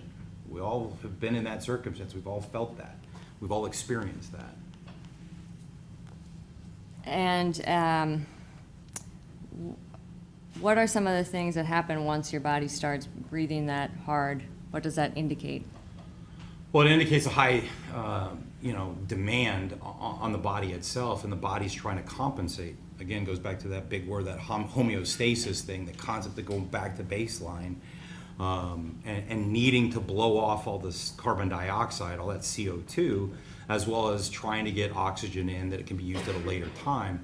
But that's all indicative of the level of exertion that you're seeing. The bigger, the deeper the breaths, the more that you see that that expression of exhaustion, it gives you an indication of how much exertion was actually occurring. And Bob, could we actually switch to, oh, and sorry, for the record, this is RFN 4963. And this is the point once Mr. Lyoya has gotten up and Officer Schurr is behind him. And if we could actually switch to Defendant's Exhibit C1, which is the cell phone video.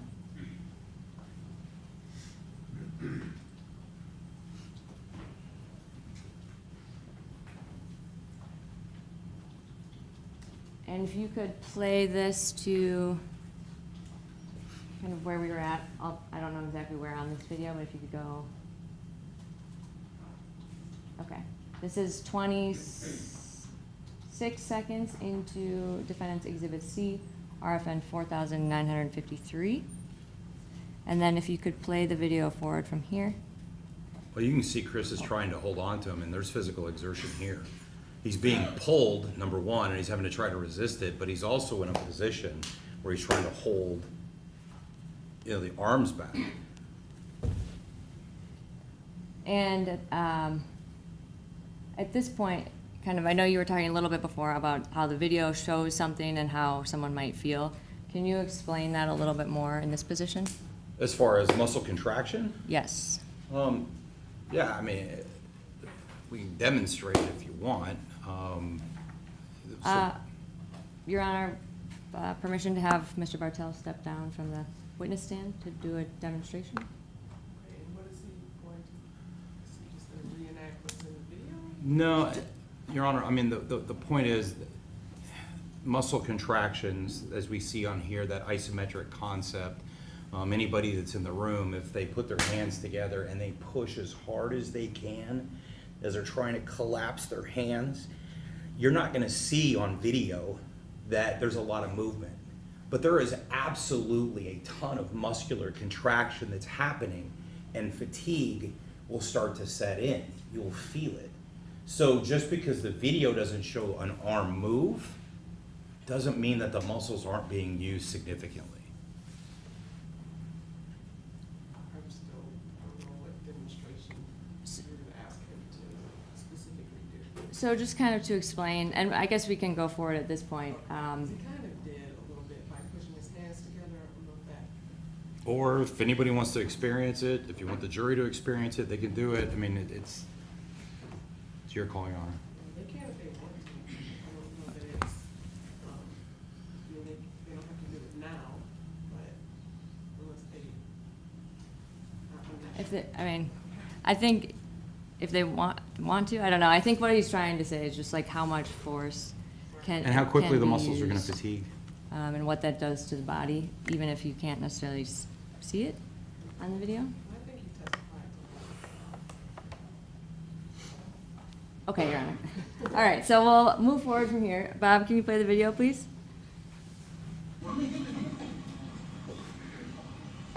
Stop, okay? Stop resisting.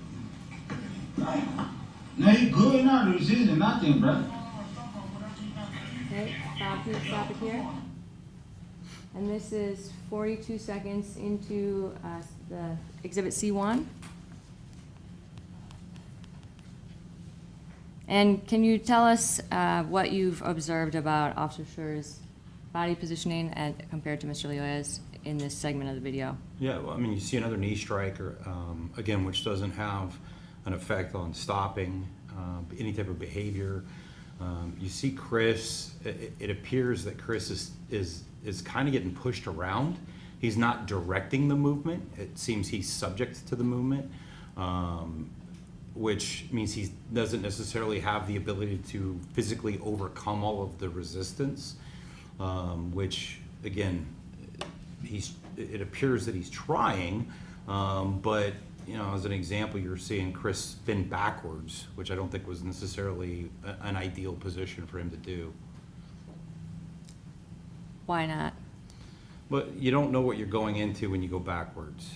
If you step back, you could trip all over things. It's kind of a concept of a tactical movement. Moving backwards without being able to see everything, your heel can catch something, it's problematic. Ideally, spinning into something is going to allow you to see the environment. I don't know if that's his choice. I don't know if that was a choice that he made, or if it was him, you know, being pushed into that position. And that, when you say being pushed, would that be based on Mr. Lyoya's actions? Or Correct. Okay.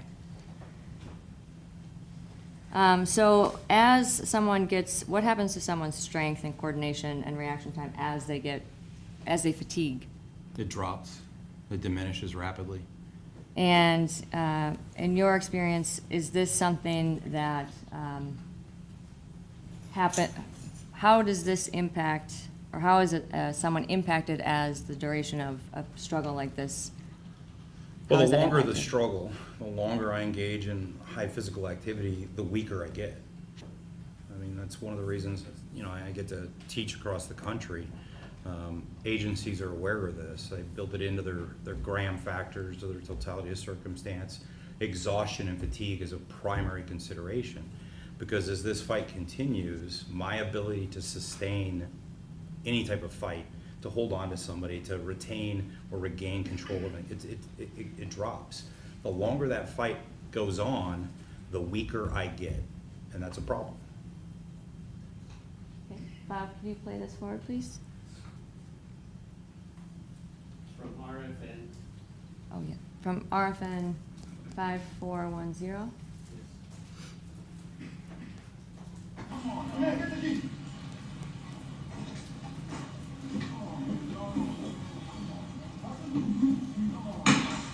Okay, why you gotta do all that, bro? He good, man.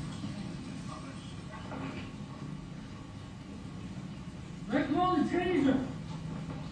And could you stop it here? We are at RFN 5992. And throughout, or sorry, can you move forward a little bit, Bob?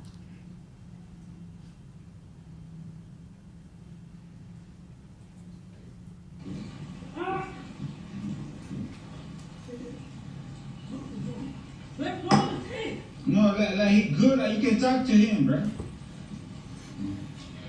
And could you stop it here? We're at RFN 6480. And earlier you had mentioned there are things that you can hear and not necessarily see on the camera. And Mr. McFarland had previously stated that there's about 33 seconds of that. So what does that indicate to you about what might be going on during that time period? There's unknowns. We can hear exertion, but we don't know how much other exertion occurred or what else Chris tried, because we can't see it on the video. And does that have any effect on the total duration and the total exhaustion that Officer Schurr might have been feeling at the time? Yeah, I mean, the more that you try and fail, the more problematic things are. It's clear that your intervention isn't working. Whatever you're doing isn't being effective. That narrows your choices down rapidly, and I don't have other options. So if I hit somebody with everything that I have and there's no effect, that becomes a major concern. What do I have left? That's not it. Okay. And Bob, are you able to switch to Defendant's Exhibit C3, please?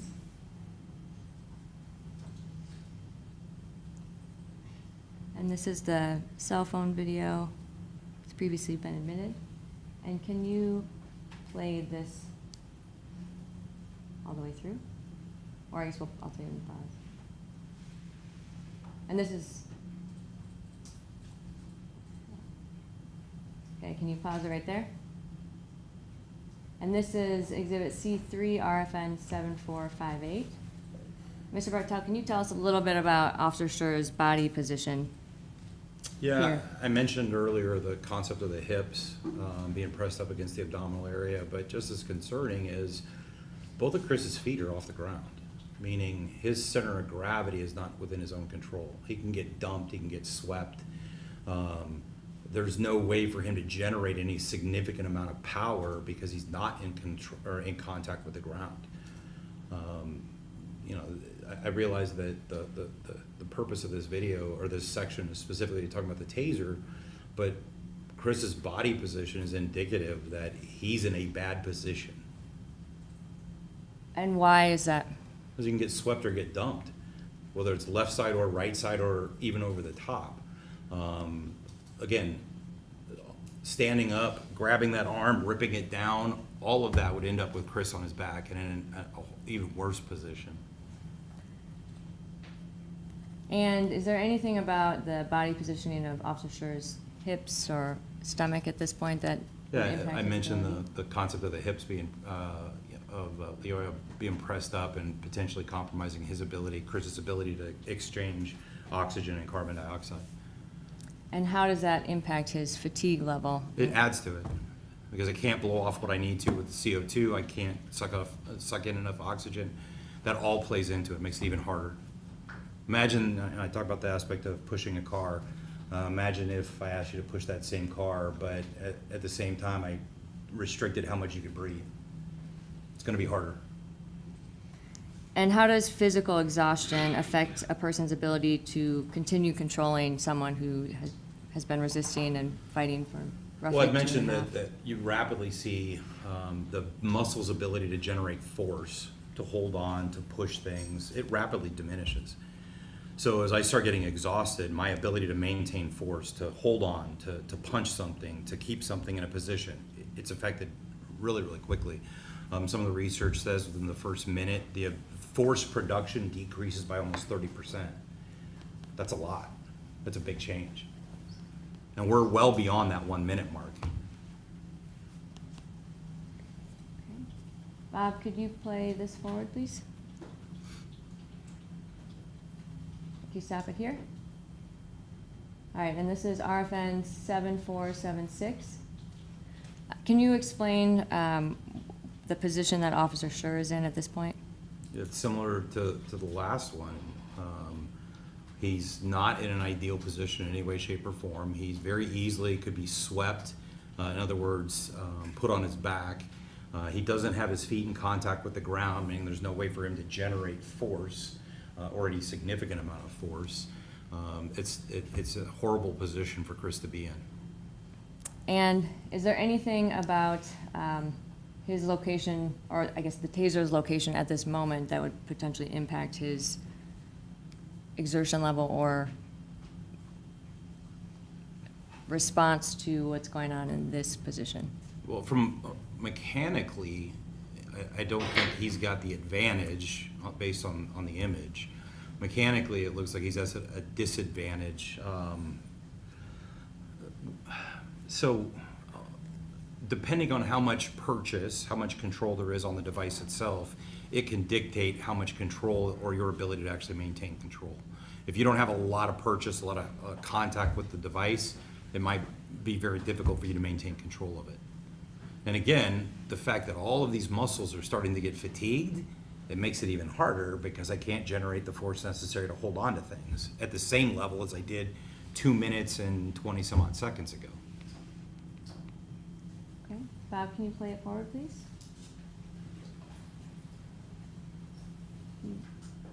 Stop it here. Okay, and this is RFN 7504. And at this point, can you talk about the body positioning of both Officer Schurr and Mr. Lyoya? Yeah, I mean, it's not an ideal position, obviously, for Chris. The challenge that we run into is his body is actually starting to slip underneath Lyoya, meaning that once the control of the taser occurs, activation against Chris is really pretty easy. We're talking, and then I realize it's a two-dimensional video and trying to represent three-dimensional space, but based on where their positions are, that taser device is very close to where his thigh is underneath the abdomen area of Lyoya right now, meaning they're close. There's not a lot of movement needed. Okay, can you play it forward, Bob?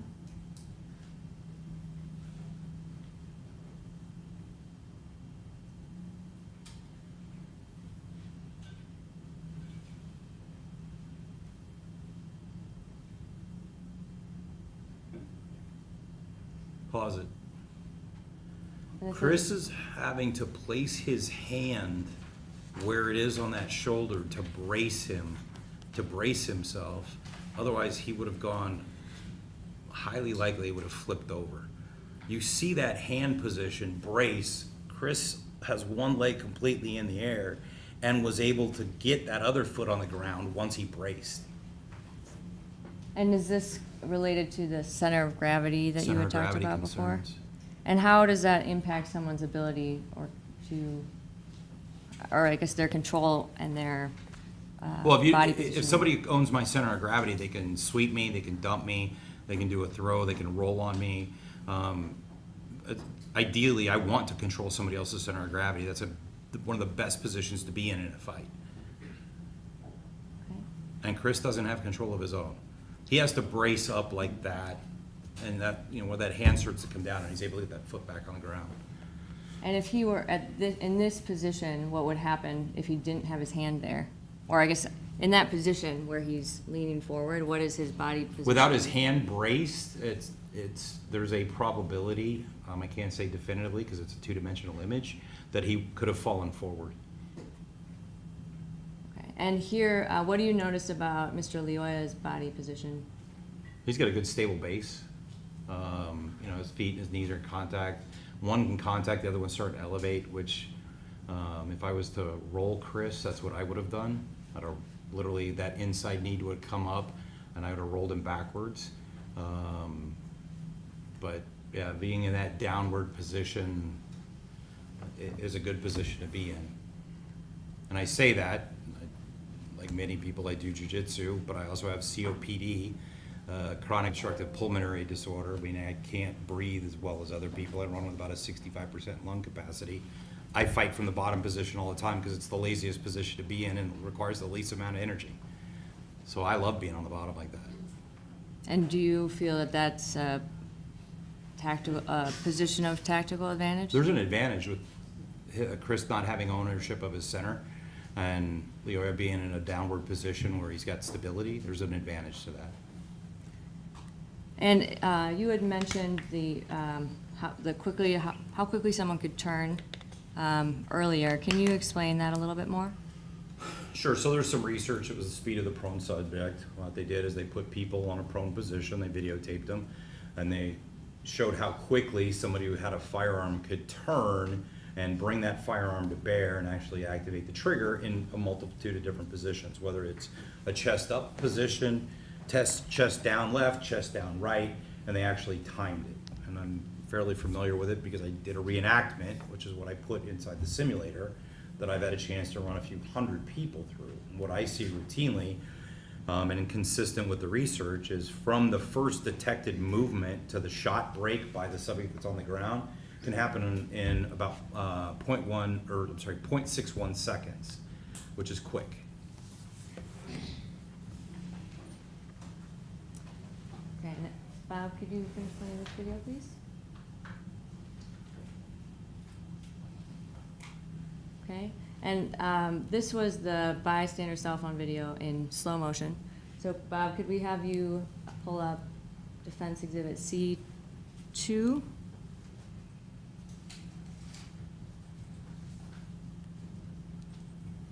Which is the cell phone video in real time. Could you play that, please?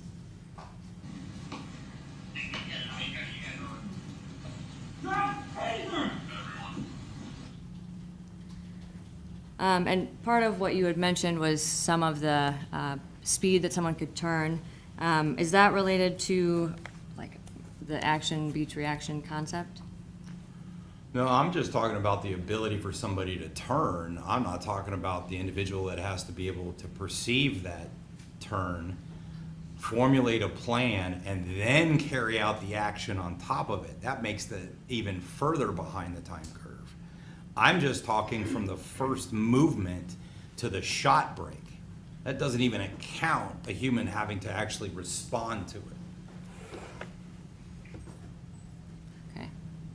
And how does physically, is there a point where fatigue can create a serious risk of losing control of the situation entirely? Yes. Can you explain when, how early or late, like when that Yeah, can I mean, happen? everything from when physiologically we've got nothing left to give, to the fact that, as I mentioned a bunch of times, that as we start to get tired, our ability to hold on to something, to continue to fight, to produce force is diminished. You know, where our arms don't even want to, we can't even hold our arms up anymore because we're so tired. So all of that can play into it. And how might exhaustion affect an officer's perception of the risk that they're in? Well, the moment you start feeling all those effects of exhaustion and you start questioning internally whether you're going to make it through this fight or not, one of the problems that you run into is you don't become internally focused, so that your attention is on those effects that you're feeling, and you might miss things in the external environment, like somebody sneaking up on you or somebody else trying to help whoever you're fighting with. But that's one of the things that starts to occur. And the other is you realize you're losing the fight, and the options that you have, many of them are no longer viable. You have very few ways left to end this fight immediately before it gets worse.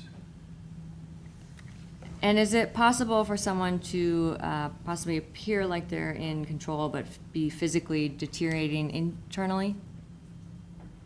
Yeah, I mean, the signs and symptoms of fatigue, you know, you have to be able to see effectively, but a cell phone video at low res from very far away, you don't necessarily see everything you need to. So somebody could be, you know, showing more signs and symptoms of fatigue that a cell phone camera just can't really display. And how long does how does the recovery period usually indicate the intensity of a fight? Well, conditioning has a part to do with it, but the longer it takes somebody to recover, that's indicative of how much energy expenditure and how much fight there was on the beginning. The harder we have to force ourselves through something and more exertion, more push, the longer it takes us to recover on the backside.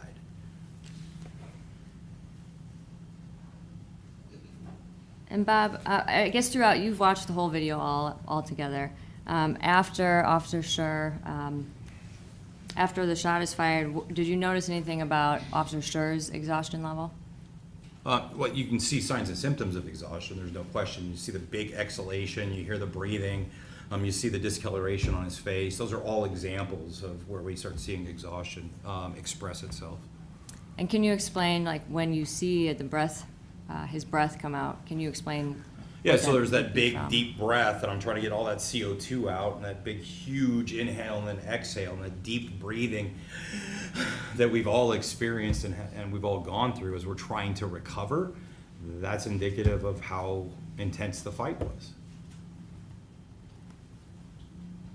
And Bob, can you pull up Exhibit EE, please? No, EE.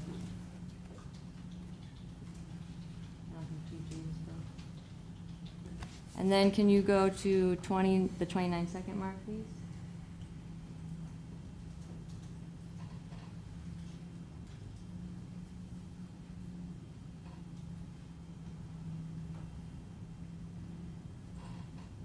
Oh, 29 seconds. Sorry, I can back up a little bit. And then zoom in on Chris, who is in the upper right corner. Or sorry, this middle right of the screen.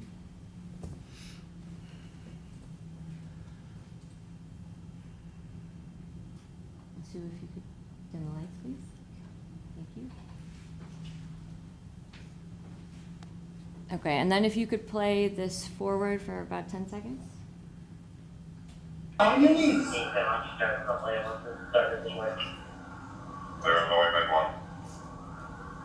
Put your hand.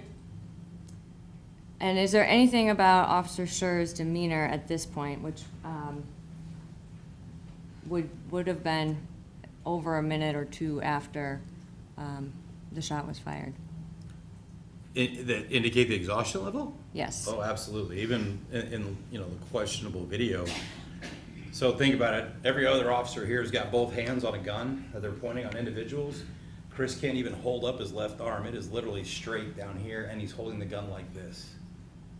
That shows signs and symptoms of somebody who's excessively fatigued. And what is there anything about his breathing or his body position that would indicate his fatigue level? If you can play it again, I wasn't seeing any rise and fall of his shoulders. One of the things that happens when we're breathing really deep is sometimes you actually use muscles of the upper back to help us breathe, to get bigger lungs. I wasn't paying attention to that, so maybe those are all signs that you start to see. I'm more looking at his posture, the discoloration that appears to be on his face, the fact that he's not holding onto his gun the way I absolutely know he's trained to do, because it's standard across the United States. That I've seen multiple times on officers that are absolutely exhausted. And what would that indicate to you about the amount of energy and exertion that Officer Schurr had been using up to that point? Yeah, back to my statement that I made earlier, those type of signs and symptoms of exhaustion give me an indication of how intense that fight was for Chris. And once you get to a point of exhaustion, how does your exhaustion impact the risk to an officer once their taser has been taken from them? Well, again, just the ability to maintain control of any weapon is problematic as I start getting fatigued. I lose my muscular control, my muscular coordination, the ability to hold on to things, to defend myself. Those are all problematic. Taser is just an example of one weapon that could be utilized or taken away from an officer. And would an officer who is already exhausted be in greater danger once someone has control of a taser or other potentially deadly weapon? Absolutely. Why? The inability to maintain effective fighting because of the exhaustion. The muscles can't do what they need to do to protect yourself. And could Officer Schurr's fatigue level have affected his ability to use any other tools to try to control an individual? Oh, absolutely. Or would it also impact his ability to continue to fight or wrestle to try to get the taser back? Yes. At the point where if Officer Schurr had reached his full exhaustion level, is there any other viable tool that he could have used based on his position and extreme exhaustion once he lost control of his taser? Was there any other viable option for him at that point? Well, so I guess the problem I run into with the question is, you said full exhaustion level. That means he can't do anything else. You can't get there. If you allow yourself to get to the point where you have nothing else that you can do, you can't lift your arms, and many of us have felt that, you can't do anything. There's no way for you to stop it. You have to engage prior to that event. You have to do something before you get to that point of exhaustion. Now the challenge is how fatigued somebody is. Are they able to do other things? I've got knee strikes that are ineffective. I got punches that are ineffective. To utilize a baton requires the ability to generate force with muscles that are already tired, and I need distance because a baton is a distance weapon. I don't have that. But in creating distance, I run the risk of separation and the device that he's taken away from me being used against me that much easier. So it's a very difficult position to be in. And think about it, we can take this down.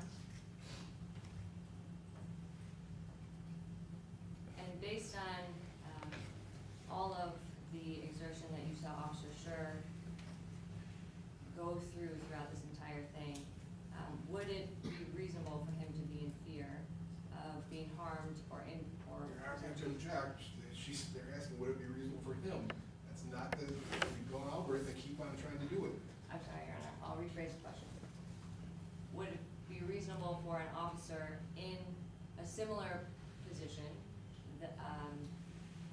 after he had been fighting for over 2.5 minutes, when he was, after being disarmed of his taser, after being outnumbered by other people that are there, would it be reasonable for an officer to be in fear of serious bodily injury or death? Yes.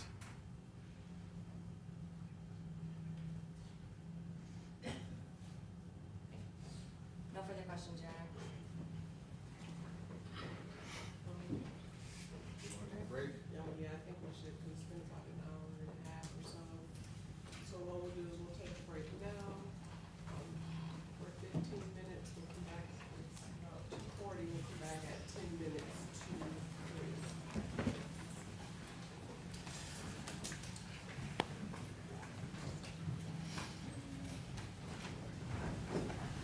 Anything to address before the jurors come back in? Since we're on defense case, I'll ask defense first. We do not, anything to discuss? Mr. Becker? Then, Your Honor. Okay, so we'll have the jurors come back in.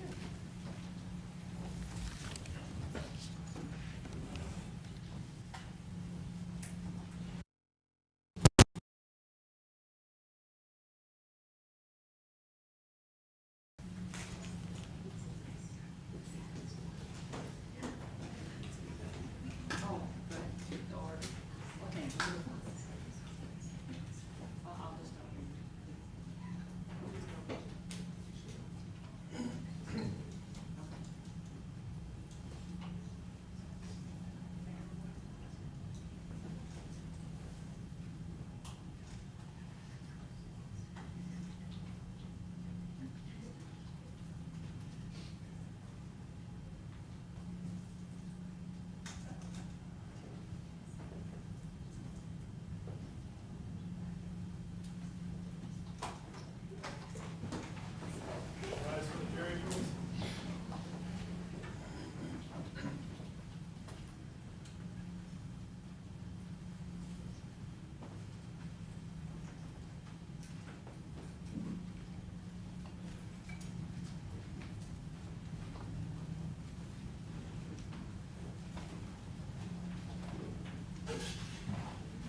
Welcome back. You may be seated. Mr. Becker, you may proceed with your cross-examination. Thank you, Your Honor. First, I want to go into your report and a lot of what you rely on. Do you have a copy of your report? I do. I'd like to go to, can you go to your reference section? Your references. These are the materials that you relied on in preparing your opinion in this case, correct? Correct. The articles and, because you didn't do your own research, you relied on research of Correct. others. Okay. And in two of those, looking at the top, you have Armstrong, KA, and Gay. You see that one? Correct. That's a respiratory function and exercise performance while wearing body armor. All right. Journal of Occupational Environmental Medicine, 58-2, pages 188 to 194. Correct? Right. You see, that's one of them. Mm-hmm. The other one was, looks like K. and Gay, E.W. Roberts and Cole, a 2019 study of the impact of body armor on exercise tolerance and respiratory function. And that was in the Medicine of Science and Sports and Exercise, volume 51, section 5, pages Right. 987 to 995. Right. Those are articles you relied on for your research. No, actually, those are misprints. The actual articles are Armstrong and Gay, 2016, the effects of flexible body armor on pulmonary function and ergonomics, and Armstrong et al., wearing body armor and backpack loads increases the likelihood of expiratory flow limitation and respiratory muscle fatigue during marching. So you cited the wrong articles? Yes. So you got, so the research, because when you go into those two sections, those articles don't exist, do they? Yeah, they don't exist. They No. don't exist. So the articles I took a look at aren't something that are available to us because you cited the wrong articles in your study. Correct, except that I have an updated version that obviously you don't have. That has been a trend here. So what I did find though is the International Journal of Exercise Science. Would that be a reputable journal that you would use? Correct. The Journal of Exercise Science did something, the influence of body armor on balance and movement quality. Right. Now, we're talking about body armor. All this, none of it is talking about police body armor. This is talking about military body armor. Which is the exact same material. The exact same material, but the body armor, according to this, once again, this article says, Modern Warrior's combat load, the lightest average load for infantrymen is approximately 62 pounds. You're not saying that a Grand Rapids police officer is carrying 62 pounds of body armor around when he's doing this job, is Yeah, but you gotta put that in context. When you talk about the loadout, you're now talking about full mags that an officer or a military officer would have, not just the body armor itself. So the magazines themselves fully loaded. We don't need to go in this. The full mags we were talking about is a infantryman is going to take about 62 pounds total. Correct. Mags, helmet, vest, boots, that, right? Right. That's not what a Grand Rapids police officer is going to have, right? I don't know what their loadout is. How do you're an expert here, right? You're getting paid like almost $250 to $300 an hour to know that, aren't you? No. You shouldn't, you prepare an opinion to figure out how much weight, you just talked about weight, how much weight an average vest and belt are for a Grand Rapids police officer? No, I said average. Yeah. So average across the United States. I wasn't specific to Grand Rapids. Well, should you They take a could look at have- what they are? They could have plate carriers that are heavier, they could have plate carriers that are lighter. And you don't know. I don't. You just relied on something regarding military body armor and trying to transcribe it into what a police officer has. No, some of this material is actually on law enforcement as well. Well, material, you keep on saying material, it's not material, I'm talking about the weight. The weight a Marine in Fallujah has on him is a heck of a lot more than what a Grand Rapids police officer. But that's not body armor, that's the full loadout with magazines. Full load. That's full loadout with magazines. Sure, but that's not body armor. But the That's total weight, ammunition. the total weight somebody's carrying around. In your article, can I see it? Sure. I'd love to add to my.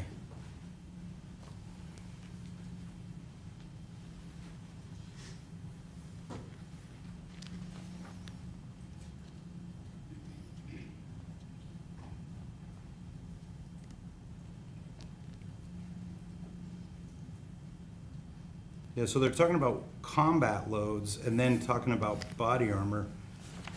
Where does it differentiate in the study? It's talking about combat loads, exactly. When an But infantryman they goes talk out. about both. Yeah. They but talk when you about go- combat loadout and body armor, but what I'm looking for is where in here do they differentiate in the study? But we're Because what they talk- said is the average infantryman that actually goes in a loadout, but not necessarily what was used in the study itself. But an average infantryman going out into combat is gonna carry about 62 pounds, correct? Right, but I don't know what And was that's used in gonna the be- study. That's gonna be a lot different. A Grand Rapids police officer is not gonna carry 62 pounds, Agreed. okay? That's the point. But that's what your study was based on, that's what your opinions were based on, at least military comparisons, correct? On body armor, not necessarily the loadout of the ammunition.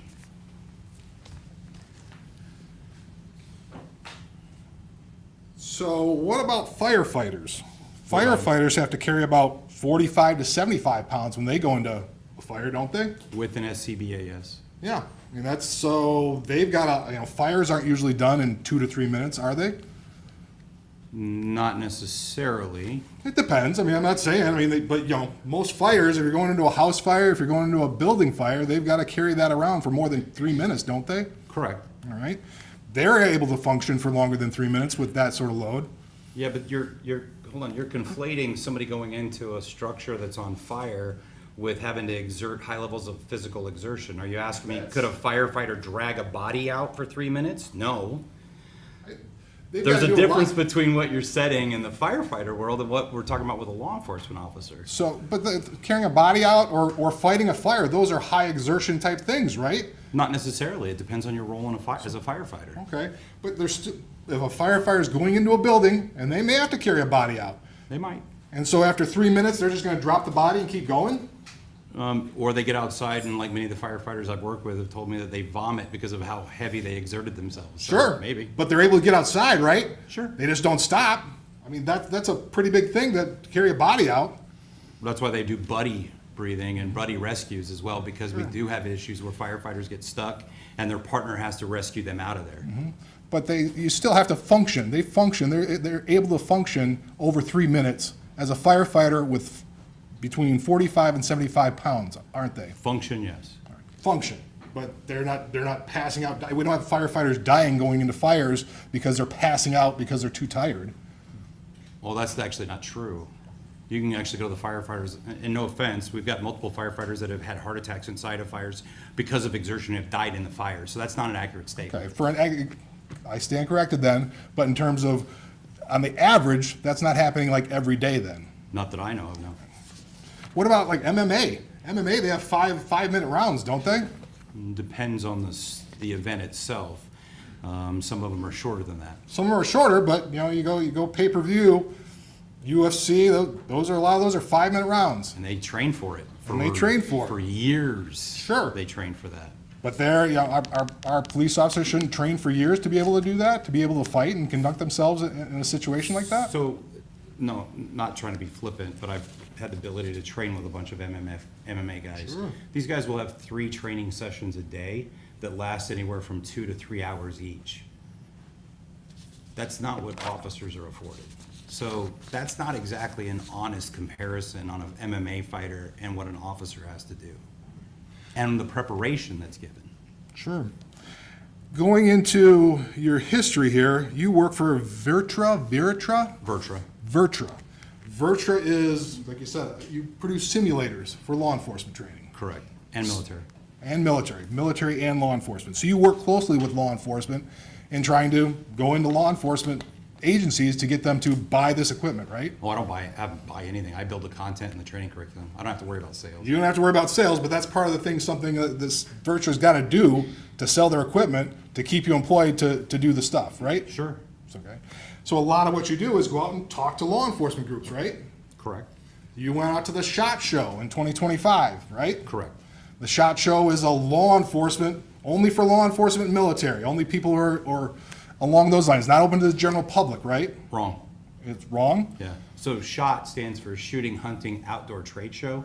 It's actually open up to anybody that might be law enforcement, military, mom and pop gun stores, camping stores, fishing supply, camping, all kinds of stuff. So no, that's not an accurate statement. Okay. So, but like, can I go?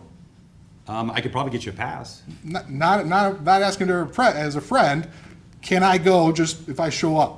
As of 3 years ago, you had to have something tied to that industry to be able to be allowed in. Okay. Prior to that, yes. Okay. So now you got to be tied to an industry at least. It's not open to, nobody can just walk up and go as a member of the general public. Correct. You talked a lot about Force Science. Force Science is Virtra, I'm sorry, it's hard to pronounce. It looks like Virtra. Virtra and Force Science are partners, if you will. We do a lot of collaboration. A lot of collaboration. You were co-sponsored this the SHOT Show. Correct. Okay. Force Science, you talked about Force Science studies. Force Science was started by a law enforcement officer, correct? No, Force Science was started by Dr. Bill Lewinsky. Dr. Bill Lewinsky, who's in the Law Enforcement Hall of Fame, correct? Correct, but not as an officer, but as a researcher. As a trainer, as a researcher. Okay. You're one of the 19 instructors by Force Science. You're on their website as an instructor. Correct, I'm an adjunct instructor. Adjunct instructor, because you're not full-time. Correct. Okay. As a full-time instructor, they have 5 full-time instructors, correct? Correct.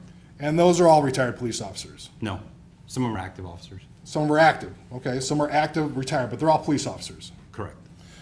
12 out of the 19. Well, maybe not. I'd have to have the list. There might be a couple that are PhDs, so I'd have to have the list on those 5. I apologize.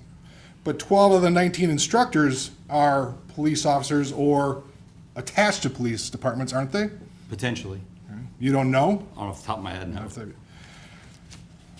But a part of what they do is also go out and sell their Force Science certification course, correct? They provide the Force Science certification course. They provide it. They don't have to try to sell it because people come to them. Sure, they come to them at $1,600 a pop, right? Yeah, and you have Dr. Christine Hall and Dr. Lewinsky and all these other very high-end researchers providing knowledge that's worth a lot to folks. Sure, it's worth a lot. Part of your history is you're the former union president of the Peoria Police Officers Association, correct? Correct. Some of your publications, just about all of them.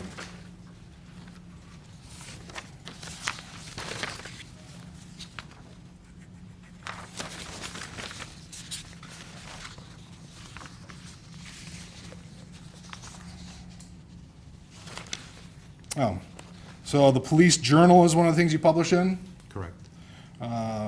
Phoenix Law Enforcement Association, you had a published thing there? Probably. Police Officer Executive Research Forum, you published there? Correct. Police One, Correct. and that's where I got your bio in terms of your Police One bio, that's where it comes from. Like listed, nice picture, it looks exactly the same, but that's where you work closely with law enforcement. You got a listing on their website for the articles you published on Police One. Probably. Fair statement? Probably, yes. The Law Enforcement Executive Forum, you've done that. Correct. The Police Journal. Correct. So your audience is primarily police officers, aren't they? Police leaders Police leaders. and police trainers.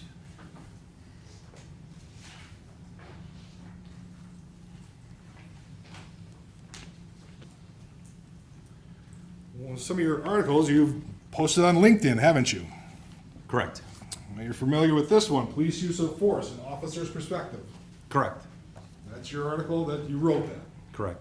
And it's a little while ago, 2016 it came out. Correct. In that you wrote, for full transparency, I want to disclose a few points.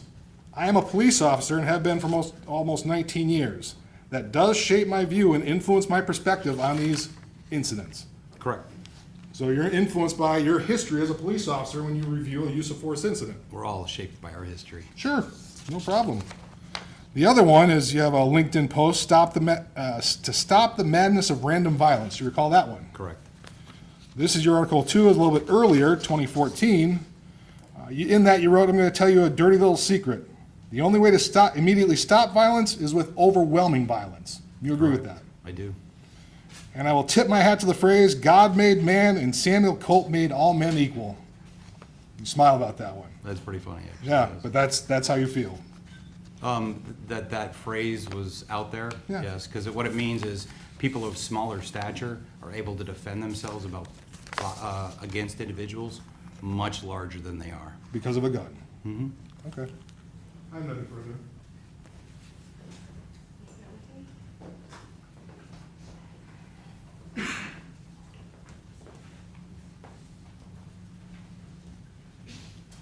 I just have one follow-up question for you. You were asked some questions about the load of duty belts and everything that Officer Schurr potentially would be wearing or others.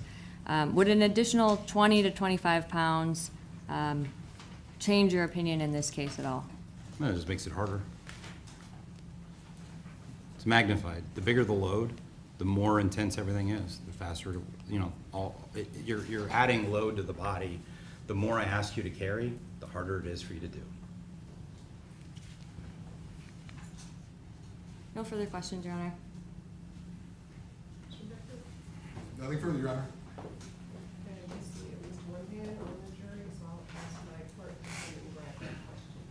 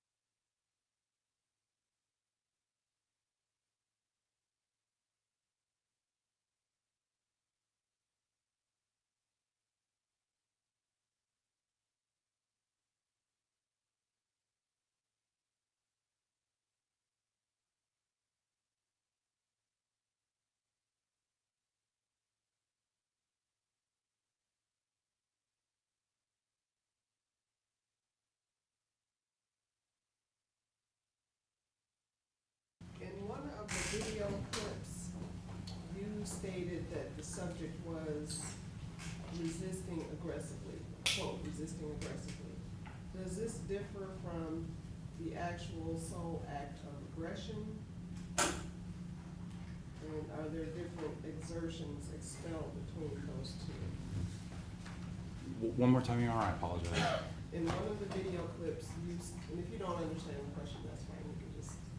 I'm doing my best. But, okay, in one of the video clips, you stated that the subject was, quote, resisting aggressively, unquote. Does this differ from the actual sole act of aggression? Are there different exertions expelled between the two? I think I understand the question as, because I've seen the policy on use of force, and they specifically call out the concept of active aggression, which is, I think, the phrase that's used in there. So active aggression is a fairly common phrase that's used across law enforcement, and what that means is actual acts of assault. In other words, an individual who's trying to punch you, elbow strike you, headbutt you, bite you, kick you, those kind of things. That's active aggression. That's one type of resistance. Other types of resistance can be what's called defensive resistance, and it can still be done aggressively. That means if I grab onto your arm and you rip your arm away from me, that's aggressively ripping your arm away. But they're not necessarily the exact same thing.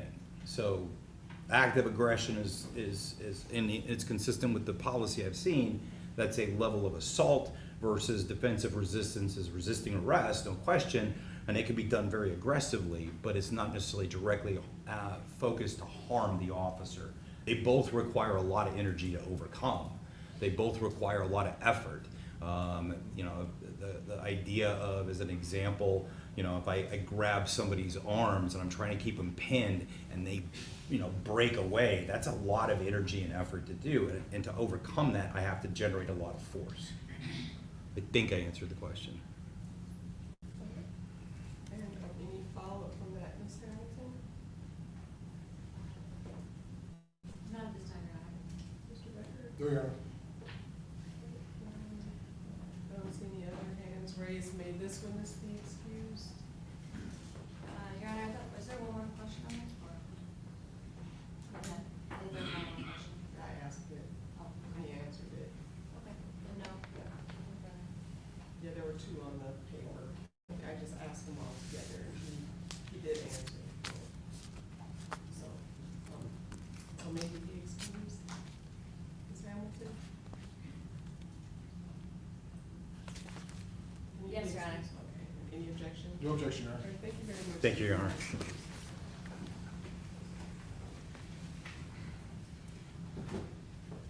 And defense, you may call your next witness.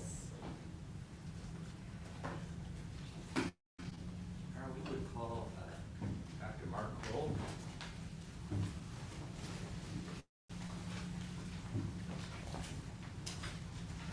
Hello.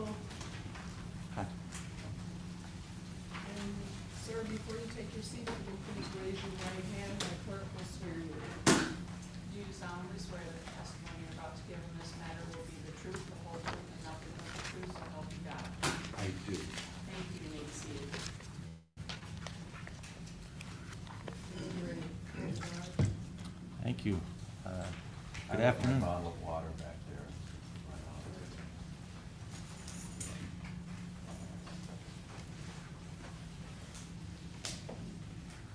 Thank you very much. Sir, could you please state your name and spell your last name for the record? Mark William Kroll, K-R-O-L-L. And, sir, could you just introduce yourself to the jury and just give us an explanation of what type of work you do? I'm a biomedical scientist with a primary specialty in bioelectricity. And bioelectricity is the study of the interaction of electricity in the human body. So I do research and publications in using electricity for therapeutic purposes, such as electrical treatments for solid cancer tumors, shocks to restart the heart, and what's more relevant in this case, the use of electronics to control the human body either through pain or through electronic muscle contractions. Now, sir, some of my next question you may have already touched on, but what specific fields have you worked in over the years? I started out, while I was a student, working in electrical stimulation of the bladder when I worked at Medtronic for people that could not urinate with voluntary control, and I worked in pacemakers. Then I ended up spending about 15 years working on improving implantable defibrillators. I also was involved in the startup of making a simple single-button external defibrillators for law enforcement and firefighters. And about 20 years ago, I got involved with the TASER electrical weapons manufacturer. So I've done a lot of research in that area. And I am still active in electrical treatments for cancer. Do you have any teaching roles? I presently am an adjunct full professor of biomedical engineering at the University of Minnesota. Before that, I was adjunct full professor of biomedical engineering at Cal Poly in San Luis Obispo. And overlapping that somewhat, I was a faculty member for the Creativity and Innovation Program at UCLA. Sit on any boards or committees? Yes. In relation to your work, maybe there's others, but just in relation to your work. Well, I sat on the Axon board, a company formerly known as TASER that makes the electrical weapons and the body cameras, for 21 years. I just got off of that about exactly 1 year ago. And I also sat on their scientific medical advisory board.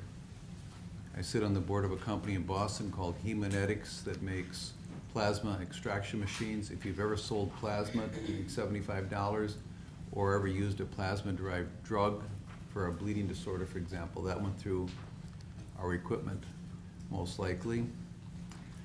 I sit on the board of, or the committee for ANSI, the American National Standards Institute, that sets safety standards for things like bicycle helmets and safety glasses. They have a standard naturally for electrical weapons. So I sit on that committee. Those standard make sure you put out enough juice so you get the muscle contraction and not so much that you would be real dangerous. There's a couple others that those aren't maybe as relevant. Sure. And have you advised any well-known agencies or companies? Yep, I do. I'll stipulate to his qualifications as an expert. I've read everything, so I think I'll stipulate to him electrical weapons, if that's what we're looking for. It is getting to be that time of day, Dr. Kroll, and you have quite a bit of experience here. But if maybe I could just flush out a couple of topics, and I can maybe cut to it a little bit more here. Do you advise any governmental agencies? I'm a regular advisor to the United States Department of Justice on electrical weapons, and that includes Border Patrol, United States Marshals, and the Department of Justice Public Defender Program, and I've advised the United States Navy how to defend their ships from scuba diving terrorists, things like that. Now, I don't want to age you, but how long have you been working in biomedical research? What year approximately did you get started in this? 1970. Okay. Now, just your formal education. Can you just tell us post-high school education? I have a bachelor's degree in mathematics. And while I was in high school, I spent a summer at Michigan State, which I'm very proud of, studying mathematics. You just flew in from another state, right? That's right, yes. This morning? Yeah, that was 6 weeks, best 6 weeks of my life. And then I got a master's in PhD electrical engineering from the University of Minnesota, and I have an MBA from St. Thomas University. I'm just going through here as far as in the last 20 years or so. You mentioned Axon. Have you had several adjunct faculty positions over the years? Yes, Cal Poly and University of Minnesota and UCLA. Can you share with us any major awards you have earned? The one I'm most proud of, in 2010, I was given the International Career Achievement Award in Biomedical Engineering. And have you been recognized in the field of medicine for your biomedical contributions? Yes, the American College of Cardiology awarded me the fellow status, and having to do with my work in shocks in the heart Rhythm Society gave me the fellow status, and the American Institute of Medicine and Biology and Engineering, which is part of the National Science Agency, whatever, it was the National Science Program that was set up by Abraham Lincoln. I got fellow accreditation there, and then on the international side, Engineering and Medicine and Biology Society have a fellow status now. Just generic, where are most of your lectures? Where do you do most of your lecturing? I've lectured in 44 states, 38 countries, and locally I've lectured at Spectrum several times when they were setting up a program to use a new advanced implantable defibrillator on how to properly set that up and the science behind it. I'm not going to ask you all the different countries, but you've also done some lecturing internationally. Is that fair to say? Yes, sir.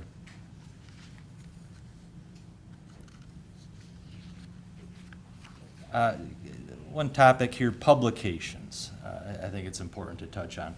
But did you write a book in particular relevant to taser-related cases? I'm a co-editor of 2 books on electrical weapons. First was Taser, Conductive Electrical Weapons, something like Science, Medicine, and Law, or something like that. Another one was Atlas of Conductive Electrical Weapon Wounds and Forensic Analysis, something like that. Okay. And I'm going to ask you just a few more questions to give some context to your testimony here, but just to move on. Your Honor, at this time I would respectfully offer Dr. Mark Kroll as an expert in the field of operations and effects of electrical weapons, including benefits, risks, and myths. No objection. Now, So, the expert in operation and effects of electrical weapons, and what was the other part? including benefits, I'll just leave it at, I'll consider him an expert in the field of operation and effects of electrical weapons. It includes whatever it includes. that's great, Your Honor. Thank you. All right,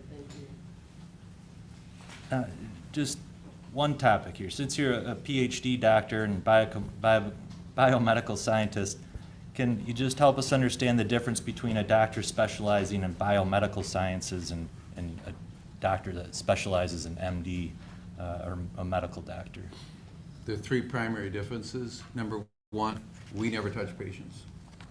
We're not licensed, that's not our training, versus healthcare providers, whether it's a physician, chiropractor, dentist, nurse, EMT, they have training and licensing in touching patients.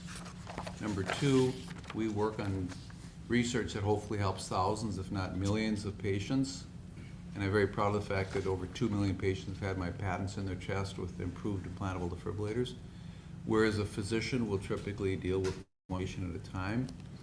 And the third difference is our main job is to give the science to the physician, and the physician gives advice to the patient. So they're very different roles, but they're tightly intertwined. How about forensic, let's see. Have you authored any papers published in forensic medicine journals? Yes, I published about 40 articles in forensic medicine journals. Okay.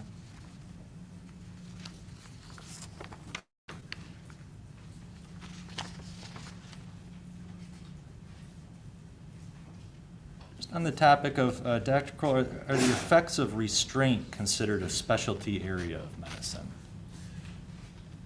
No.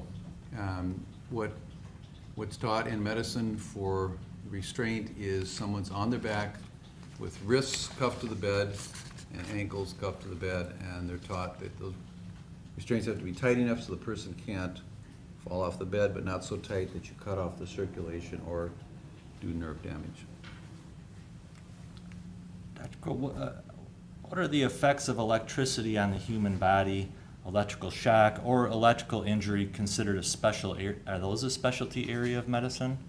No, those are a scientific specialty. American medical schools only teach 3 sentences about the effects of electricity on the human body. They learn a lot of things, thousands of diseases and hundreds of drugs, 1,000 parts of the body.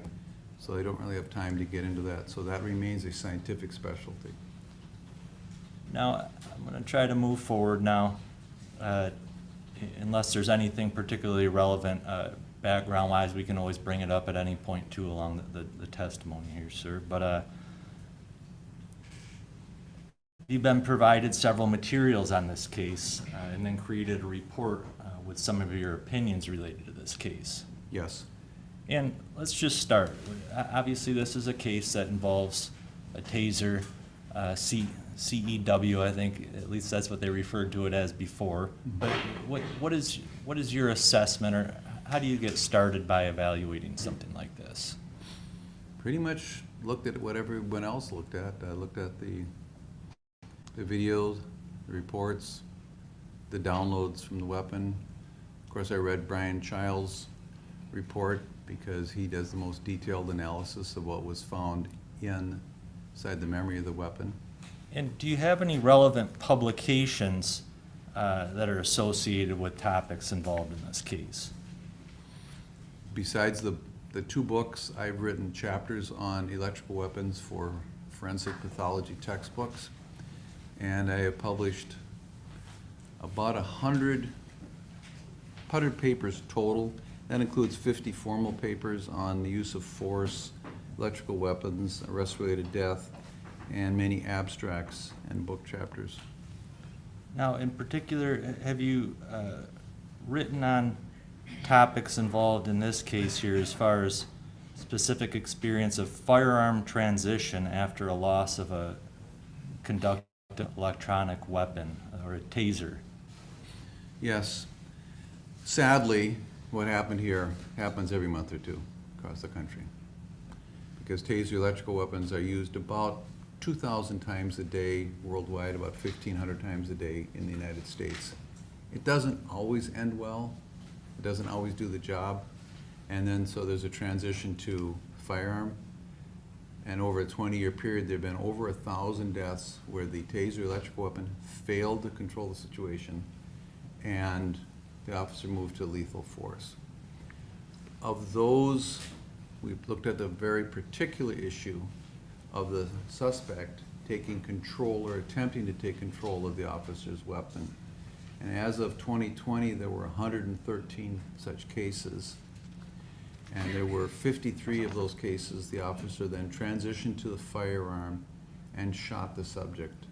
48 ended in a fatality. 5 led to non-fatal wounds. And that was published in 2021 in a Journal of Forensic and Legal Medicine, I believe. Is that peer-reviewed? That's absolutely peer-reviewed journal, yes. And what's the difference between a peer-reviewed article versus writing books or magazines? I get asked to write articles for magazines in this area, police magazines, for example, and you send it in, and if they like the story, they might edit a little bit, slick it up, add some nice artwork. But for a scientific publication, the rules are different. I submit the article to the journal, then the journal editor takes a first look at it. Does it fit for this journal? And if it does fit for the journal, does it appear to be of high scientific quality? If not, it gets sent back. If it passes those first 2 gates, then the editor-in-chief will send it out to 2 to 4 anonymous experts in this area. So that's the peer review. And these are people, they may be my friends, they may be people that aren't my friends, but they are experts in the area. And then my name is taken off the article, and my co-authors' names are taken off the article. It gets sent out to them as an anonymous paper. And then they score it like homework. They say, this is really dumb, this is really great, or this is really fine except for page 3, sentence 7 doesn't make sense, or the conclusions are stronger than the statistics that were used. And then they grade it A through F like homework, they send it back to the editor, and then the editor comes back and tells me, I'm sorry, your paper's rejected.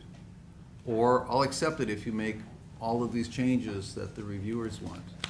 And then you send it back in with those changes, hopefully it gets accepted. Sometimes it's accepted on that second pass. I've had articles that went through 5 rounds of reviews before it's accepted. And once it's considered, once it is accepted, forgive me, by a peer-reviewed journal, then it's considered part of the scientific literature. Now, in addition to writing and researching a peer-reviewed article on this topic, have you also been called in to testify in cases, those types of situations, as far as officer losing the taser device and having to resort to, or some type of shooting resulting? Yes, I have testified in at least 2 other similar tragic situations like this that resulted in loss of control of the electrical weapon and a fatal shooting. That comes to mind right now, one out of Georgia, one out of South Carolina, and I'm blanking on the other one right now, but there's 2 that come to mind, and there may be some others. Okay.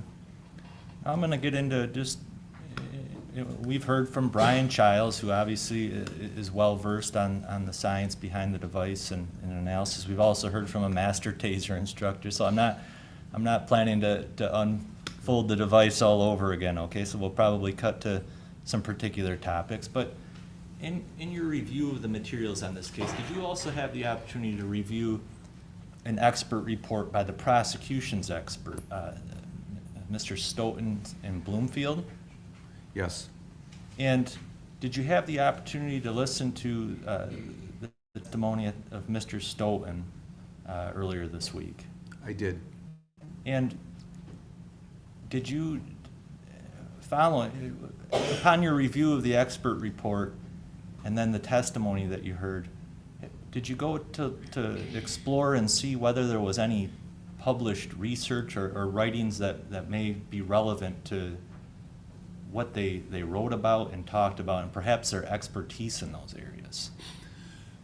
Yes, and even goes back when I first read Professor Stoughton's report, which was probably in January. I'd never heard of him before, and I've been working in this area for a long time, so I wasn't sure where he got his understanding of electrical weapons, and I went through his CV, and it didn't mention any training or publications or research in this area, which is fine. There's lots of different things people work on. And then when I saw the testimony, which also included some things that, to be kind, I would say things that I disagreed with, I contacted Axon, who keeps records of everyone that's ever got any kind of a training certificate on their products, see if they'd ever heard of him. They hadn't, and they had no records of him ever having any kind of training certificate of any sort. They have no records. He never said he had a training certificate. He was a police officer and use of force expert. That he didn't claim to be a taser expert, so I'm not quite sure what this relevance is. I think we can, I think it's relevant as far as they heard testimony, and he went and explored what the experts claimed expertise was. The expert was the use of force and police tactics. He never identified as a taser expert. I think he tried to put himself out as an expert in as much as he could. So, I mean, I think it's hearsay, so I'll sustain the objection to the extent that it does contain hearsay, and he was not recognized as a taser expert or in that area, so Mr. Stoughton wasn't. Just in general, based upon your research, within your communities, was there really much that you were able to find that would give Mr. Stoughton expertise to be testifying the way that he You have to did. object, you just rephrase the question, it's the same question, so I don't understand how it's relevant. No, you didn't quite finish it, but can you finish that question so I can move on that? Sure, and I'm basically asking, you know, any literature or anything else that he could find in this world that he's in that would lend credence to whether or not Mr. Stoughton's testimony may have been accurate on several topics about the taser. Okay, so, again, I'll sustain the objection because Mr. Stoughton didn't testify in the area of expertise that this witness has, which is in the, I wrote it down, operation and effects of electrical weapons. Mr. Stoughton didn't testify about that. He testified to a lot of things about the taser. But I can, Not as an expert, so, well, he was up there on a witness stand as an expert. right, but not tasers, or not in the area Okay. that this witness is an expert in. All right. Mr. Goldberg, might have been? We could move along then perhaps, but did you have take some issue with some of the testimony that you heard from Mr. Stoughton on the taser? Yes, some things were incorrect. Okay.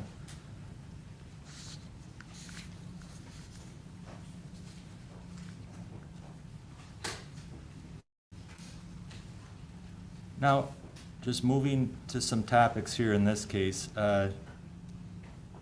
did you have the opportunity to listen to Mr. Bloomfield talk about incapacitation and neuromuscular incapacitation? I did. And are they the same? No. Can you explain that? Let me just rephrase that. Incapacitation, neuromuscular incapacitation, are they the same thing? No. Neuromuscular incapacitation is one type of incapacitation. There are several others. And I think we've heard discussion. Can you just explain a little bit as far as, although I hate to do it all over again, but neuromuscular incapacitation, can you give us just a brief survey of what that is? If you have, say, probes, especially in your back, and the pulses are going into your body, those are stimulating nerves in your back, so your back muscles tense up. If the top probe is high enough, it'll stimulate the nerves that control the arms. You'll lose control of your arms. And then the bottom probe is low enough, it will stimulate the femoral nerve, which controls mostly the thigh muscles, and the sciatic nerve, which controls the lower leg, and the perineal nerve, which controls most of the feet muscles. And so a person will lose effective control of all of their skeletal muscles. They fall down and they can't really do much. That's neuromuscular. It's the nerves that control the muscles that are being stimulated. But you can imagine that if you had somebody duct tape from shoulder to ankle, they're also incapacitated, but it does not involve the nerves, doesn't really involve the muscles. So it's really dangerous to assume that because you don't have neuromuscular incapacitation, there's no incapacitation possible.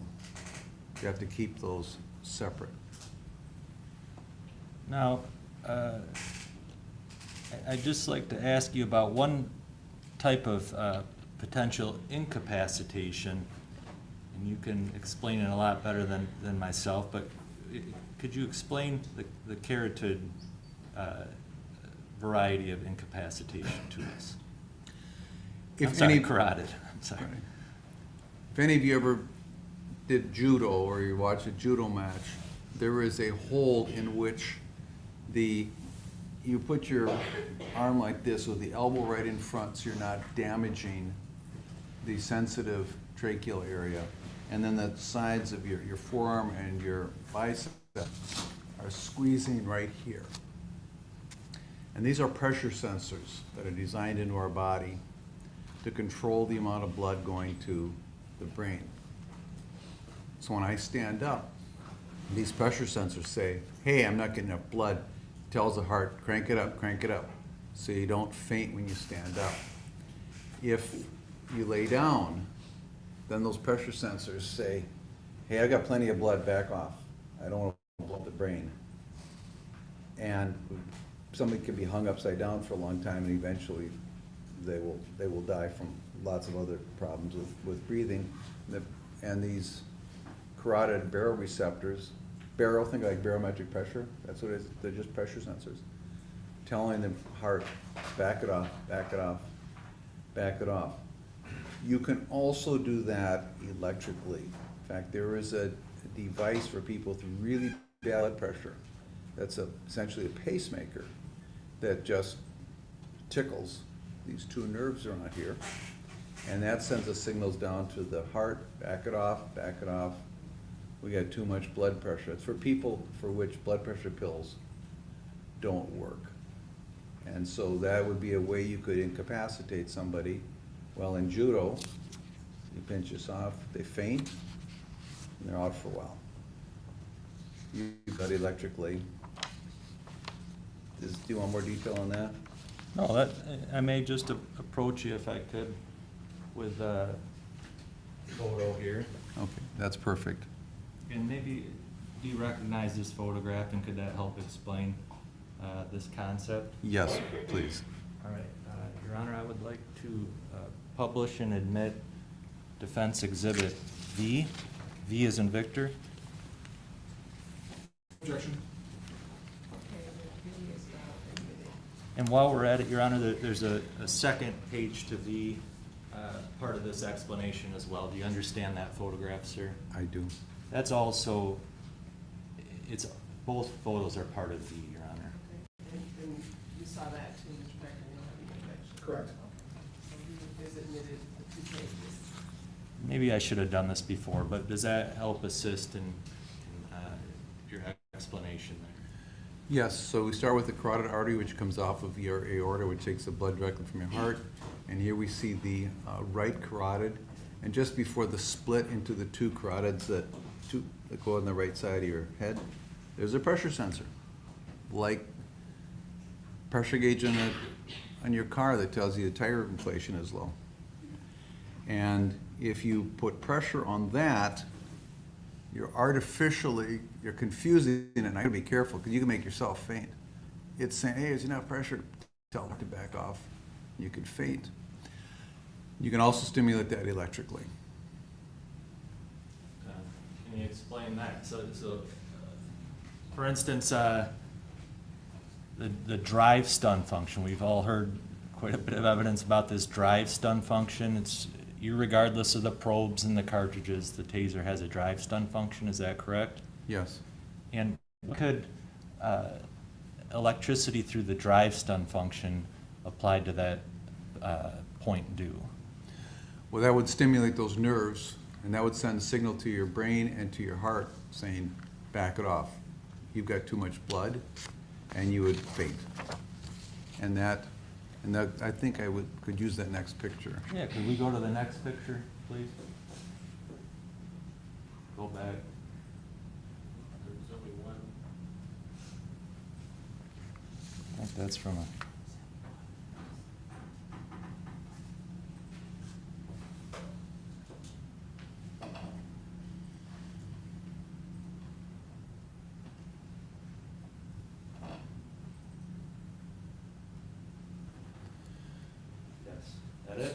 Yeah, so here's a little flashback in history.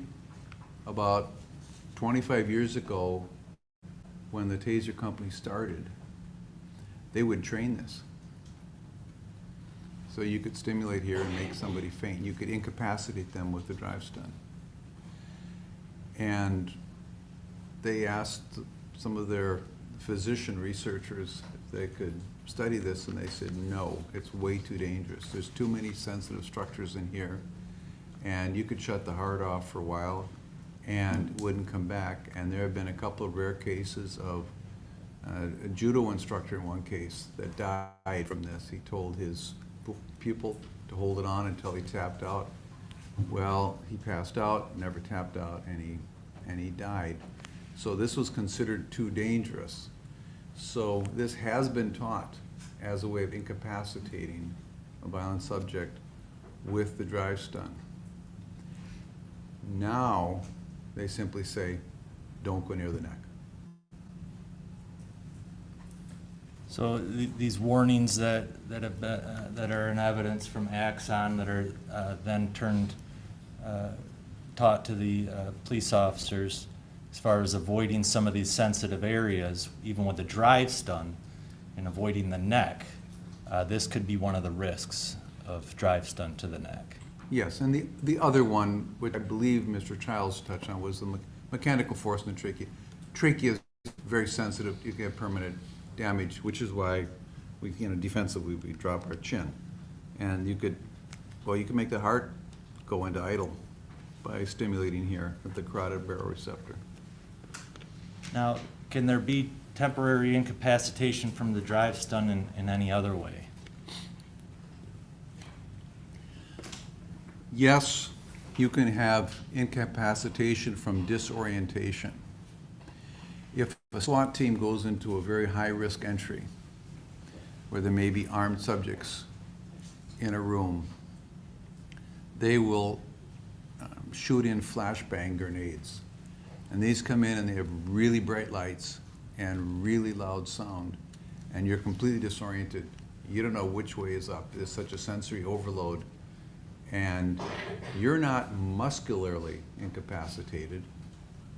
You are cognitively incapacitated. You simply don't know what's up. You're disoriented, not sure where you are. You're incapable of forming the cognitive functions of fighting or resisting. And that can happen with a drive stun. If someone is not expecting it, they're sober, like a police officer on duty. They're not anesthetized or analgesied by drugs or high levels of alcohol. They would have the full sensation. And electrical shocks have a very disorienting sensation. Now, some of you have experienced shocks. You've experienced a static shock, certainly up in Michigan. And maybe you've experienced shocks from doing wiring or something like that. It doesn't last long. You pull back. The problem with electrical shocks is not the pain. It's a disorientation. Because think about what your fingers sense when you touch something. They sense vibration. They sense pressure. They sense hot. They sense cold. They sense all kinds of things. And those nerves then run up to your brain to form a sensation. If you're stimulating electrically, all of those nerves are fired, and the signal going to your brain is very confusing. Is it hot? Is it cold? Is it vibrating? Is it not? Is it pressure? I don't know what's going on. For example, when I took my taser hit in my chest, my first sensation was I didn't know where I was. And then my next sensation was reminding me of this movie Alien, which is an old movie, I'm dating myself, where this alien was trying to kick itself out of the chest because I had all the sensation of vibration, pressure, and tension. I didn't know what was going on. I really thought somebody was trying to kick out my chest. So there's pain there, but the disorientation is a bigger factor. So if you can disorient someone with a sudden shock, they will be temporarily incapacitated as well. In regards to the taser, whether it's probe deployment or even a drive stun, we've had several people talking about voluntary tasings. Even I drive stun myself all the time. It's no big deal. Is there a difference between voluntary and involuntary tasings as far as for the recipient? Can there be? Yes, and there's degrees to it. For example, a police officer getting training, that's encouraged but not required. And so it's kind of voluntary, but you've got a lot of peer pressure. And so that still is going to hurt and might have a kind of a bad memory of it. But if you just voluntarily, say, took some kind of a shock box, and you can buy gadgets that do this, if you say buy one of these six-pack muscle stimulators and crank those up, that hurts, and you crank them up, it really hurts, but you're in control. And there's a body of psychological literature that shows that when you're in control, you can handle a lot of pain, because you know you can turn it off. And since I've done a fair bit of work in electronic muscle stimulation, including therapeutic muscle stimulation, you know, I've done studies on this and have interviewed people, and one of my favorite examples is a professional hockey player. And I said, do you use one of these six-pack stimulators? He said, yeah, I use it to strengthen my core. And I said, what was the pain like? He said, well, I crank it all the way up. It's the worst pain I ever felt in my life. And I said, well, how could you stand it? He said, because I knew I could turn it off anytime I wanted. It's a total control. So if you're in control and it's your idea, it's not so bad, especially if you just for a stunt want to drive stun yourself in front of a class, take the weapon, zap. I've done it in court twice, okay? It's not that big a deal.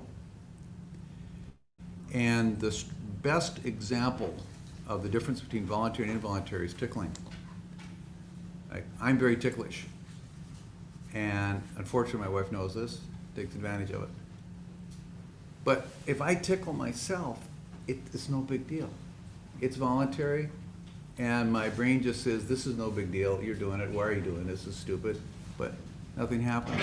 So there's a big difference between just zapping yourself and having somebody else force electric shock on you. Now, just about to move on here, but just to go back to the two forms of temporary incapacitation you discussed, as far as the carotid baroreceptor, thank you, and also this temporary incapacitation from disorientation. Is that in drive stun mode that those two means of temporary incapacitation can happen? Yes, those are the best ways to do it, is with the drive stun. Okay.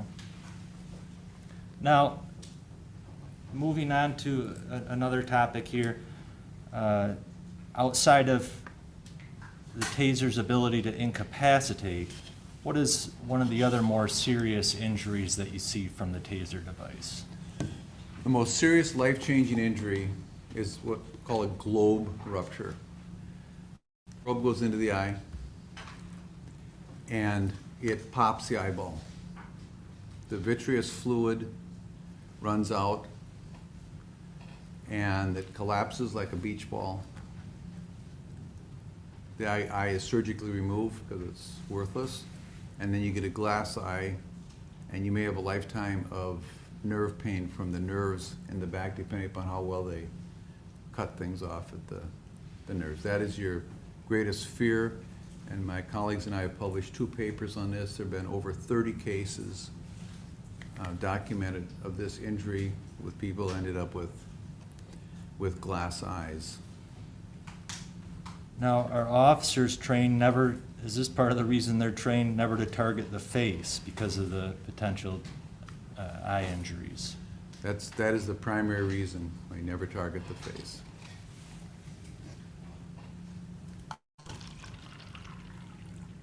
Now, an individual without training, is it fair to say they may not be aware of those sensitive areas to avoid? That's true, or an antagonistic person may intentionally target the face. Are you also aware of any cases where the drive stun to the eye has caused serious damage? Yes. You don't just have to have the probe doing the mechanical ending. I had wanted to show you some pictures. They're pretty dramatic of that. But there was a case published in 2007 in a Journal of Eye Surgery of a guy who had a drive stun over his right eye, and he had a lot of damage. He had iritis and glaucoma from that, and interestingly, he ended up with cataracts in his left eye, even though that's not where the drive stun was. So that those high electric fields can do a lot of damage. You've got a lot of sensitive nerves, obviously, around your eye. Now, I'm already moving towards a conclusion here, Dr. Kroll, but we've already heard, as I mentioned, from the Axon expert master taser as far as the warnings that an officer is given on this device and the potential for NMI. avoiding certain areas. But based on your experience reviewing these types of cases and you watching the video in this case, was Officer Schurr in a proximity, a distance from the other individual where within a split second he could have had the probes deployed on him? Yes. Was he within arm's length approximately proximity where in a split second the drive system could have been used upon him? Yes. And I'm sorry to take us off. Let's back up one moment. I didn't think of this before. When we're talking about the temporary incapacitation, as far as disorientation, could that be even more so if a person's completely fatigued and exhausted, their ability to fight that off or to avoid having some type of incapacitation? Yes. In this case here, where the probes, wires are spread around these two men as they struggle over that device, can those probes and wires be re-energized on the taser? Yes. And can that leave potential risk of NMI from those probes and possibly even the wires? In certain circumstances, and now I'm recalling that other case, similar case was in Florida, where there was a struggle on the ground, and the suspect, it was a suspected stolen car, took control of the officer's electrical weapon and kept pulling the trigger, and they had the wires wound all around between them, and the officer was getting incapacitated from sensing that shocking. And finally it took, I think it was 27 seconds, where he's able to get enough control of his right arm and pull out his firearm and tragically shoot the suspect. Now, when we talk about the wires, the probes, the drives put into that equation, that can also help close the circuit and deliver potential NMI? Yes, because I believe Mr. Childs explained this the other day, because you've got electrodes on the end of the weapon on the muzzle, and so that can complete a circuit if you have just one connection. And in this case, you've got probes in the ground, so you're putting electrical current into the ground. They're both on the ground. You could use a drive stun to complete the circuit. In this case here, where we now know that both cartridges had been deployed, was this officer still at risk of suffering incapacitation in several different ways? Yes. And according to your peer-reviewed research, do officers do they resort to deadly force use to protect themselves in some of these situations? Sadly, they're forced to do that about every month or two somewhere in the country. Just one moment, please.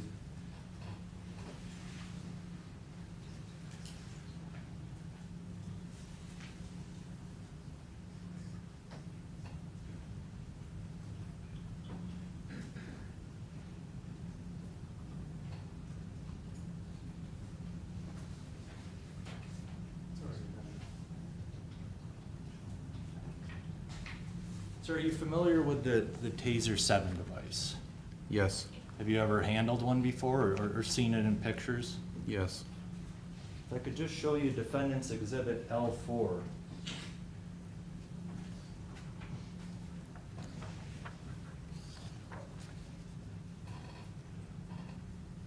Do you know where the safety mechanism is on that device? Yes.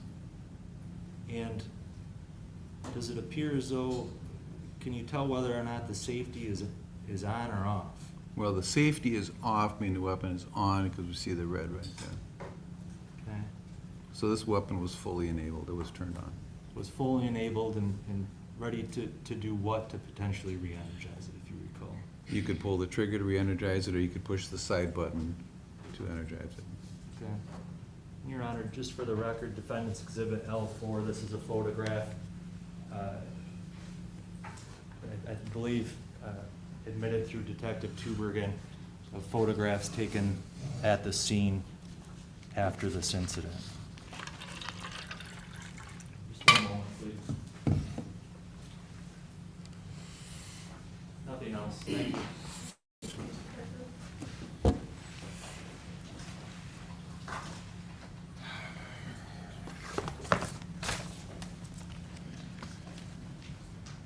Sir, I'm gonna kind of go through. You've been around the taser for a long time. The fair statement?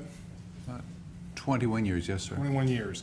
Because I'm going back, I'm looking, starting off, and maybe a starting point would be May 2011. There's a National Institute of Justice report, kind of the Department of Justice put a report on the taser, correct? They've done several. But that was like the first one, if you will, the kind of the big one, kind of coming out. They sponsored the McDonald study, which was published in 2009. It looked at 24,000 uses of force, including the taser. But if you refresh, you go for the name. They sponsored a lot of research. I do have it for you, if it would Sure. help you take a look at it. Sure. Got some of my tabs on it. Thank you. Sure. It's a National Justice Institute report from the Department of Justice. That's a public, is that where it's from? Yes. You said from 2011? Correct.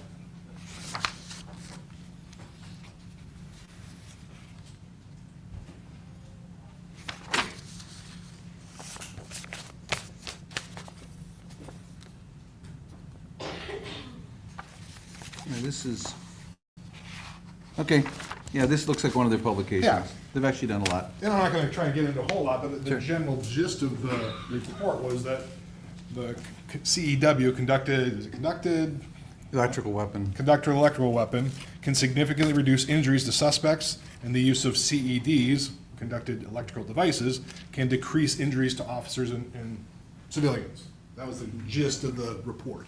Yes, that's why officers carry them. Sure. And this, then, you kind of did maybe your own follow-up, if you will, because this is I have a field statistics overview from 2000. You can look at it. 2000. Yeah, 2008, that's a book chapter. It's a book chapter? Yes, yes. So it's a chapter, you did a book from that. Yes, sir. So we heard about it, so you get asked to do something in a book, you did a chapter on that, this is your own writing. That's correct. In fact, this is my first book. Okay, So, yeah. the first one. And in that thing, your own research concludes that 1.4 million humans have received a CEW exposure as of July 2008. Do you That remember sounds writing right. that? The adoption of these devices has demonstrated a reduction in both officer and suspect injuries, rarely a link between CEW exposure and death. That's what you wrote, right? I'll take it, but I mean, you want to Yeah, look at it, sure. I mean, that's like, write it down. I assume you're reading it correctly. Okay. Yeah. They usually work fine, and that officers use them. Yep. Going back, and you further work, going back to 1983, including cases where taser was listed as a cause of death, there were 12. 12 cases out of 1.4 million. That was in the early days, if you will. What's the question? That's what you wrote in there. There was Okay. 12 deaths out of 1.4 million. Okay. If you want to. No, I know, that's, Okay. deaths are uncommon. Okay, and that's what I'm trying to go through here.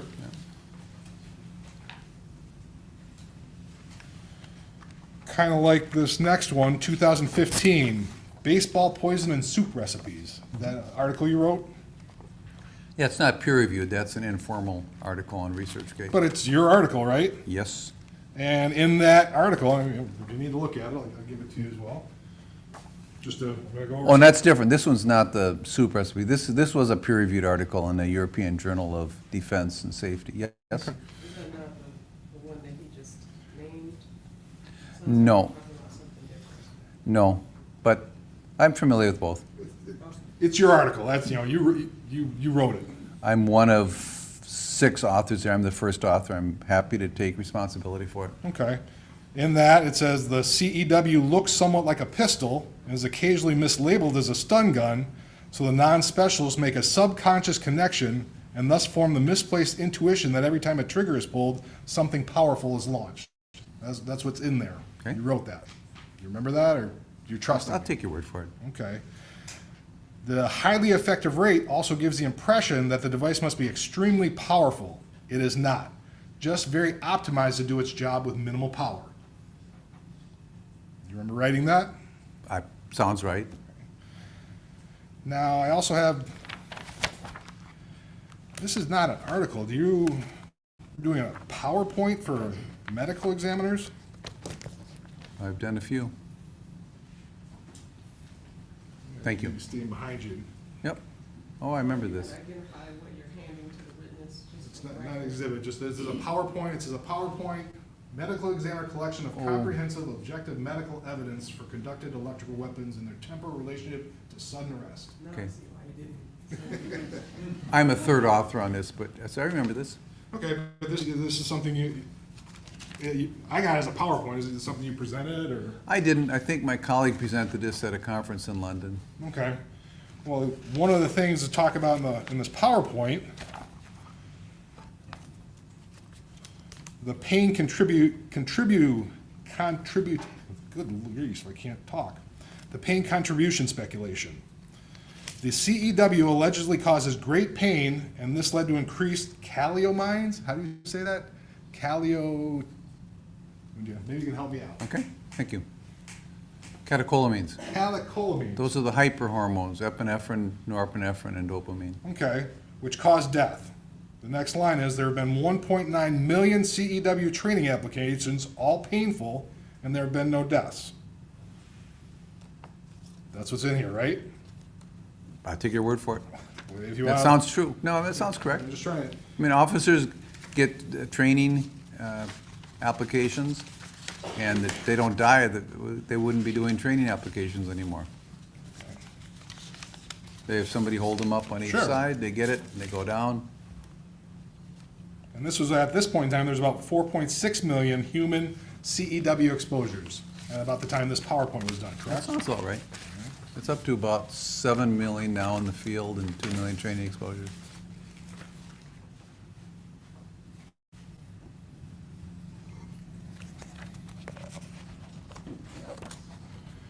It looks like I have another, And I should stress that those applications are all done by certified trainers, of course, so they know where to do the probes and have somebody, two spotters, in fact.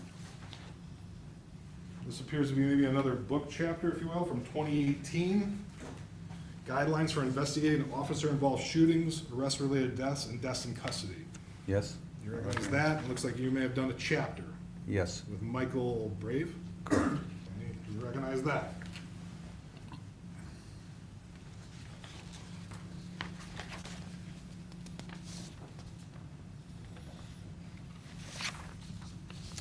In this, you write, CEW delivers enormous currents, but a mild current causing only moderate motor nerve-mediated muscle contractions.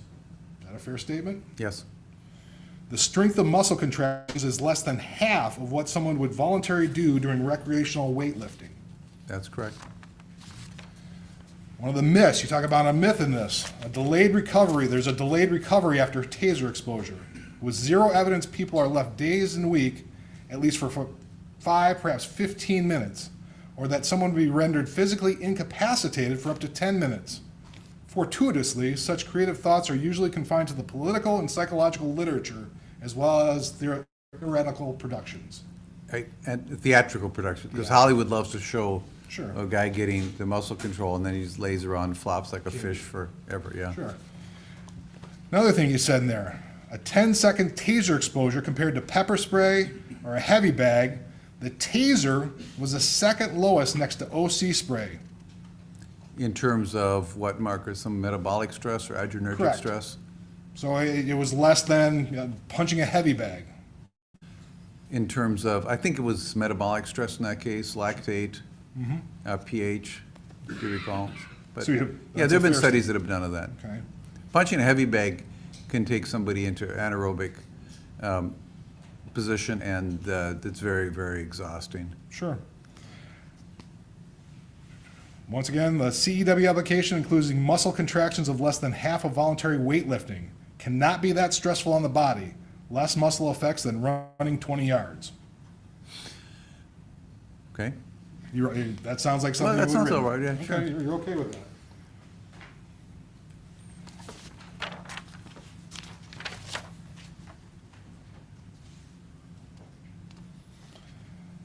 You have a February, I don't have the full one, but you did a specific study in 2019 on eye injuries from electrical weapon probes.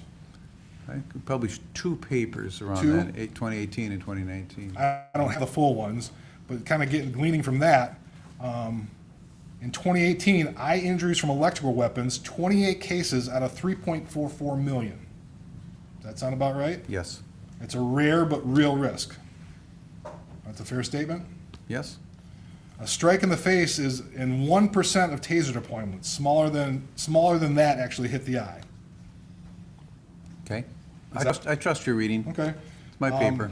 And what you brought up, you found one case of stun damage, a drive stun to the eye that's caused any sort of damage. That's the one you testified to. Is that one mentioned in my paper as well? I don't have the full paper. Okay. I got the Yeah. summary, but then you just testified to it. Sure, well, that's two different situations. This paper was focused on the ballistic damage from the probe going and rupturing the eyeball. So we were not looking for damage caused directly by electricity. That was reported separately. All right. But I'm just trying to get the total number. So you've got 28 cases out of 3.44 million of a probe going in the eye, right? Back then, yes. And then you have this one incident of the drive stun causing eye damage. One incident that comes to mind right now of something published in the medical and scientific literature. There's certainly more. Now you keep on writing. You've got you did civil rights and governmental tort liability, defending non-firearm arrest-related death litigation. Was this an article or was it a presentation? That was an informal article that was part of the presentation at a legal conference January of last year. Okay. And this one, you wrote, CEW reduced subject injury by 65% and 78% reduction in injury requiring medical attention. Is that a fair statement? Well, I didn't do those studies. Those are studies sponsored by the National Institute of Justice. But this is, I got this from, I mean, it's. No, the numbers are correct. I'm just saying, that's what I got from your article, Yeah. though. No, those Yeah, no numbers are problem. correct. That's why these weapons are used by law enforcement all over the world. Part of this article, hands-on physical force tends to triple the injury rates compared to the CEW. Is that a fair statement? Yes, that's what the studies show. Bottle muscle simulation, MIHA Body Tech. Is that a brand or something? That's a muscle stimulator used for toning your body. You wear this whole suit and you stimulate every muscle in your body. It's the MIHA Body Tech used MIHA. by, it's Okay. about But that $2,000 and that stimulates all those muscles. Well, that's why I don't have one. But that delivers more than 4 times the current per electrode than a CEW. That's what you wrote. Does that Yeah, sound they're about stimulating right? all the muscles hard for an exhausting free workout. And this is 2024, and it says at this point in time in 2024, there are 30 deaths by fatal falls and head and neck injuries in flammable fumes. That's the primary way people are killed, right? Falls and fumes. From electrical weapon, yes. Okay. Falls and fires, we like to say. And I guess, going into that, none of that, because you just testified about this neck thing. Went through a bunch of articles. You didn't say anything about the neck, any neck injuries, anybody dying from getting tased in the neck or a drive stun in the neck. It's correct, because that's no longer used. Okay, it's no longer used, but it's still a risk, right? I mean, you would have paid attention if somebody would have died from that. No, the thing, what we have to be careful to not confuse studies of, is this weapon safe to use to control a violent subject versus what are the risks of it being used on a police officer who has a firearm that can be used against him? It's really apples and oranges. Well, but it's still something to consider that you don't have any statistics, you don't have a single case you can show where somebody has died of getting drive stun in the neck. That's correct. That hasn't been allowed for almost 20 years. I know it hasn't been allowed, but the taser's been out there. Now it's been used 7.5 million times, I think you said, right? It's over 7 million worldwide. So I would assume, I mean, you're the expert in this, you would be aware if that had happened. Yeah, I think that would be an interesting, I would want to write that article, but the point is not that there was deaths from that, but it's a very real risk of incapacitation. So an officer would lose control of his firearm. That's the risk there. These studies are focused on what happens to subjects, resistant subjects, not what happens to the police officer. Well, so your position then is the real danger is an officer getting incapacitated and then somebody taking the weapon from him. That's a primary danger, besides getting the probe in the eye. Besides getting the probe in the eye, okay? So then we kind of come to the big study, if you will. Mr. Dodge mentioned it early. You have a study, 2021, police shootings after an electrical weapon seizure, homicide or suicide by cop. That was your title. Yes. And in that study, not a single officer was killed. That's correct. Okay. I think you said there were 53 individuals who disarmed an officer of their taser. But it's not clear if they were completely disarmed him, but they were trying, either succeeded or were attempting to gain control of Okay. the electrical weapon, and the officer then shot them. So I'll stand corrected again. Authors report 131 incidents of subject attempting to or gaining control of an officer's electrical weapon from 2004 to 2020. 53 results in a shooting. That's correct. And all 53 that resulted in a shooting results in the person trying to disarm the officer, not the officer being killed. And that's why it's taught that way. Sure. Because if the officer did not shoot that individual, they could have died. So that's what that study really shows, is that the training of you can transition to your firearm if this violent suspect takes control of the electric weapon, it works. So it's saving officer lives. So even out of those 53 that were shot, only 14 were actually shocked, right? That actually got a stun, right? That where the officer received a shock or Correct. just threatened, yes. Okay. 18, nothing happened. They were disarmed with a taser and nothing happened. The officer wasn't pointed, didn't get tased, right? I'm going to take your word for it, yes. You want to take a look at the, you can get the article, but that's. I mean, I wrote it, I'm responsible for it. Okay. But I'm not sure what the question is. Well, so in more cases than not, when an officer's taser was taken from him, nothing happened. Well, they got shot. Well, after, but they didn't. The officer didn't get tased, right? And that's why they have the training. If someone takes your electrical weapon, you've got to avoid the risk. You What- transition to firearm. What training are you talking about?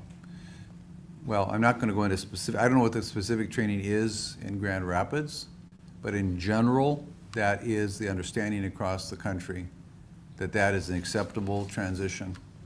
So you're in generally accepted police practices that somebody can take when somebody takes a taser, they can get shot, no matter the circumstances? I don't hold myself out as an expert on police practices, certainly.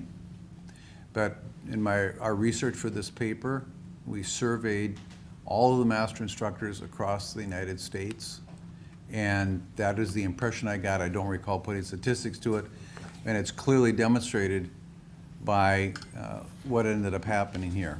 The police officer used the firearm for defense and ended the situation, so they never did get shot. But you don't go into the facts and circumstances of each case. We did, actually. We went into some detail of those 53 shootings. So in the 53 shootings, what were the circumstances? Like, there's more that goes into just taking an officer's taser, right? Well, it's been 5 years since I wrote the paper, and it was 53 cases. I can't remember the details of every one as I sit here today. But all you can remember is the impression that that was the policy, if you will, is just somebody take your taser, they can be shot. It's my impression that is standard practice, that's accepted practice. Okay. That's my opinion. That's From your working opinion. From studying this issue. You don't hold yourself out as a police expert, though, correct? I didn't, and we did not survey what their practices were in their agency. We just know how it ended up. So All we'll right. leave it at that. Thank you. Nothing further.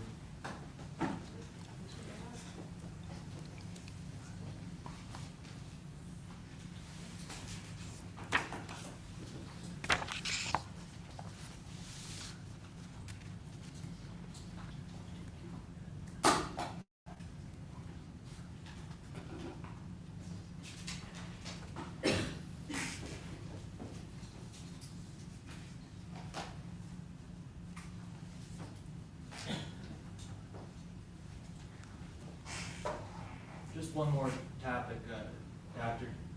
Many of these statistics, I think Mr. Childs, the prosecution's expert on taser, talked about this too. Less lethal, millions. Marketed by a trained person, used as designed and intended. Is that fair to say? Yes, That's the majority of those statistics. that's correct. Essentially, all of them. There are civilian weaker weapons sold that are similar, but there's no statistics gathered on those. And to the police officer, they're warned, this device is serious, may cause incapacitation or death. That's correct. It's a weapon. And that's why, based on your study, that this, whether training or just generally accepted, there's dangers to an officer if they have their taser taken from them. That's correct. Thank you. Just a follow-up, but I think that the study ended in 2021, correct? Well, we published in 2021. We stopped collecting data in 2020. Are you aware of, since then, now we're now in 2025, are you aware that still never been a police officer killed after being disarmed with a taser? Well, yes, and that speaks to the effectiveness of the policy. You keep talking about a policy, you don't know anything about a police policy. Your impression of a police policy is not a policy, right? Okay, I guess what I can say, that's a fair point. Okay, Well, so we that's could your fi- impression. but You're the not- im- yeah, You gotta that's- stop. You don't know anything about police policies or practices. So all you know is, no officer has ever been killed in the history of the taser after being disarmed with a taser, correct? And I don't mean to be flippant about this, but a good analogy that, Then, don't need an analogy, just need a yes or a no answer. Your Honor, could the witness try to answer one of these questions? I asked a simple question. It was a yes or a no answer. He doesn't get to he wants to be flippant. Real easy answer. it's, okay, it's not that flippant, but it's an analogy that's commonly used to describe this. I think he answered the question, because I think you asked it again. But, I mean, I think it was a yes or no question, and it doesn't call for an analogy. I'm afraid of how far the analogy will go. So, I will overrule the objection. But you think I asked and answered it, so I'll stop. Yeah, I do think that he answered it, and then he added more, and then you asked it again, Okay. so, which is kind of argumentative too, sir. Can I just ask him one more question? What would you like to say on that point? Sure, no. Well, you could say, how do you know that you really need a parachute jumping out of an airplane? Because no one's jumped out of an airplane without a parachute, and we don't know if they would have died without the parachute. I mean, that's the kind of question you're asking but it's actually a good analogy, because how do you know if the officer had just stood there that they wouldn't have been disarmed? No, because they shot the suspect in self-defense. So, no, we don't know what would have happened. Okay, thank you. Nothing further, Your Honor. I do see one hand. So my clerk will come and grab that question.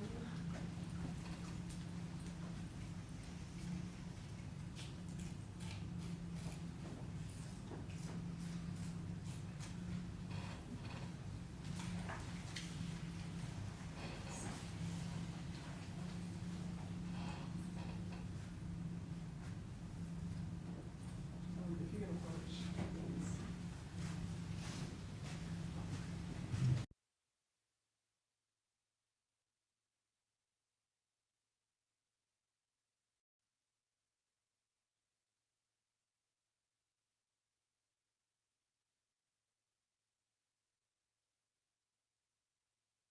From an officer were shot and survived. 5. Any follow-up from that? Mr. No, Dodge? thank you. Mr. Becker? No, Your Honor. Don't see any other hands raised. May this witness be excused? Yes, thank Any you. objection? No objection. Thank you very much, sir. You are excused. Thank you, Your Honor. It's now 4:30. I hope that's enough time to call another witness and get through it in the next 15 minutes. So what we'll do is we'll get through a little bit early today. So I forgot to say at the last break, but please remember to turn your notes upside down. You did a great job last time. Leave them in your chairs. Also, please remember to not discuss the case with each other, with anyone else, and also continue avoiding any news reports of this case in the media and on social media. I hope you all have a good and safe evening.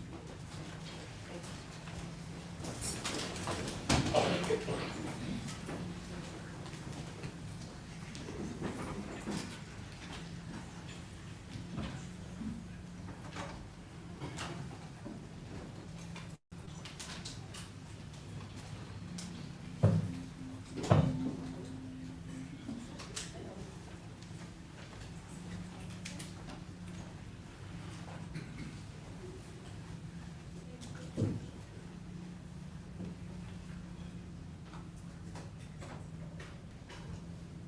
Thank you. You may be seated. We need to address before we conclude for the evening. I'll start with the defense since we're on the defense case. Anything before we recess for the evening?